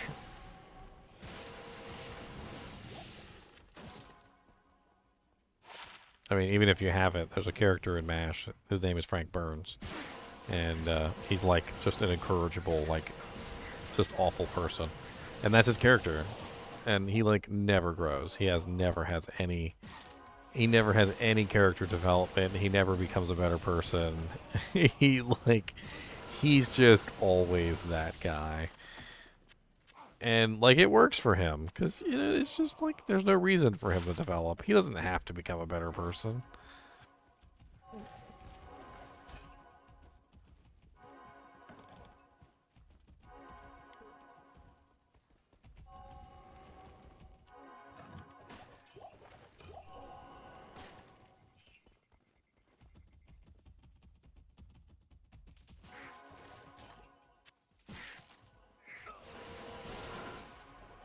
What's up, Tomac?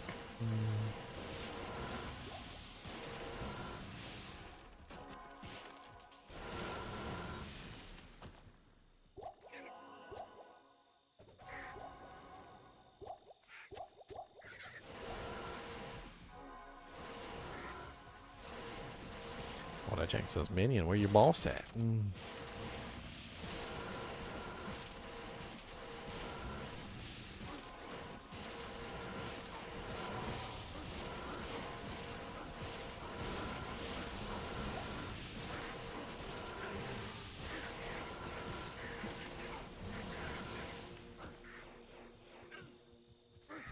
There you boss. I see you, boss. He dead. That's a dead boss.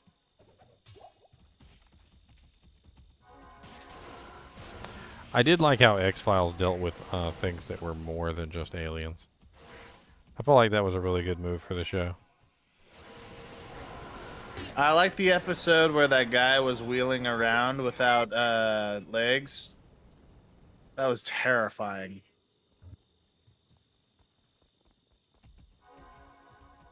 Yeah, it was I mean, it was all paranormal activity, not just, like alien paranormal activity.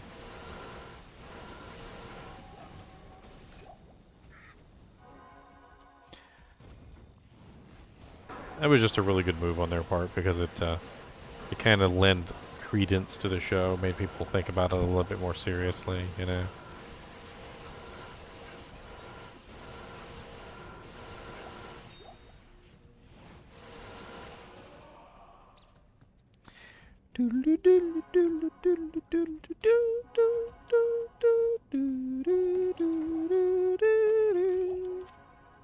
I need a key.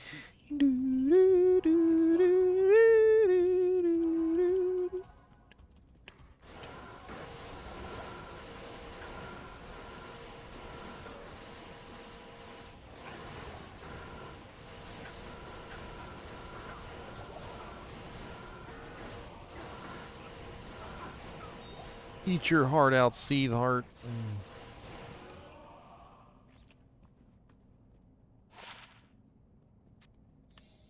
That's a lot of minimum damage. Plus 8 to minimum damage. What's a level on that? It's level 30. It's locked.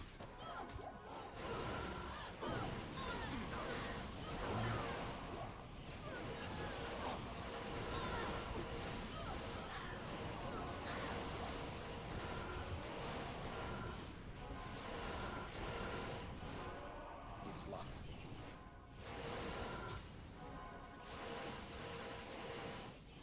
What's up, giraffe power? The power of the giraffe.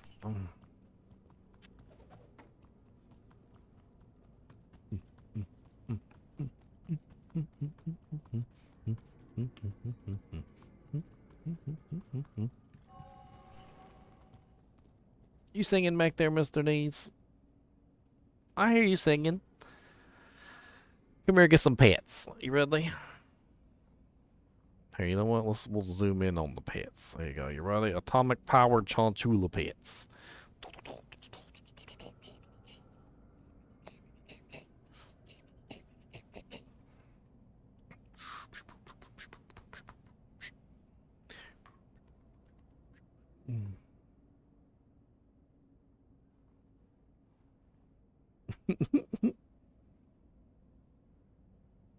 Oh, you mad at me, huh?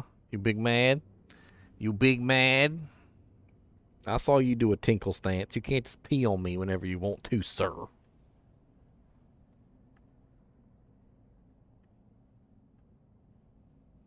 I'm gonna go put him in his cage so he can tinkle out there.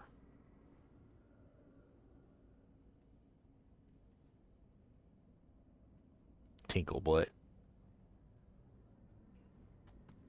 I'll see you doing the tinkle butt stance. Don't think I didn't notice. Tinkle butt.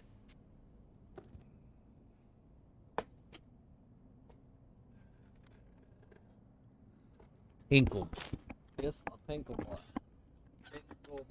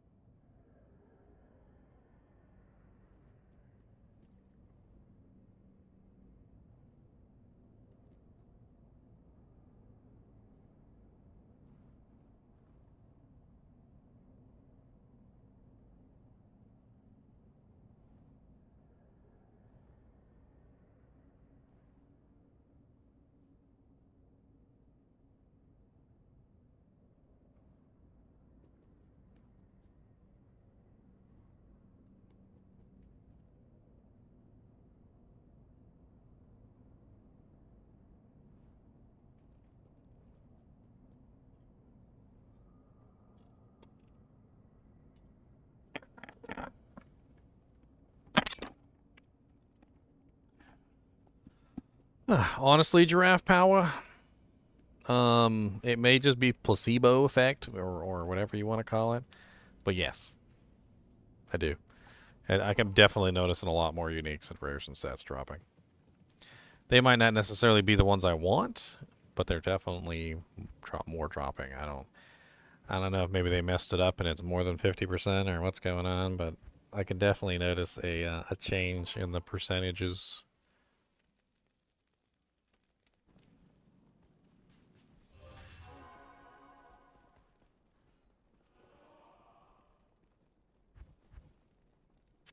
I can't. Oh, another emerald, another gemerald, another gemerald.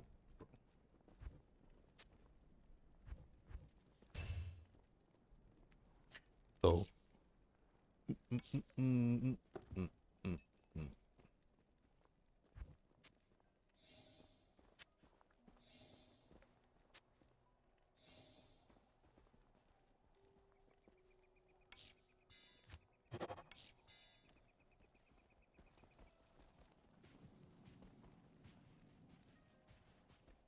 Good evening.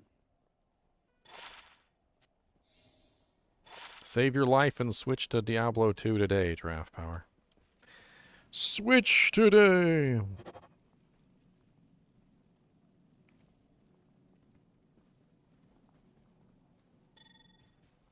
I'm having a lot of fun with Diablo today. Diablo tomorrow? Diablo yesterday. Land of tomorrow.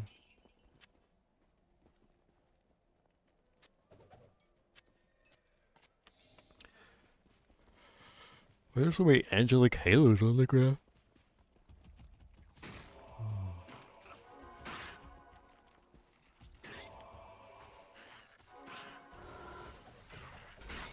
Let me go.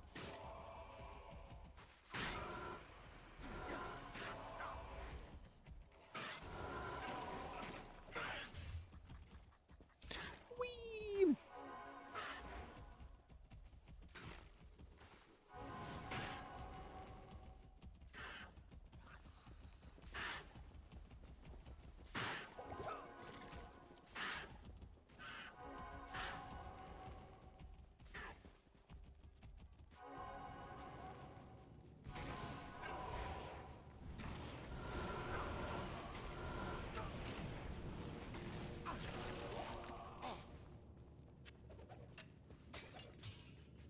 Paragon 60.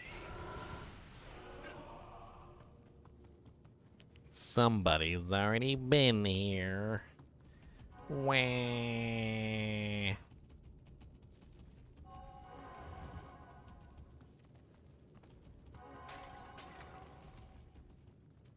So mean, so mean, so mean, so mean. He didn't have to take my loot, so mean. So mean, so mean, so mean, so mean.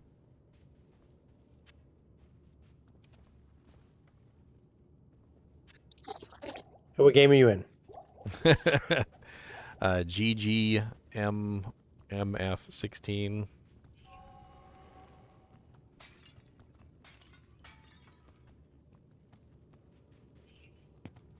I think I tried every number but that one. Number 16. Oh, we have ice chunks in here. The chunks of the ice do fall, and you will run for them all. Black Leech Blade.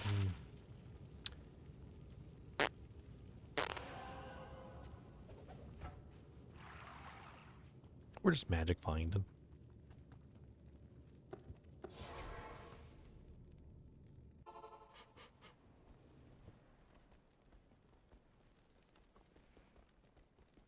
Good day.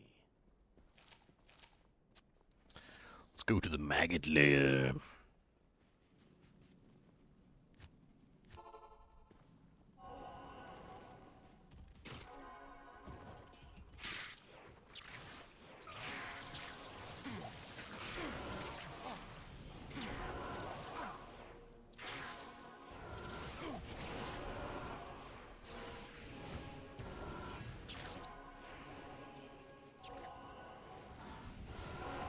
Ooh, concentration.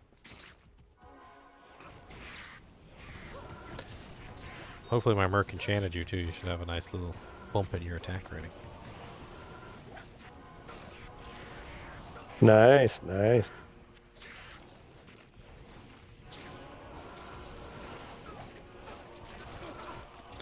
Oh, I found a really nice circlet that maybe... Actually, you said he was using full trangs, wasn't he? Your necro. Yep, I'm doing full Stuck trang. with full trangs. He has the helmet, but he's got a necro circlet that we found, a rare one, just like +1 with 20 all res. Really, what he needs is the belt. Oh, well, I was gonna offer you this if you wanted it. Here, hold on, let me drop it for you. I found this earlier. It's one of my super rare drops that I just found. I want a necro ammy with teleport charges on it. Oh yeah. Yeah, check this out. See if he wants that beautiful thing. Think they exist? Necro Yeah. amulets with teleport charges? Yeah. I think they're decently rare, but not expensive. That's nice, Daniel. I want to think somebody gave him something with teleport on it, an amulet. I'll have to look. He's always playing Roblox. Sick druid gear. I have a sick druid amulet with teleport charges on it. That one's pretty sick. Was happy with that. Oh, neat. It doesn't like teleport charges, you know what I mean? You want a 6% MF small charm? Oh yeah, for my Sork.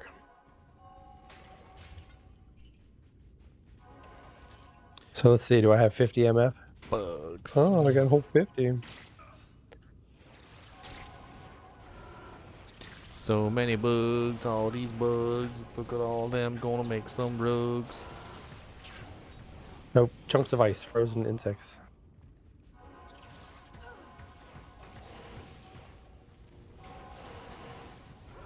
Stupid bugs and your stupid lightning immunity and your stupid lightning enchantment, your stupid teleportation. Yeah, I don't like you only get level 85 on level 3. Yeah. But every single rune can drop here, though. And oh yeah, I ran it a couple times. And the little flying things, not the beetles, but the like the swarms, they have an increased drop chance for runes. Oh yeah, like the ghosts. Yes. Well, they're like nothing. The ice arrow just goes what right swarms? through them and they all die. Yeah, it's amazing. They don't really have that much health, so if you do a decent amount of damage, they usually die real fast. There's no swarms on this level though. It's beetles and poop faces. They got some like that in lower cross. What are they, like mosquitoes or something? Yeah.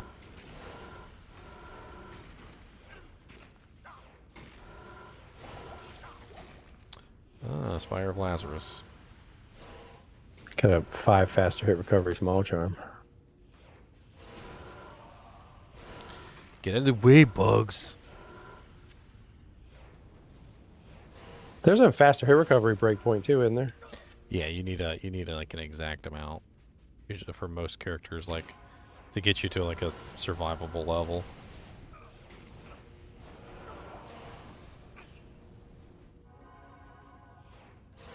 Mercs have faster hit recovery breakpoints too. It's over here.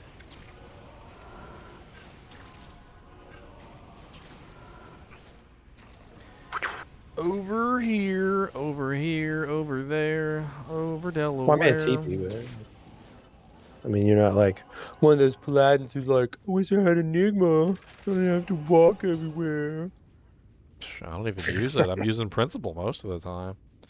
I only started using it because I need to seal pop Diablo. Yeah. I don't know. I make a sword. If I want to teleport, I make a sword. I'm trying to get to 99. It's hard work. What level are you now? 96. I was telling Amanda, I was like, well, when we were running ladder, I was like 1,600 on the list. Now I'm like 630,000.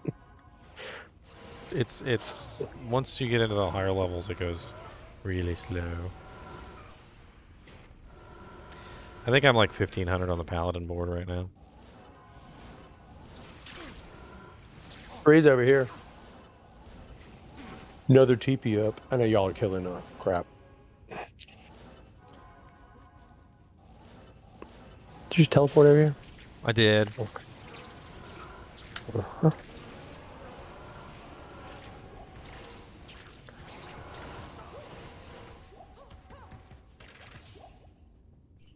Where'd you go? It's Magic Fight weekend. Enigma has Magic Fight on it. Oh, does it? Mm-hmm. It's based on character level. I don't know. I don't have one. Just kidding. I'll give you this one when I'm done with it.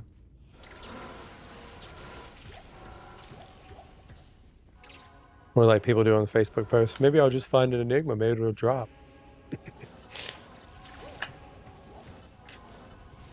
Oh, lots of buggies in here. Yeah, I think your aura just killed them all too. Yeah, they're not very strong against elemental damage, especially not with the negative resistances I apply.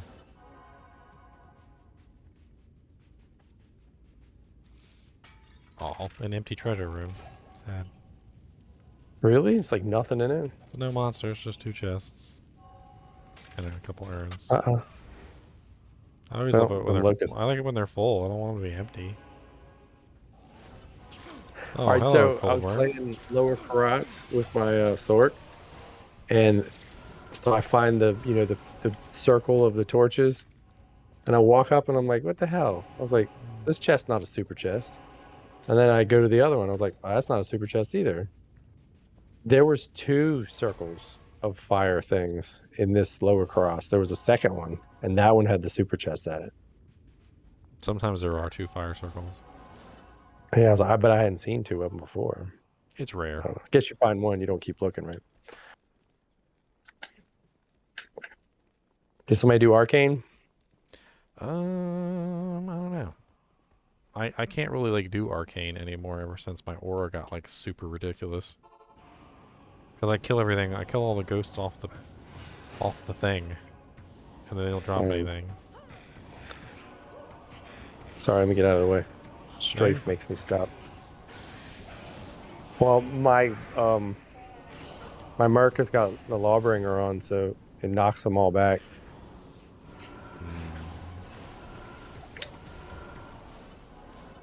Like when I go to Chaos, I gotta kill him like really quick, or he'll knock them into the walls. I mean, the Decrepify is really nice, though. Yeah. Yeah, it's really like the curse. Because I don't have a Holy Freeze Merc anymore. Stacks with Holy Freeze, too. Oh, does yours have Holy Freeze? No, I mean, like, you can stack it with Holy Freeze. I've done, like, a max, like a super max slows target by build. You know, like a Clay Golem, Decrepify, and a Holy Freeze Merc, like, all at the same time. Oh, that was my summoner go-to, like, the whole time. Then you put, like, as soon as I could get Decrepify. Then you put a slows target item. Whoa, what the hell? That's a super chest for you. That wasn't a super chest. That was a Mega Mondo Wonder chest. That was a like super 7 chest? rares came out of there. Oh, the super chest. I have never opened a super chest and have 7 rares fall out of it. See, that's the thing about super chests is they roll items. I was talking about this earlier. They roll the items that they drop, and they continually decrease the % chance that the next item can drop. I had a super chest drop 2 items one earlier, and I was laughing because like the odds of that are like awful. Let me look up the super chest drop odds. A dire wolf. Sell that one. Dun, dun, dun, dun.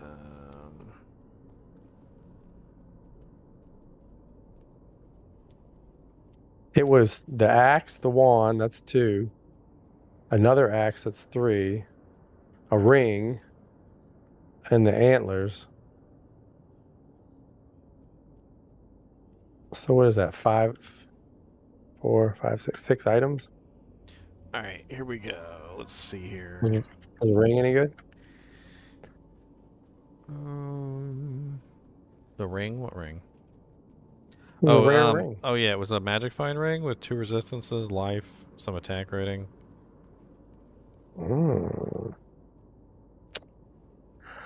That's better than the faster cast one that I'm using on my Sork. Might be able to squeak out 10 faster cast. Unless you need it. No, I'm fine. I got some better ones. Yeah. I mean, I don't use magic find rings anyway, so I'm stuck with what I got. This dual leech wand. 8, 9. Be good if it was a sword with cold damage or a dagger. Did you find it? It's complicated. I'm trying to find the actual thing that I was looking for, but I think it's like 6 or 7 items, but sometimes it's a tome, sometimes it's a potion. I mean, you hit those ones up in Lower Karas, they drop usually 6. So, sparkly chests have 6 basic cases for how they drop items. Only the first 2 are of interest for set and unique drop odds. Case A, where the intended quality of the item is unique, happens 2 times out of 100. When you open a sparkly chest, when this occurs, the sparkly chest will drop anywhere between 0 to 7 uniques. In case A drop, all items will either be unique or magical, or less. No set items will drop. Case B, where intended quality of item is set, happens 5 times out of 100. When you open a sparkly chest, when this case occurs, the sparkly chest will drop anywhere from 0 to 7 set items. In a case B drop, all items will either be set or magical or less. No unique items will drop. There are 4 other kinds of drops where the intended quality of the drops are rare or magical, or where there's no intended quality. These comprise the other 93 out of 100 cases when you open a sparkly chest, except for the very rare occurrence.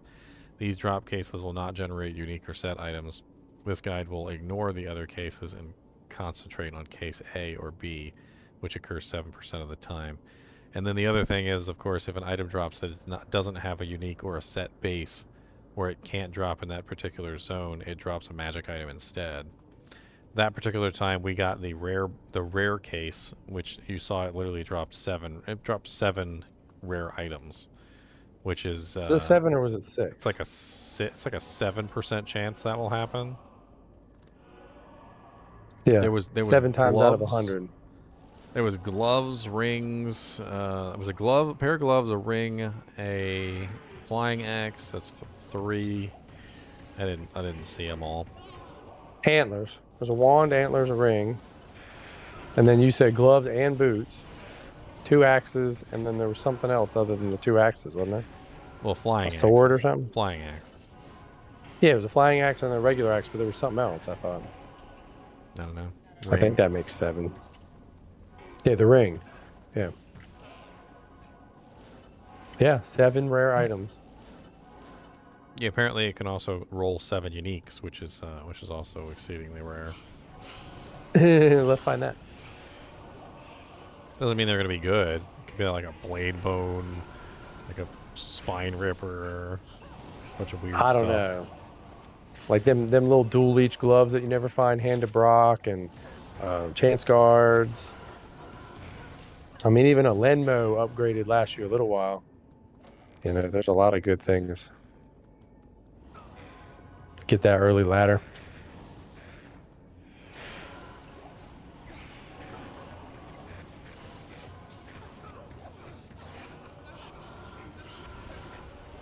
Yeah, that's why I don't do arcane without a sword. Why? Silly teleport pads. They're just the opposite. They're not random. They're just the opposite. Oh, I know. Whichever one that you would instinctually think is the correct one, it's always the wrong one. Yeah. Oh, I saw your video on the power of shift, and I'm like, literally, that's where both of my fingers are when I play the game. Is Alt Shift, Alt Shift, Alt Shift. Pinky on the shift key.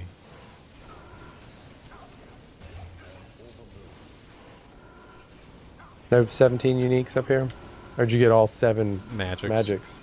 There was a magic one. 1, 2, 3, 4, 5, 6, 7.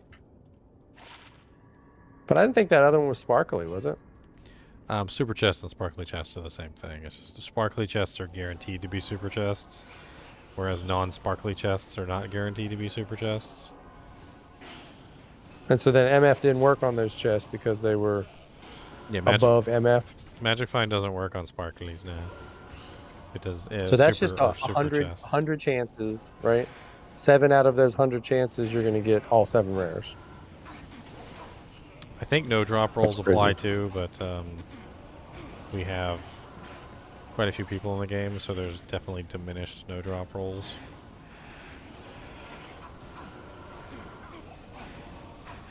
Need some arrows. 500 arrows is not enough. It's not. He needs more.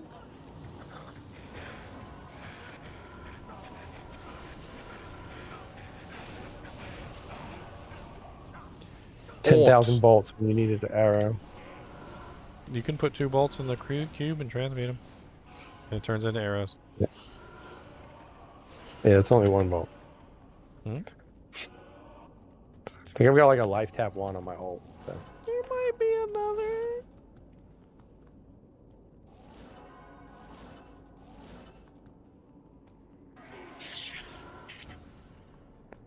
you need to find a 7 unique chests on drop, like on stream. You need to have it drop. Yeah. You just had a 7 rare one drop. Yeah. I looked it up, found the probabilities. I mean, that's a crazy slot machine. 1 out of 100. 100 chances, and it could be this, this, and this. Did you see my video on Diablo Immortal? Oh, I saw a bunch of them. Which one in $1 particular? million.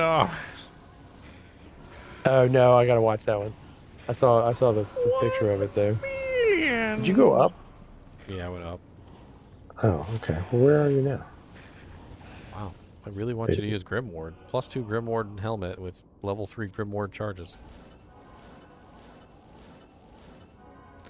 Oh, somebody already killed the took all my summoner. attacks off. Somebody already killed the summoner here. Did they? Yeah, this side's already done. That's what I was saying. I went to the right. I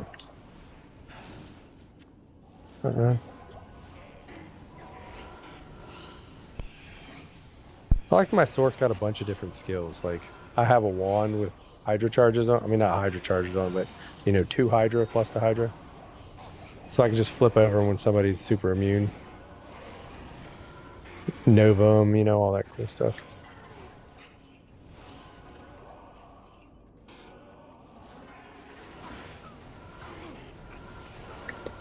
Sure, you just kill everything, right?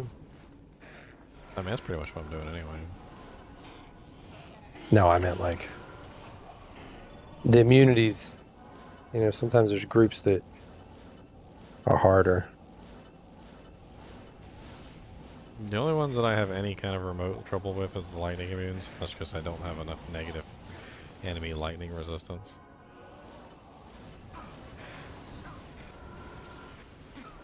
Everything else I just walk through. Yeah, my Sork only really has a problem if somebody's immune to lightning and cold. I dish out multiple elements though. Looks like somebody already went down this side too. I just came up this side. But I'll murder everything then. Did anybody do chaos yet? Dad called me today. Yeah, I did chaos. That was like the first thing I did. Oh, did he? Oh, I forgot to call him back. He probably called you right after he called me. I didn't answer the phone. He called me because I was the second choice. No, I'm just saying he'll call all of us. He'll call Francie. He'll just call each one of us in a row. Sometimes he asked me if every time he watched one of my videos did he need to subscribe. Yeah, tell him he's got to pay like $100 too. Yeah, I told him he could sign up and be a member. He can pay a monthly fee. Yeah, he got a bank card. He can throw it on there. $5 a month. Come on, bring it in. Bring it in. Did you do tunnels? Yeah, I think we're pretty much done on this one. Let's go ahead and make the next. 17.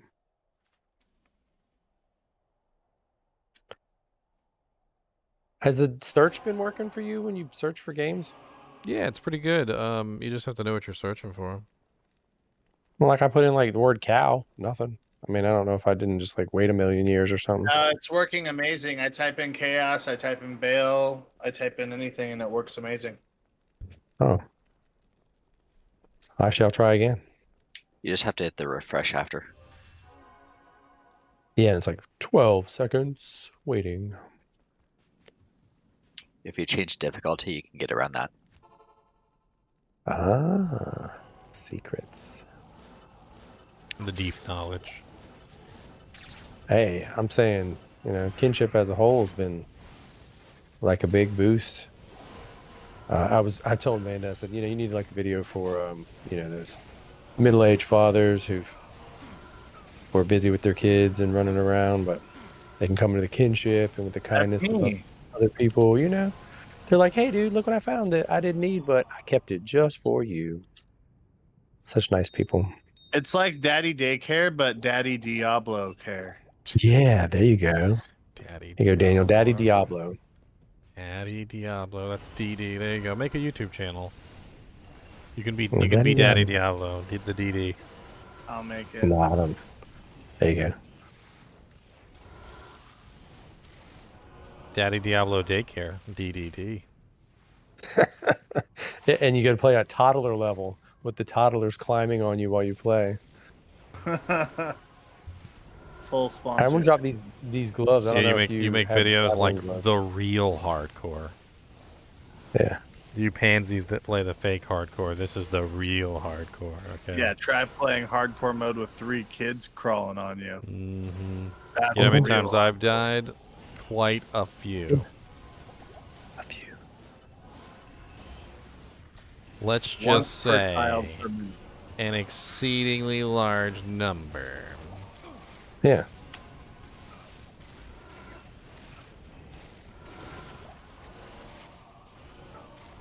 I mean, you might think it sucks to die in hardcore, but when you can't get your body back like 15 times because your kids are climbing on you, and you're like, oh my god, I just want to get my EXP back.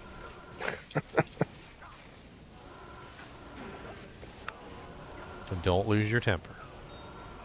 Yeah. Because then you invoke the wife. Oh, Archer knew. Like, he'd be in here watching his show, and I'm like, hold on. Daddy's trying to kill Uber Diablo. Just give me a second. I can't run away because he'll regenerate life. Okay, hold on just a minute. I'll wait. Oh, no. Hey, 2 war cries, 3 battle cry, 1 battle orders helmet. I got on like that unique one. Let me see. It's 5 battle cry Demon helmet. Horn's Edge on my Merc. Which one's battle cry? The damage one? No, not a barb. We got a barb? Yeah, battle. That's the damage one. That's probably not worth holding on to then. I keep forgetting I have a Valkyrie. Yeah, you can tank stuff with your Valkyrie. I know my barb is like, and then Valkyrie's got like 5k health.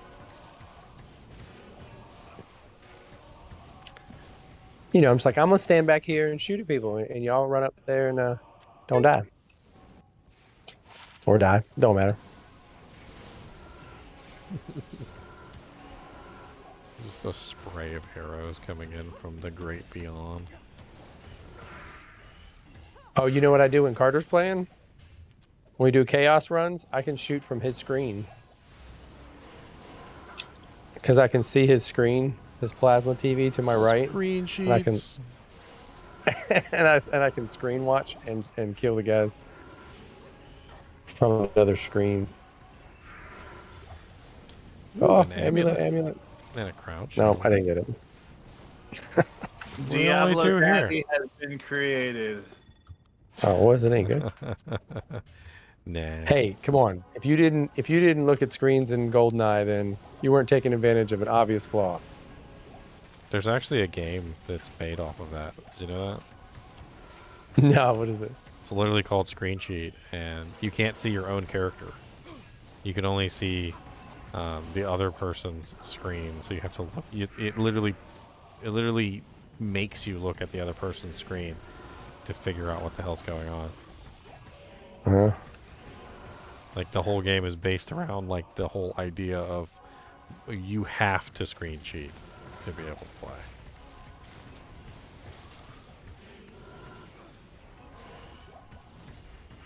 I'm pretty sure the game is actually called Screen Sheet. Well, I don't know. I've seen people's computer setups where they got 3 screens. I mean, I doubt they're playing all 3 characters at the same time, but I don't know. Do the arrows really go off the screen? I mean, you can see them when you're not on the same screen as me? Yeah, they have a max distance, and it goes pretty far. I mean, I do see him shoot across his screen, but I don't know how much overlap it is. Yards or something like that? I'm pretty sure it's like 1.5 screens. Maybe a little bit higher. I'm not sure.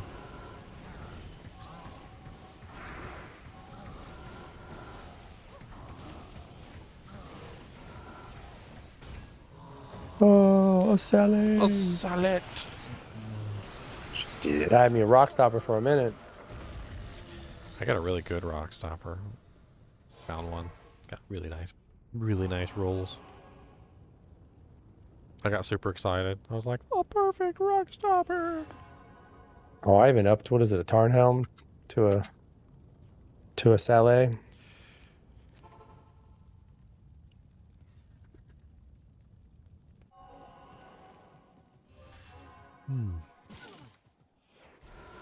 He already did. He already did.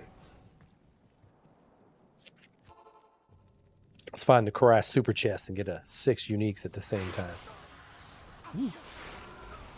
It's like a nerdgasm for you, you know? It's like, oh my god, 1 chest. I don't know. There's like a subtle balance to things, in my opinion.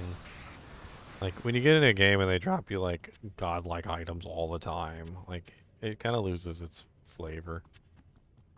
Well, yeah, you know, with your MF Necromancer, you walk out, you're like, oh, another rare. But, you know, you're looking for them good ones. Well, it'd be just like a freaking like slot machine that like always pays out. It would get boring eventually. I mean, yeah, if it was real life, you'd just like go up to the slot machine and farm money off of it, but you'd get bored doing it. You're like, another $1,000. Yeah, when I work on them, people always want ones that have better odds. You know, Vegas wants to have worse odds. That's the way you want them set up in your. If people are losing money on them.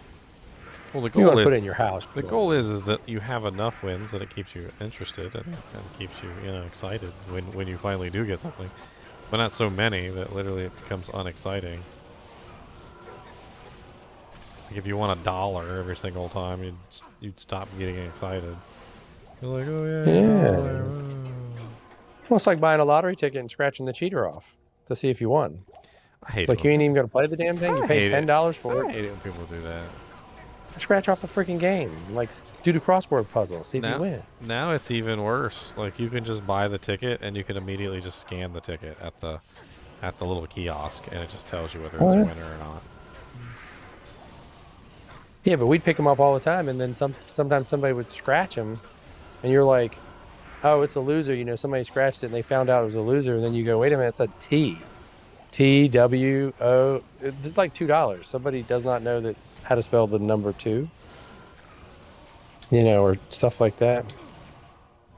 Wow, the boys have picked up winners that were $10 and cashed them in. That's what them cheaters get. Oh, there's something else people do all the time with those. Apparently, they have this thing called like the second chance or something. Yeah. A lot of people don't take advantage of it, and apparently, like so many people don't take advantage of it that it's literally just like they're all over the place, and then nobody actually. The trash can. Nobody actually enters any of the little second chance contests, so the second chance contests actually end up being pretty good. Yeah, when I won that iPad Mini, guess how many people had entered? It was like 9 people. What's up, Office Gossip? I was like, good. Yeah, and so like, some people just like go and collect those little second chance janks and they just enter them, get all the entries. That's what all these little clickables are. Clickable. Another entry. Oh, had a firewall. Okay, not a good one. At least the tickets don't catch fire when you scan them on the internet. New lottery scratchers. Like, not only can you win money, but you can also lose money. Oh, you see what he said? He found a McDonald's fry box. It had Park Place and Monopoly, but the thing had ended like a week before. I'd be so mad. They probably would still honor it. I would find me a postmaster that would like sneak in and change the date. They'd probably still honor postmark it. Like 2 weeks ago. I heard one time somebody found like an old Mountain Dew bottle or something, and like pulled the top off, and it was a winner. And they contacted Mountain Dew, and Mountain Dew actually honored it. Can't remember what it was a winner for, but it was some old prize. Well, you remember Dad tells a story about his grandfather who won a car, and he got all dressed up, told everybody he was going to get his car. Yeah, and it ended up being a model car. He went down to the dealership, yeah, and he came back on the bus. It was a model car, or drove back or whatever. You were 14. Our sisters used to sign up at this restaurant for like a free photograph, like family portrait or something. And they must have called us like once or twice and told us that they won. But the name they filled out was their name. And they were only like 12 years old and 14 years old. And they were like, nope, you can't win it. I had to do that on the kinship. Literally giving away items. Oh yeah, It's you like, had to kick out like a freaking like Sork torch or like something, or an assassin torch or something. I think it was a perfect assassin torch one day, and somebody won it, and they were a sorceress. They didn't even have an assassin, and I'm like, this goes to an assassin. I'm like, denied. Jedi. Approved. The sorceress is all, dude, that's a sick placeholder, bro. Let me see that. Oh, you want to hear something funny, Teddy? So our Yeah. first sorceress torch, the one we got like at the beginning of the ladder, that was easily worth like way too much money. I think it probably would have sold for like 1,000 forum gold or more, like because it was a Sork torch at the beginning of the ladder. So we raffled it off because we were trying to be fair, and the person who got it literally sold it on JSP for the forum gold. We found out. Oh, I thought I heard about but not the. So the guy told us that he deleted his character because he didn't want to tell us that he sold the torch. Oh, I was in stream when he said that. He said he deleted his character. Remember we were ragging on him? Yeah, we were ragging on him. And then he freaking came clean and told us that he sold the torch on JSP and freaking bought his character basically on hardcore. And then his hardcore character died. And I don't know why he told us that, because it wasn't going to like make me like sympathetic. Like you literally just told me something really stupid. Oh my god, that is drama. I had no idea. And, wow. And I was just like laughing at the entire time because he kept like digging his own grave deeper. And then he would like try and imbibe sympathy like after he dug his grave deeper. And then like literally the deeper he dug his grave, the more he tried to like dig himself out. And he kept getting deeper and deeper. He just sounded stupid. Dude tried to join my game while I was on live stream, and he got mad at me and told me that I changed my password and that I was mean for changing my password. And I'm like, dude, I'm offline. Like, there's no passwords. I was like, you can't join my game because I'm offline, not because I changed my password. I don't know. Who you said it was somebody that was in the... It says you're live all the time, and you're not necessarily live, so... What do you mean I'm not live? Are you computer on? He could be there hanging out with you, but you're not actually there, but it looks like you're there. Oh, I don't know. In the game, doesn't it show you if you're in the menus or in the game, or... I just meant like if he's watching his YouTube or something. Oh yeah, he's in there with you. I'll be sitting here with his stream up on the thing, and I got my mouse on my computer, and I'm like, why can't I move the character around in the game? Because it takes up the whole TV, and that's what I play on is my TV. And I'm like, oh wait a minute, that's Daniel playing. It's not me playing. I'm trying to move you. Sometimes when I'm Bone flesh. that I can't open my stash. Yeah. I'm like, is my mouse working? I'm like, oh wait a minute, not playing. 49% fire resistance holders. It's a beautiful bone flesh. Well, Parker's using alders. I can't. I don't know if he's got perfect ones. I don't know. You can compare them, see if they're any better than his. Here, take them. Wow. Maybe I got space for that. Well, you don't have space. You got space. I got space. I got a little bit of space over here. You got some space. Well, that's time. Half an hour. Ah, Yeah. you know exactly what I was joking about. Hey, I spent like $50 on the what do they call it? It's not Gettysburg. What's the other general? Starts with a G. Oh, check out my really cool armor. Your really cool armor. Did you link it? No, it's not. It's not cool in stats. It's cool in appearance. Oh, well, where are you? I'm in Act 5. Where are you at? Karas Docks? Act 1.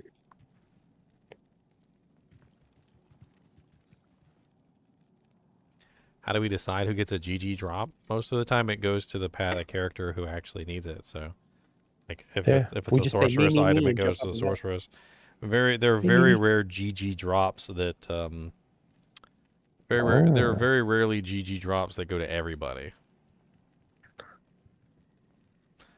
Where's your armor?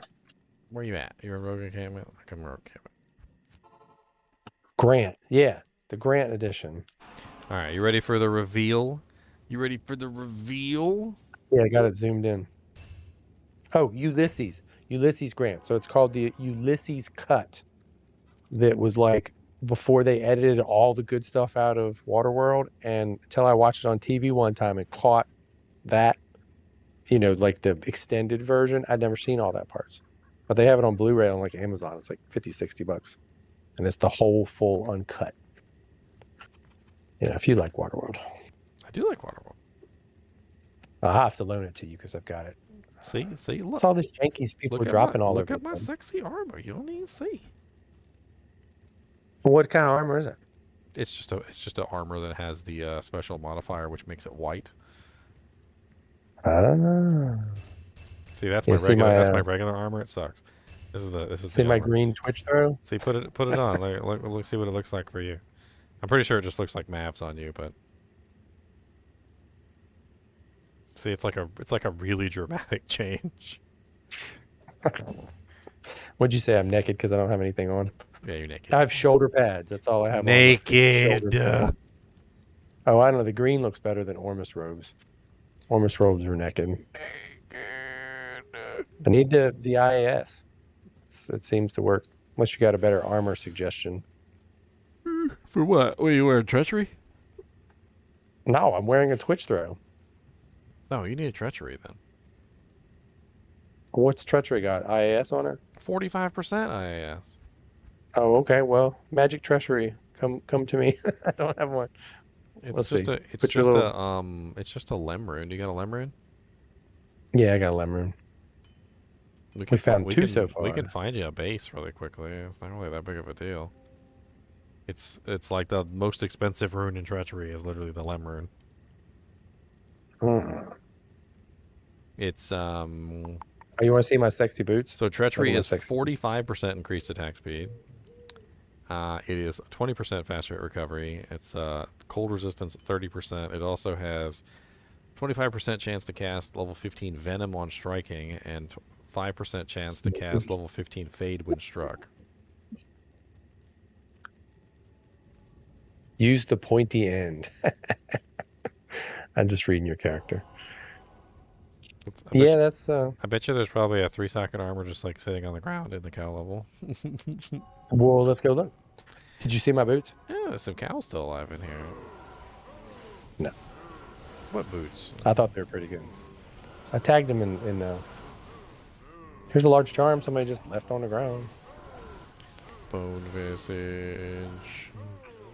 Parker found a 15 all res Grand Charm.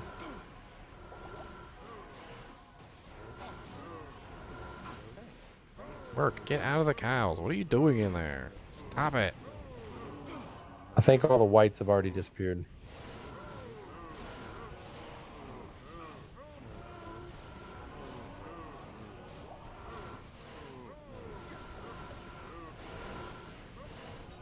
I was wearing Ormus robes, remember? And that was like just for the cold stuff. I wonder if I've got a treachery sitting on my my bow girl. My Amazonian. My Amazonian. I might also have a base sitting on my mule. I usually hang on to 3-socket bases. Who dropped these sexy boots on the ground? 20 faster run walk, 38 poison resist with 21 MF at level 18. Shit, I'd be walking around MFing my butt off at 18. I have the ethereal one that my merc is wearing.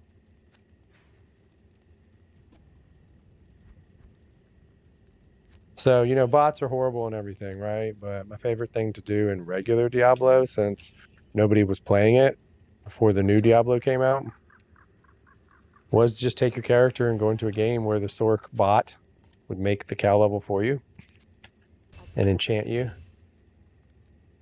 That was like one, if you could actually kill the cows.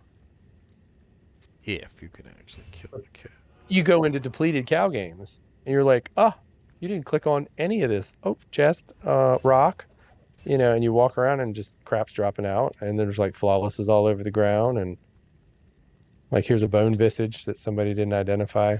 It could be pretty good. You never know. I have the ethereal. What were those here, boots worth? Like 20,000 forum gold or something? Let's see if those those ones that you posted on Reddit or something. I don't know, some crazy amount.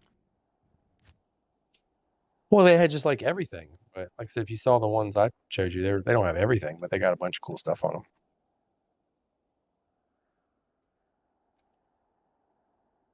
She got, oh, he got a treachery, huh? Ah, where's a treachery? I don't have any space in my inventory. Hold on. I've got charms and crap and everything else. Let me drop these boots. Oh, it identified stuff in my cube. Got all this giant just sitting around everywhere. Here's a treachery. Oh, that's ethereal. I will die. I mean, eventually it'll break. You can just take it off before it hits 1 durability and put it on your merc or something. Where's my merc wearing? Gladiator's Bane. What can I put on my merc that's cool? It gives me like an aura or something. You could put a dragon, free socket. Dragon. You could put a flickering flame on the helm. What if we fill up one of these jeweler's plates of the whales and give them to them with 4 15% IS jewels in it? Jeweler's plate of the whale. I've got some IAS jewels. Yeah, you got any good ones? Nah, I got like one. I got one with 10 attack rating, 1 to light radius. Woo. I mean, it'd be better than a blank. Yeah, it's better than a blank. Gives you little extra stats, like you're making your own rare. Like I got a negative 15% requirement with 3 to minimum damage, 40 AR, and 8 to life. So fancy. It's so much easier to find games now. Oh my freaking god.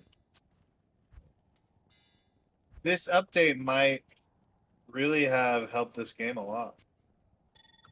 Yeah, quality of life.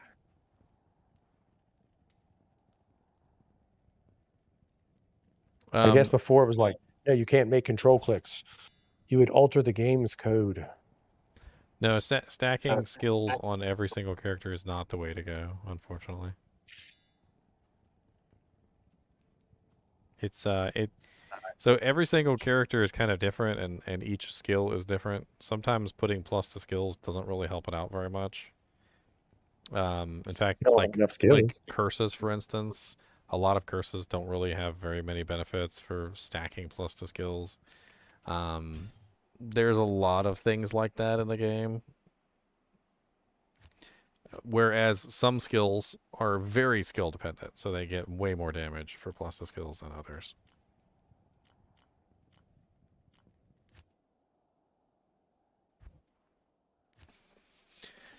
All right.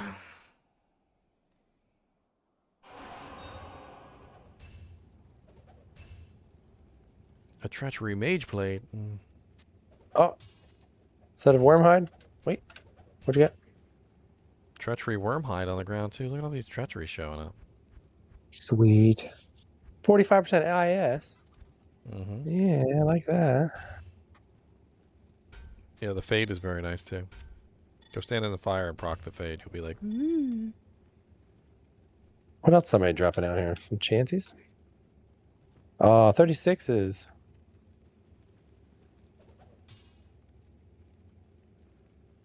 Oh, upgrade my 32s. Still. Are we like dropping shit? Let me see. I got some stuff. 3 druid torches. That's painful. Unsweetened iced coffee. What character were you hoping to get a torch for? I've actually got actually no, I don't have any torches left. I must have given them all away. Sad. Somebody has 3 druid torches? Yeah. Oh. He farmed 3 torches and got 3 druid torches. This is why we don't like to farm keys by ourselves, because more often than not it just ends up terrible. Like you literally you're on Amazon and you farm keys for like freaking like 3 days, and then you go and do your Ubers, and then what do you get? You get like garbage. Garbage. Garbage. Yeah, come with me, brother, to River of Flame. Yeah. We gotta go both ways on River of Flame though. Okay. It's all now, 85. now, in the River of Flame, okay, open up your character panel so you can see. Oh yeah. So you can see your resistances, and stand in the fire until your fade procs. Well, I'm 75, 75, 49, 46. So. Well, when it procs, you'll be invisible, and all your resistances will be capped. And you'll get 15% physical damage reduction too, which is pretty sweet. Why did I lose my fire resistance? Oh, must have had something on. Twitch Throw doesn't have any resistances on it, unless you socketed it.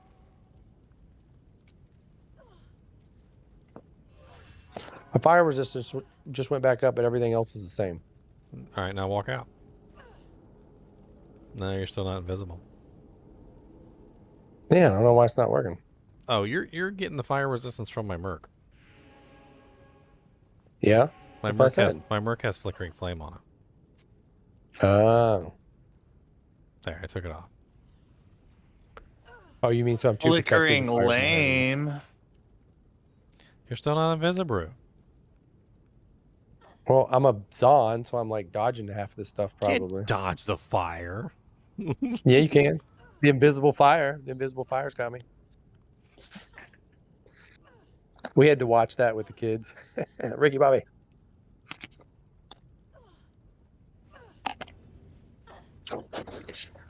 Magic Man.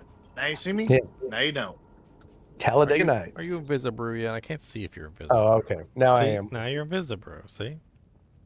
Oh, I don't. Well, I don't really if have. You don't chew Big Red, then fuck you. Also, you get venom. So when you attack things, so like you'll see your weapon will turn like green, and you get like extra poison damage on your attacks. Oh. Well, that's way better than what I was wearing. So. I mean, Twitch Throw is great. Don't get me wrong, but it kind of gets usurped. Well, if I've got that IAS, I can kind of probably shuffle a few other things. There's some champions over here.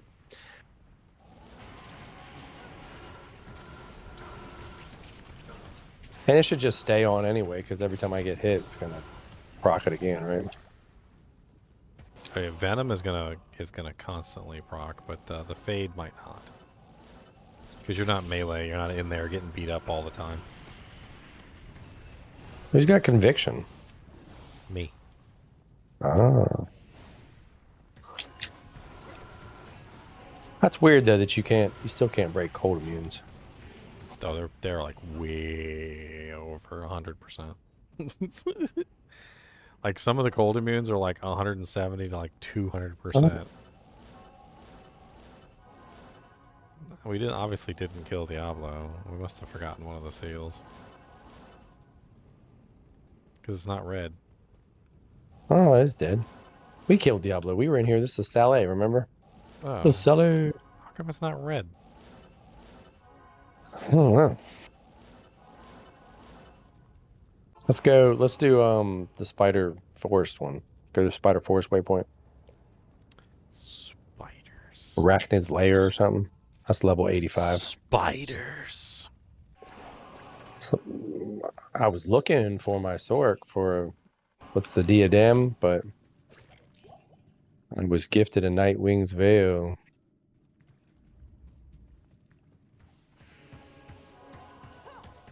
Told the boys, I said, you can brag that your Uncle Daniel is a YouTube streamer. You know, like he's a celebrity. He's a celebrity. Come on down and play with me. Well, but you know, I mean, there's people who are like, you know, Seinfeld's my uncle, or that's a nice little charm. Like Michael Jordan is my cousin. I don't know. I actually watched this video earlier.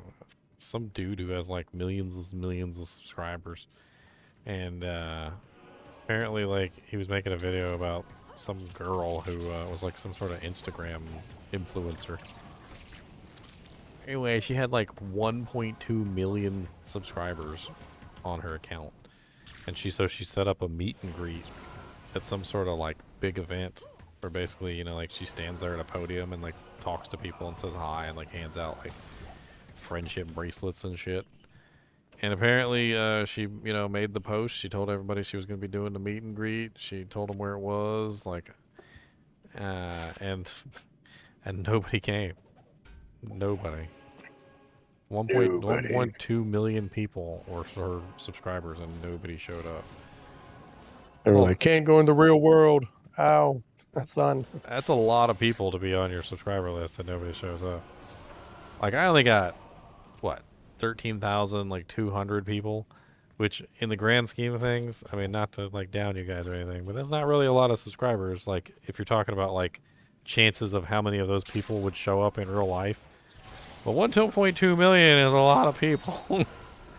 That's a lot of people. Yeah, it's a few more. You would think at least one would show up out of 1.2 million. I mean, they're like, they are getting rid of the Circle K that Bill and Ted's was filmed in front of. It's not going to be a Circle K anymore, and they had like, I don't know, like a couple hundred people show up for a screening of the movie on the side of the building.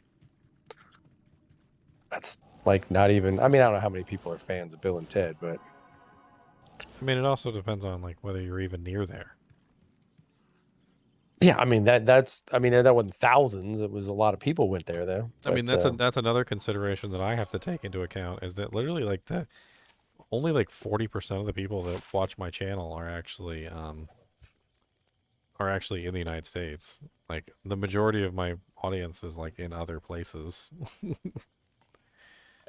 So I mean, like, I can't expect like the dudes from Germany and like in like Vietnam and like in Japan and all those other places that you know, to show up. Oh, but if they do show up, you might be afraid, because that would be weird. Oh, never know. Anybody kill Mephisto? Yeah, you get insights on which part of the world your subscribers are from. I've done this like a bunch of times. I even made posts about it on the community Sathas. They're all my subscribers are like all over the place. It's kind of insane.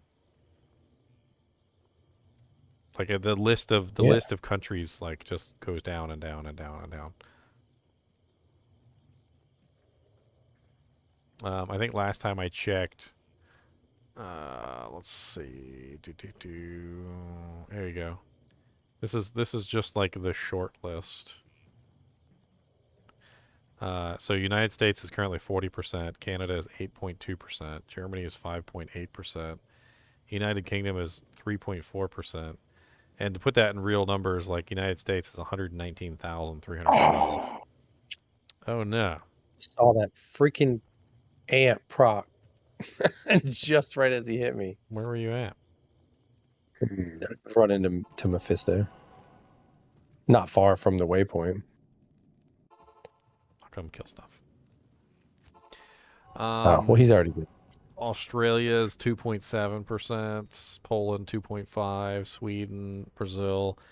Like each one of these is like 1% or higher. Like Denmark, Philippines, Bulgaria, Netherlands, Russia, Romania, Thailand, Singapore, France, India, Finland, Norway, Vietnam, Czechia, Spain, Austria, Hungary, Turkey, Malaysia, Mexico, South Korea, Japan, Italy, New Zealand, Argentina, Greece, Taiwan. It's like all over the frickin' place.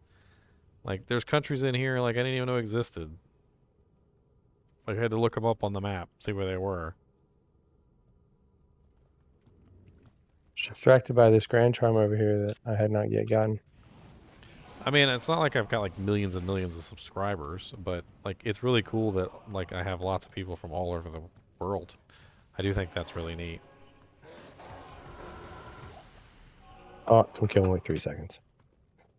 I mean, I'm good at killing stuff. That's why I built my character. I gotta be full juice. Was it a Charm of Greed? Is that what I earned for my? It's a +6 dexterity. There's some champ noms.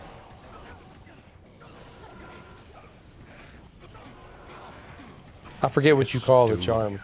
Chammies. The boys, no, we call them. Yeah, probably because of that. The small ones we call them slammy chammies. Jammy, jammies, can't you see? I just want to put you in my inventory. And the big ones we call Grammy Chammies, like a grandma. The Grammy Chammies. They make all Slammy sorts. Chammies, Lammy Chammies, They and make Grammy up all Chammies. sorts of silly names for things. Yeah. Well, I remember you were talking about that one time on stream. That's our our heritage there of like malagining, make up and imagine. It all comes from Are Dad. you Dad's the malagining one be things? making up words all the time. Natflax and Ulu, all sorts of Yeah, others. at the Sonics. He Gotta does go it on get the purpose. He Sonics. does it on purpose too. So you say something to him. Yeah, I know what it is. You're like, okay. My kids that do that too. If you say something wrong, they correct you. Like, I did it wrong on purpose. I made that up. I can't I'll even. make up I the can't even colors like and then- make fun of something on YouTube without somebody coming to correct me.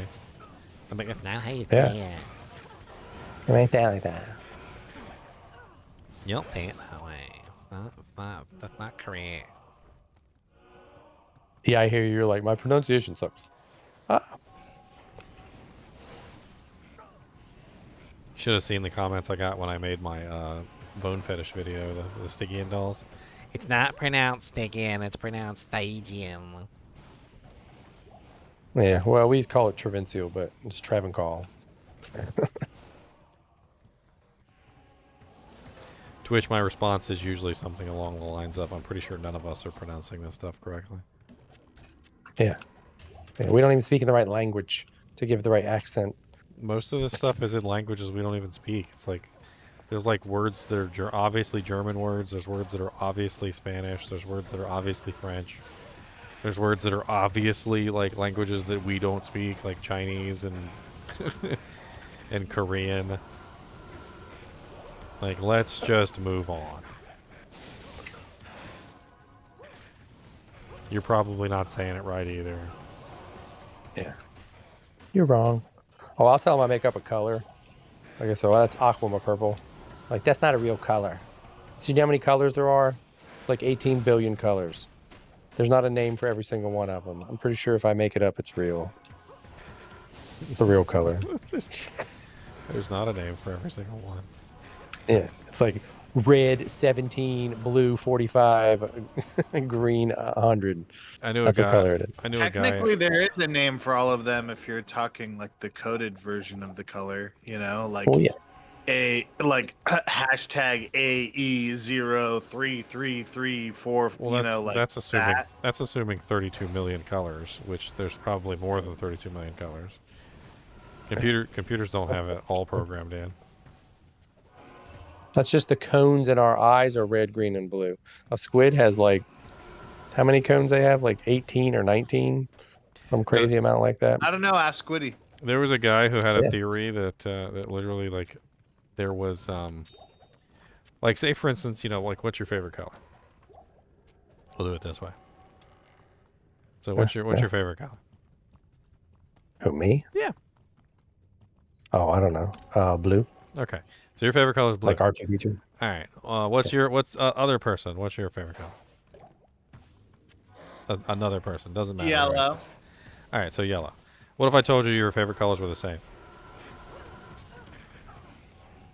The theory basically goes that our eyes are all different and we don't actually see the same colors like the same way, and that there's a very good possibility that like his blue is your yellow and your yellow is his blue and you're basically looking at the same color.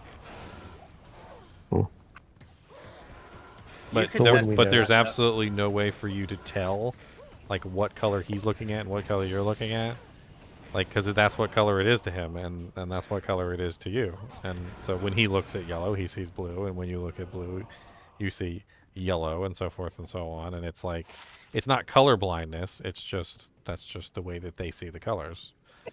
The fan fiction of blue. Everybody's eyes are essentially, you know, could be slightly different than other people's eyes, and it very well could explain why we all have different favorite colors. Maybe we all have the same favorite color, we don't know it. Yeah. Maybe. So the boys sometimes, like, I'll leave a charm and I'm like, here, pick this up. And then I'll come walking back by and they didn't pick up the charm.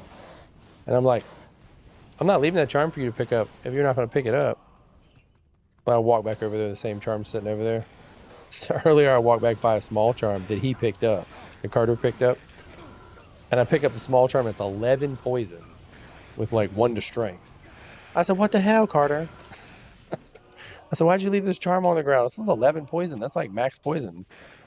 He's like, I don't know what's good. I'm like, 11 is good. Don't leave them on the ground. Oatmeal is tasty. Wheat oatmeal's. You're like, it's not only 11 is good, but it's got a second modifier, bro. Yeah. Like, that's like the second mod on it. It's not bad. I can tell you that. It ain't bad. Well, I mean, it's really easy to just take that bottom row. +2 to strength is the highest that goes on. Yeah, I think it is. One. So that was one off perfect. Yeah. Without realizing it. But I want them to get the drops. I mean, I'm sure Daniel does the same thing. Just anyway. Chansey's drops. You're not like, oh my god, I got to pick it up and identify it. I mean, you already know it's Chansey's. That stuff out till later either. It doesn't really matter till later, anyways. So I understand. 9 times out of 10, I literally just stand there and watch the items fall, and I'm like, let's see who picks it up. Let's see who picks it up. No, I'm gonna pick it up then, because I want the opportunity to actually have it if it's something good. I mean, I do like to pick them up and identify them though. I'll be like, I'll pick it up, identify it, and drop back on the ground. Yeah. There you go. I only get PO'd if I like carry it somewhere and then somebody just sells it. And I walk over to like buy some potions and I'm like, okay. Brought that through its life to be sold. Something that's actually worth. Oh, somebody pissed me off one time. We did like a swap game. This was one of my like earliest swap games. And they just they just picked up the items and started selling them to the NPC. It was like normal difficulty too. They were getting like nothing for them. Like Act 1 5K. normal, 5K a pop. Who didn't open all these chests in Mephisto's thing? Dang, there's a lot of chests in here. Yeah, there's chests everywhere in here. It's one of the best things about this zone. Like every single chest is not opened in actual Mephisto's, chamber. Yeah, people are stupid. And 2 minions. I mean, minions will also, drop that, just like that armor rack that's to the left of Mephisto. It literally drops Tal's armor, and people still don't click on it. Like, all you gotta do is click on it. Like, it's not that hard. Yeah, it's walking through a casino, and the machine already has money in it. Like, you just have to pull the handle. Yeah, just pull the lever and see if something pops out. Can't be arsed. Well, the slot machine I have at the shop, one of the actual noises that it cycles through, like different songs, is the sound of a coin dropping in the machine. So that as you walk by it, you'll hear what sounds like a coin that was jammed running through the machine. Oh, here's a champion too. Possessed Bloodlord. I've had these dudes drop like nice runes.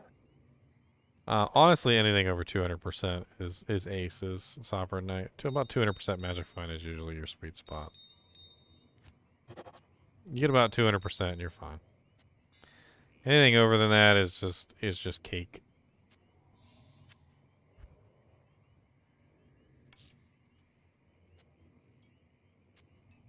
Oh, nothing good. The problem with Magic Find is that the more Magic Find you put on, invariably, the less you kill things. And so decreasing your kill speed to increase your Magic Find doesn't exactly work out very well. And then there's also pretty heavy diminishing returns as well, so it kind of like goes downhill pretty fast. Yeah, unless you're in like Nightmare or something, doing Andy runs.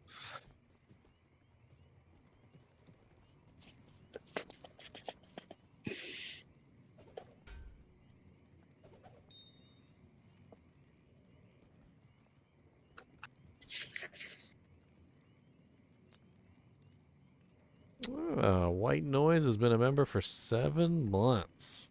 Dang, White Noise. Right here, look at my cool boots. I wonder if anybody's been a member for longer than that. I think you might be one of my oldest members, sir. What, Viper Shanks? Yeah, don't steal them. Oh, I'm thieving.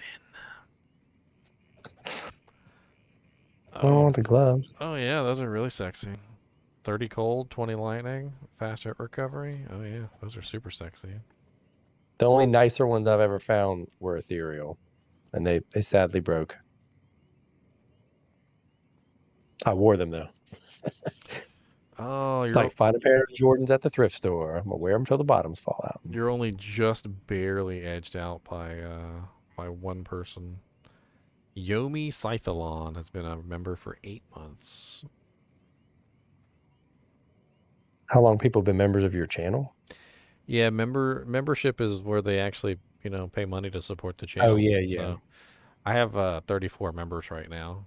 Pretty excited about that. Oh. Pretty excited. You guys See, and if Mom knew how to use YouTube, she'd be on there. Get her to sign up for my birthday. She doesn't use YouTube though. Dad does. If Dad, did you get Dad subscribed to your channel? I got him subscribed, but he's not a member or anything. Yeah, I heard you. I think you were talking yesterday, and you were like, she went over there and we're getting him subscribed to all his people that he's watching. It was freaking crazy as all get out. Like, he had all these people that he watches, and he didn't subscribe to any of them. He didn't like any of their videos. He didn't subscribe to him. It was the weirdest thing in the world. He's like, oh, yeah, that guy. I love that guy. He does this, this, this, and this, and this. And I've watched every single one of his videos. And I'm like, and you didn't subscribe or like him or nothing? Yeah, he's got one metal detector guy that he is just, like, always watching. He's like, he told me about it. I said, Dad, I don't want to watch them. I said, I want to go out and metal detect. Well, he can't. He can't go out and metal detect, so it's that's his way around it. Well, I mean, we can come over in the yard and just metal detect in his yard. The kids can dig it up, Just need to get him back outside. He wants the excitement of being able to find things. He watched that one guy on there who was went to rivers, like the rivers that people raft down, and he would go in there and find freaking cell phones that were ruined. Like I like those. Most of the stuff he found was like garbage, of course, because it had been sitting in the river forever.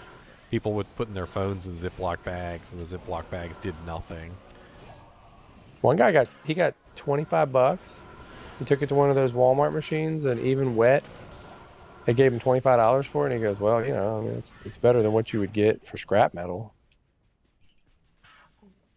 But $25. Well, if you got a whole bunch of phones, you can turn them all in. Yeah, I mean, if you found like 10 in a day, or I don't know, you probably wouldn't find that many. But you wouldn't hit the same spots over and over again. You'd like come back every year or something. Honestly, some of them probably still work, but good luck, like figuring out the password or whatever. Oh, yeah. I mean, some of them are on when they find them, but yeah, it's not like you're going to use them. Did anybody do the place in Tameo Highland? What was it, the pit? Probably, but you can check. These games get picked clean pretty quick. People hit all the highlights. Better way to go. Oh yeah, group magic finding is definitely the better way. See, I think of it kind of like each game is a new slate, and it's not always going to pay out. So I mean, if you're only in the game for a minute, even though you're hitting a high roller slot machine, $100 spin, you're still not guaranteed you're going to get something.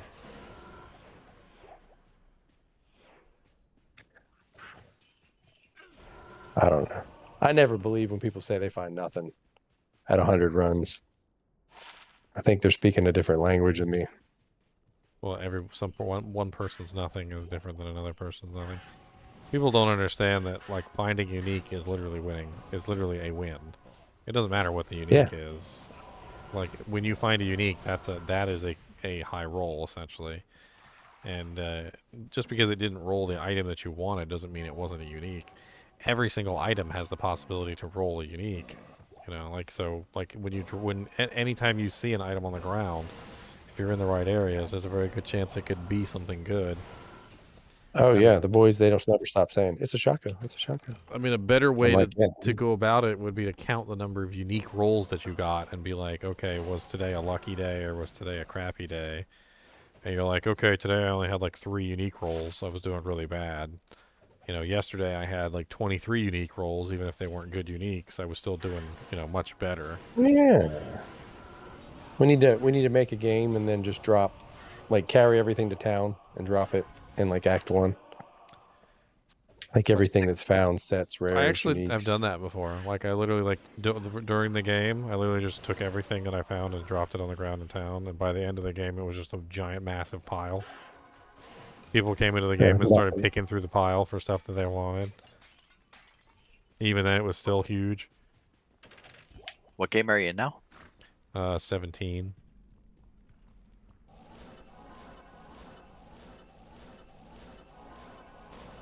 I'm pulling the handle here. Every one of these little champion packs. I finished my barb's other sword. Other sword? What other sword? Oh, your isted phase blade. Your isted fisted. 180. Ooh. It's double fisted magic fine right there. Don't be fisting people. That's rude. What about 2 gold daggers? So ists are 30%, and that's why it works that way. And so in weapons only, it's 30%. So when you put 6 ists, it comes out to higher than a isted gold dagger. And I have to use that phase blade because when you use Zerk, your offhand speed gets averaged with your main hand. So I have to use the fast one. I can't use a crystal sword. I'd still prefer an Alibaba. Is it for a Horkin barb? No, I'm a Zerker. Zerker. Oh. What do you do? You do find item though anyway when they die, right? Yeah, I still have find item. Oh, cool. Yeah, I had an upgraded Alibaba would be more fun. I had like a rondelle or something like that, the heart carver, and a gold dagger on my barb on non-ladder. So when I kill like Travincio and stuff, I just flip over and just for shits and giggles see if something falls out. But with this phase blade, I have 560 MF when I kill elites.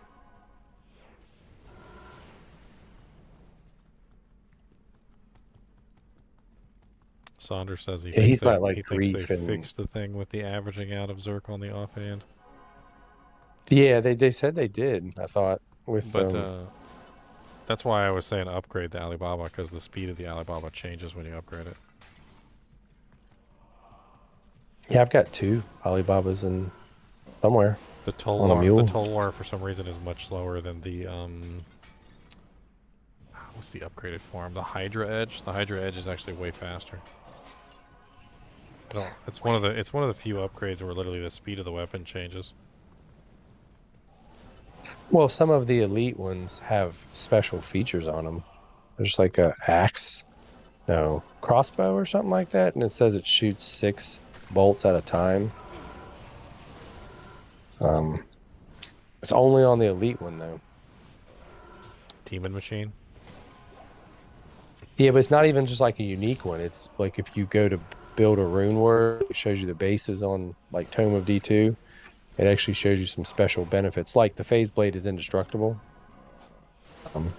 So maybe that's why the Hydra Edge has a faster attack speed. Probably. It's just one of the things. It's just one of the things I noted when I upgraded the Hydra Edge. So the Alibaba. So like when you upgrade it, it speeds up it considerably. Yeah, it goes from Tolwar to Hydra Edge. That's probably a lot faster. I believe the Tolwar is I think plus 10, and I think the Hydra Edge is negative 10. If I think. Babas are definitely better for gold, for sure. Yeah, I've put those.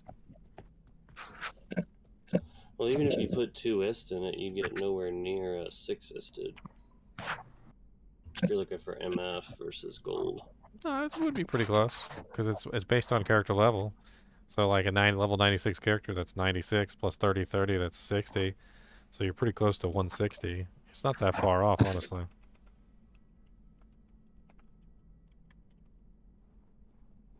Yeah, I don't know. True, yeah. I think when that's where Definitely the a cheaper diminishing option. returns comes in, right? Doesn't it start reaching like micro percentages of probability? Yeah, but it's still an increase.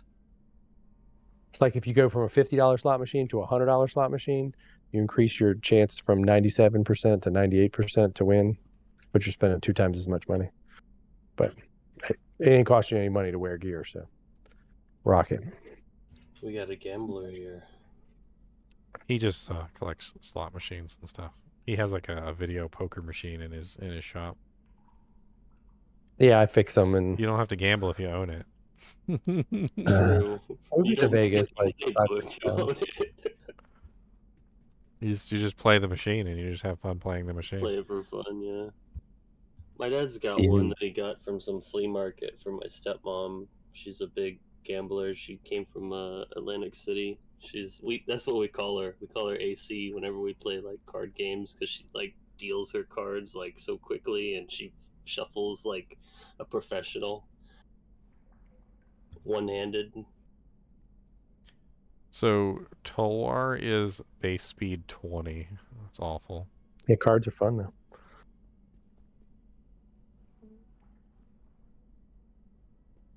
Yeah, I like cards. I'm not a huge Usually gambler, to be honest. Oh yeah, I never played like poker, like World Poker Tour or anything like any of that stuff people do. Poker. I'd rather play poker with my friends than at some place that's gonna take X amount off the pot or something like that, in my opinion. Oh yeah, we sit and play with the kids. They have fun doing it with the chips. Dude, barbecue and poker? Sign me up. With the boys? We usually play like You guys ever play the game like Triple? rummy. Sounds familiar. It's like so basically you start off the game with you play poker, and whoever has the best poker hand gets to start the game, as well as there's like this spinning board that has all these different pockets of chips. So like there's a poker chip pool, there's like 8, 9, 10, anything that has hearts, like 10, Jack, Queen, King, Ace, if you have it in hearts. Basically, so you play poker, whoever wins gets to start, and you start with the smallest black card that you have, and you will get caught if you don't start with the smallest black card, because it's very easy to catch it. So like you put a 2 of clubs down, somebody else puts a 3, somebody else puts a 4. If nobody has the 5, whoever put the 4 down gets to start with the smallest red. And then you eventually get rid of all your cards. Whoever gets rid of all their cards essentially wins. And then however many cards you have left in your hand, you pay that person X amount of chips per card left in your hand. Sounds like something I'd play in Vegas and lose a bunch of money on. I don't know. I've never seen it in Vegas, to be honest. It's more of like a...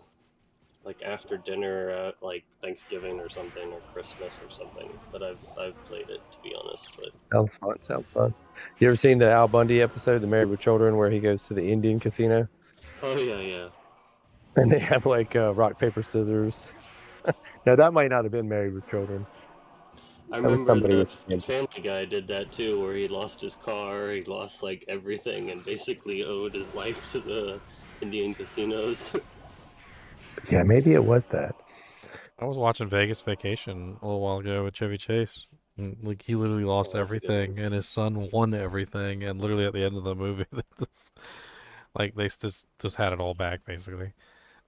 They win cars. They all win plus their 4 own cars. He's like, I don't understand. He goes, I just went up to a slot machine and I pulled the lever and I won a car. He goes, I went up to another slot machine and I pulled a lever and I won another car. And then I went up to another slot machine and I pulled a lever and I won another car. Like and he still lost. Yeah, he had no idea how to gamble, and he kept getting that. It was that bald dude kept taking his money. Yeah, he kept getting Quark. That's literally Quark, I'm pretty sure, from Star Trek Deep Space Nine. Yeah. Yeah, it is. And then He's like, he was just goading them on, goading them on.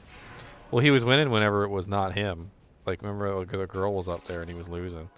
I think the guy was cheating, probably. Yeah, and messing with them.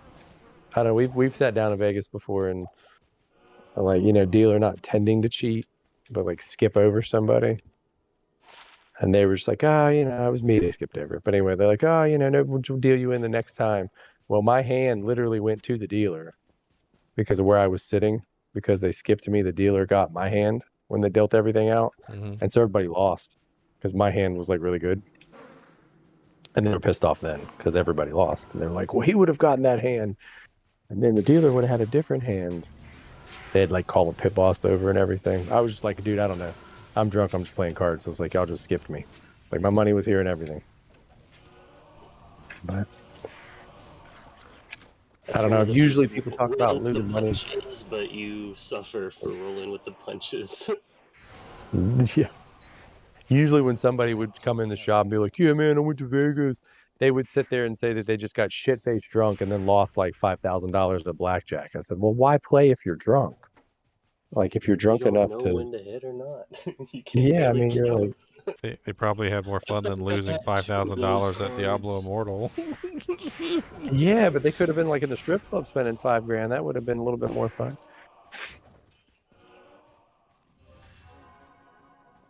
A lot more. A lot more fun. I mean, $1 million, really? People are making fun too because hold they're on. like, Hear me out. I might sound crazy. Hear me out.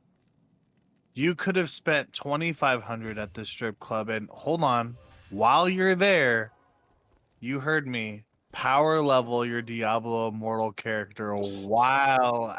yeah, you could have doubled down and split your money on Immortal and the strip club. Yeah, and then all the strippers are pissed at you for not even looking at them. You're like just on your phone. No, you make them play Diablo Immortal. Oh, nice. See, yeah. There you go. There you go. I need a 5, what is it, the 5 gem? Man, I'm never going to find it. 15% freaking 80 ornate plate sounds kind of sexy. You'd have to freaking put it in the Larzik, but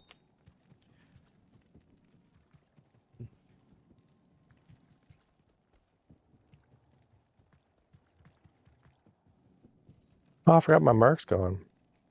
all right, guys, I'm starving. I'm gonna go get something to eat. All right, man. That's usually my excuse for getting off every now and then because I'm up here with no food. I need to get myself some snacks up here so I can continue forever. Forever. Oh, well, then I'm probably going to go to bed because I got to go to work. But anyway, it's fun playing with everybody. Yeah. All right, good night. See you guys. All right, guys and gals, it's been fun, and enjoy Stranger Things tomorrow or this morning or whenever you watch it. As always, I do appreciate you guys and gals watching my videos. Thanks for the donations. Thanks for the likes. Thanks for the subscribes. Thanks for the memberships. And keep watching.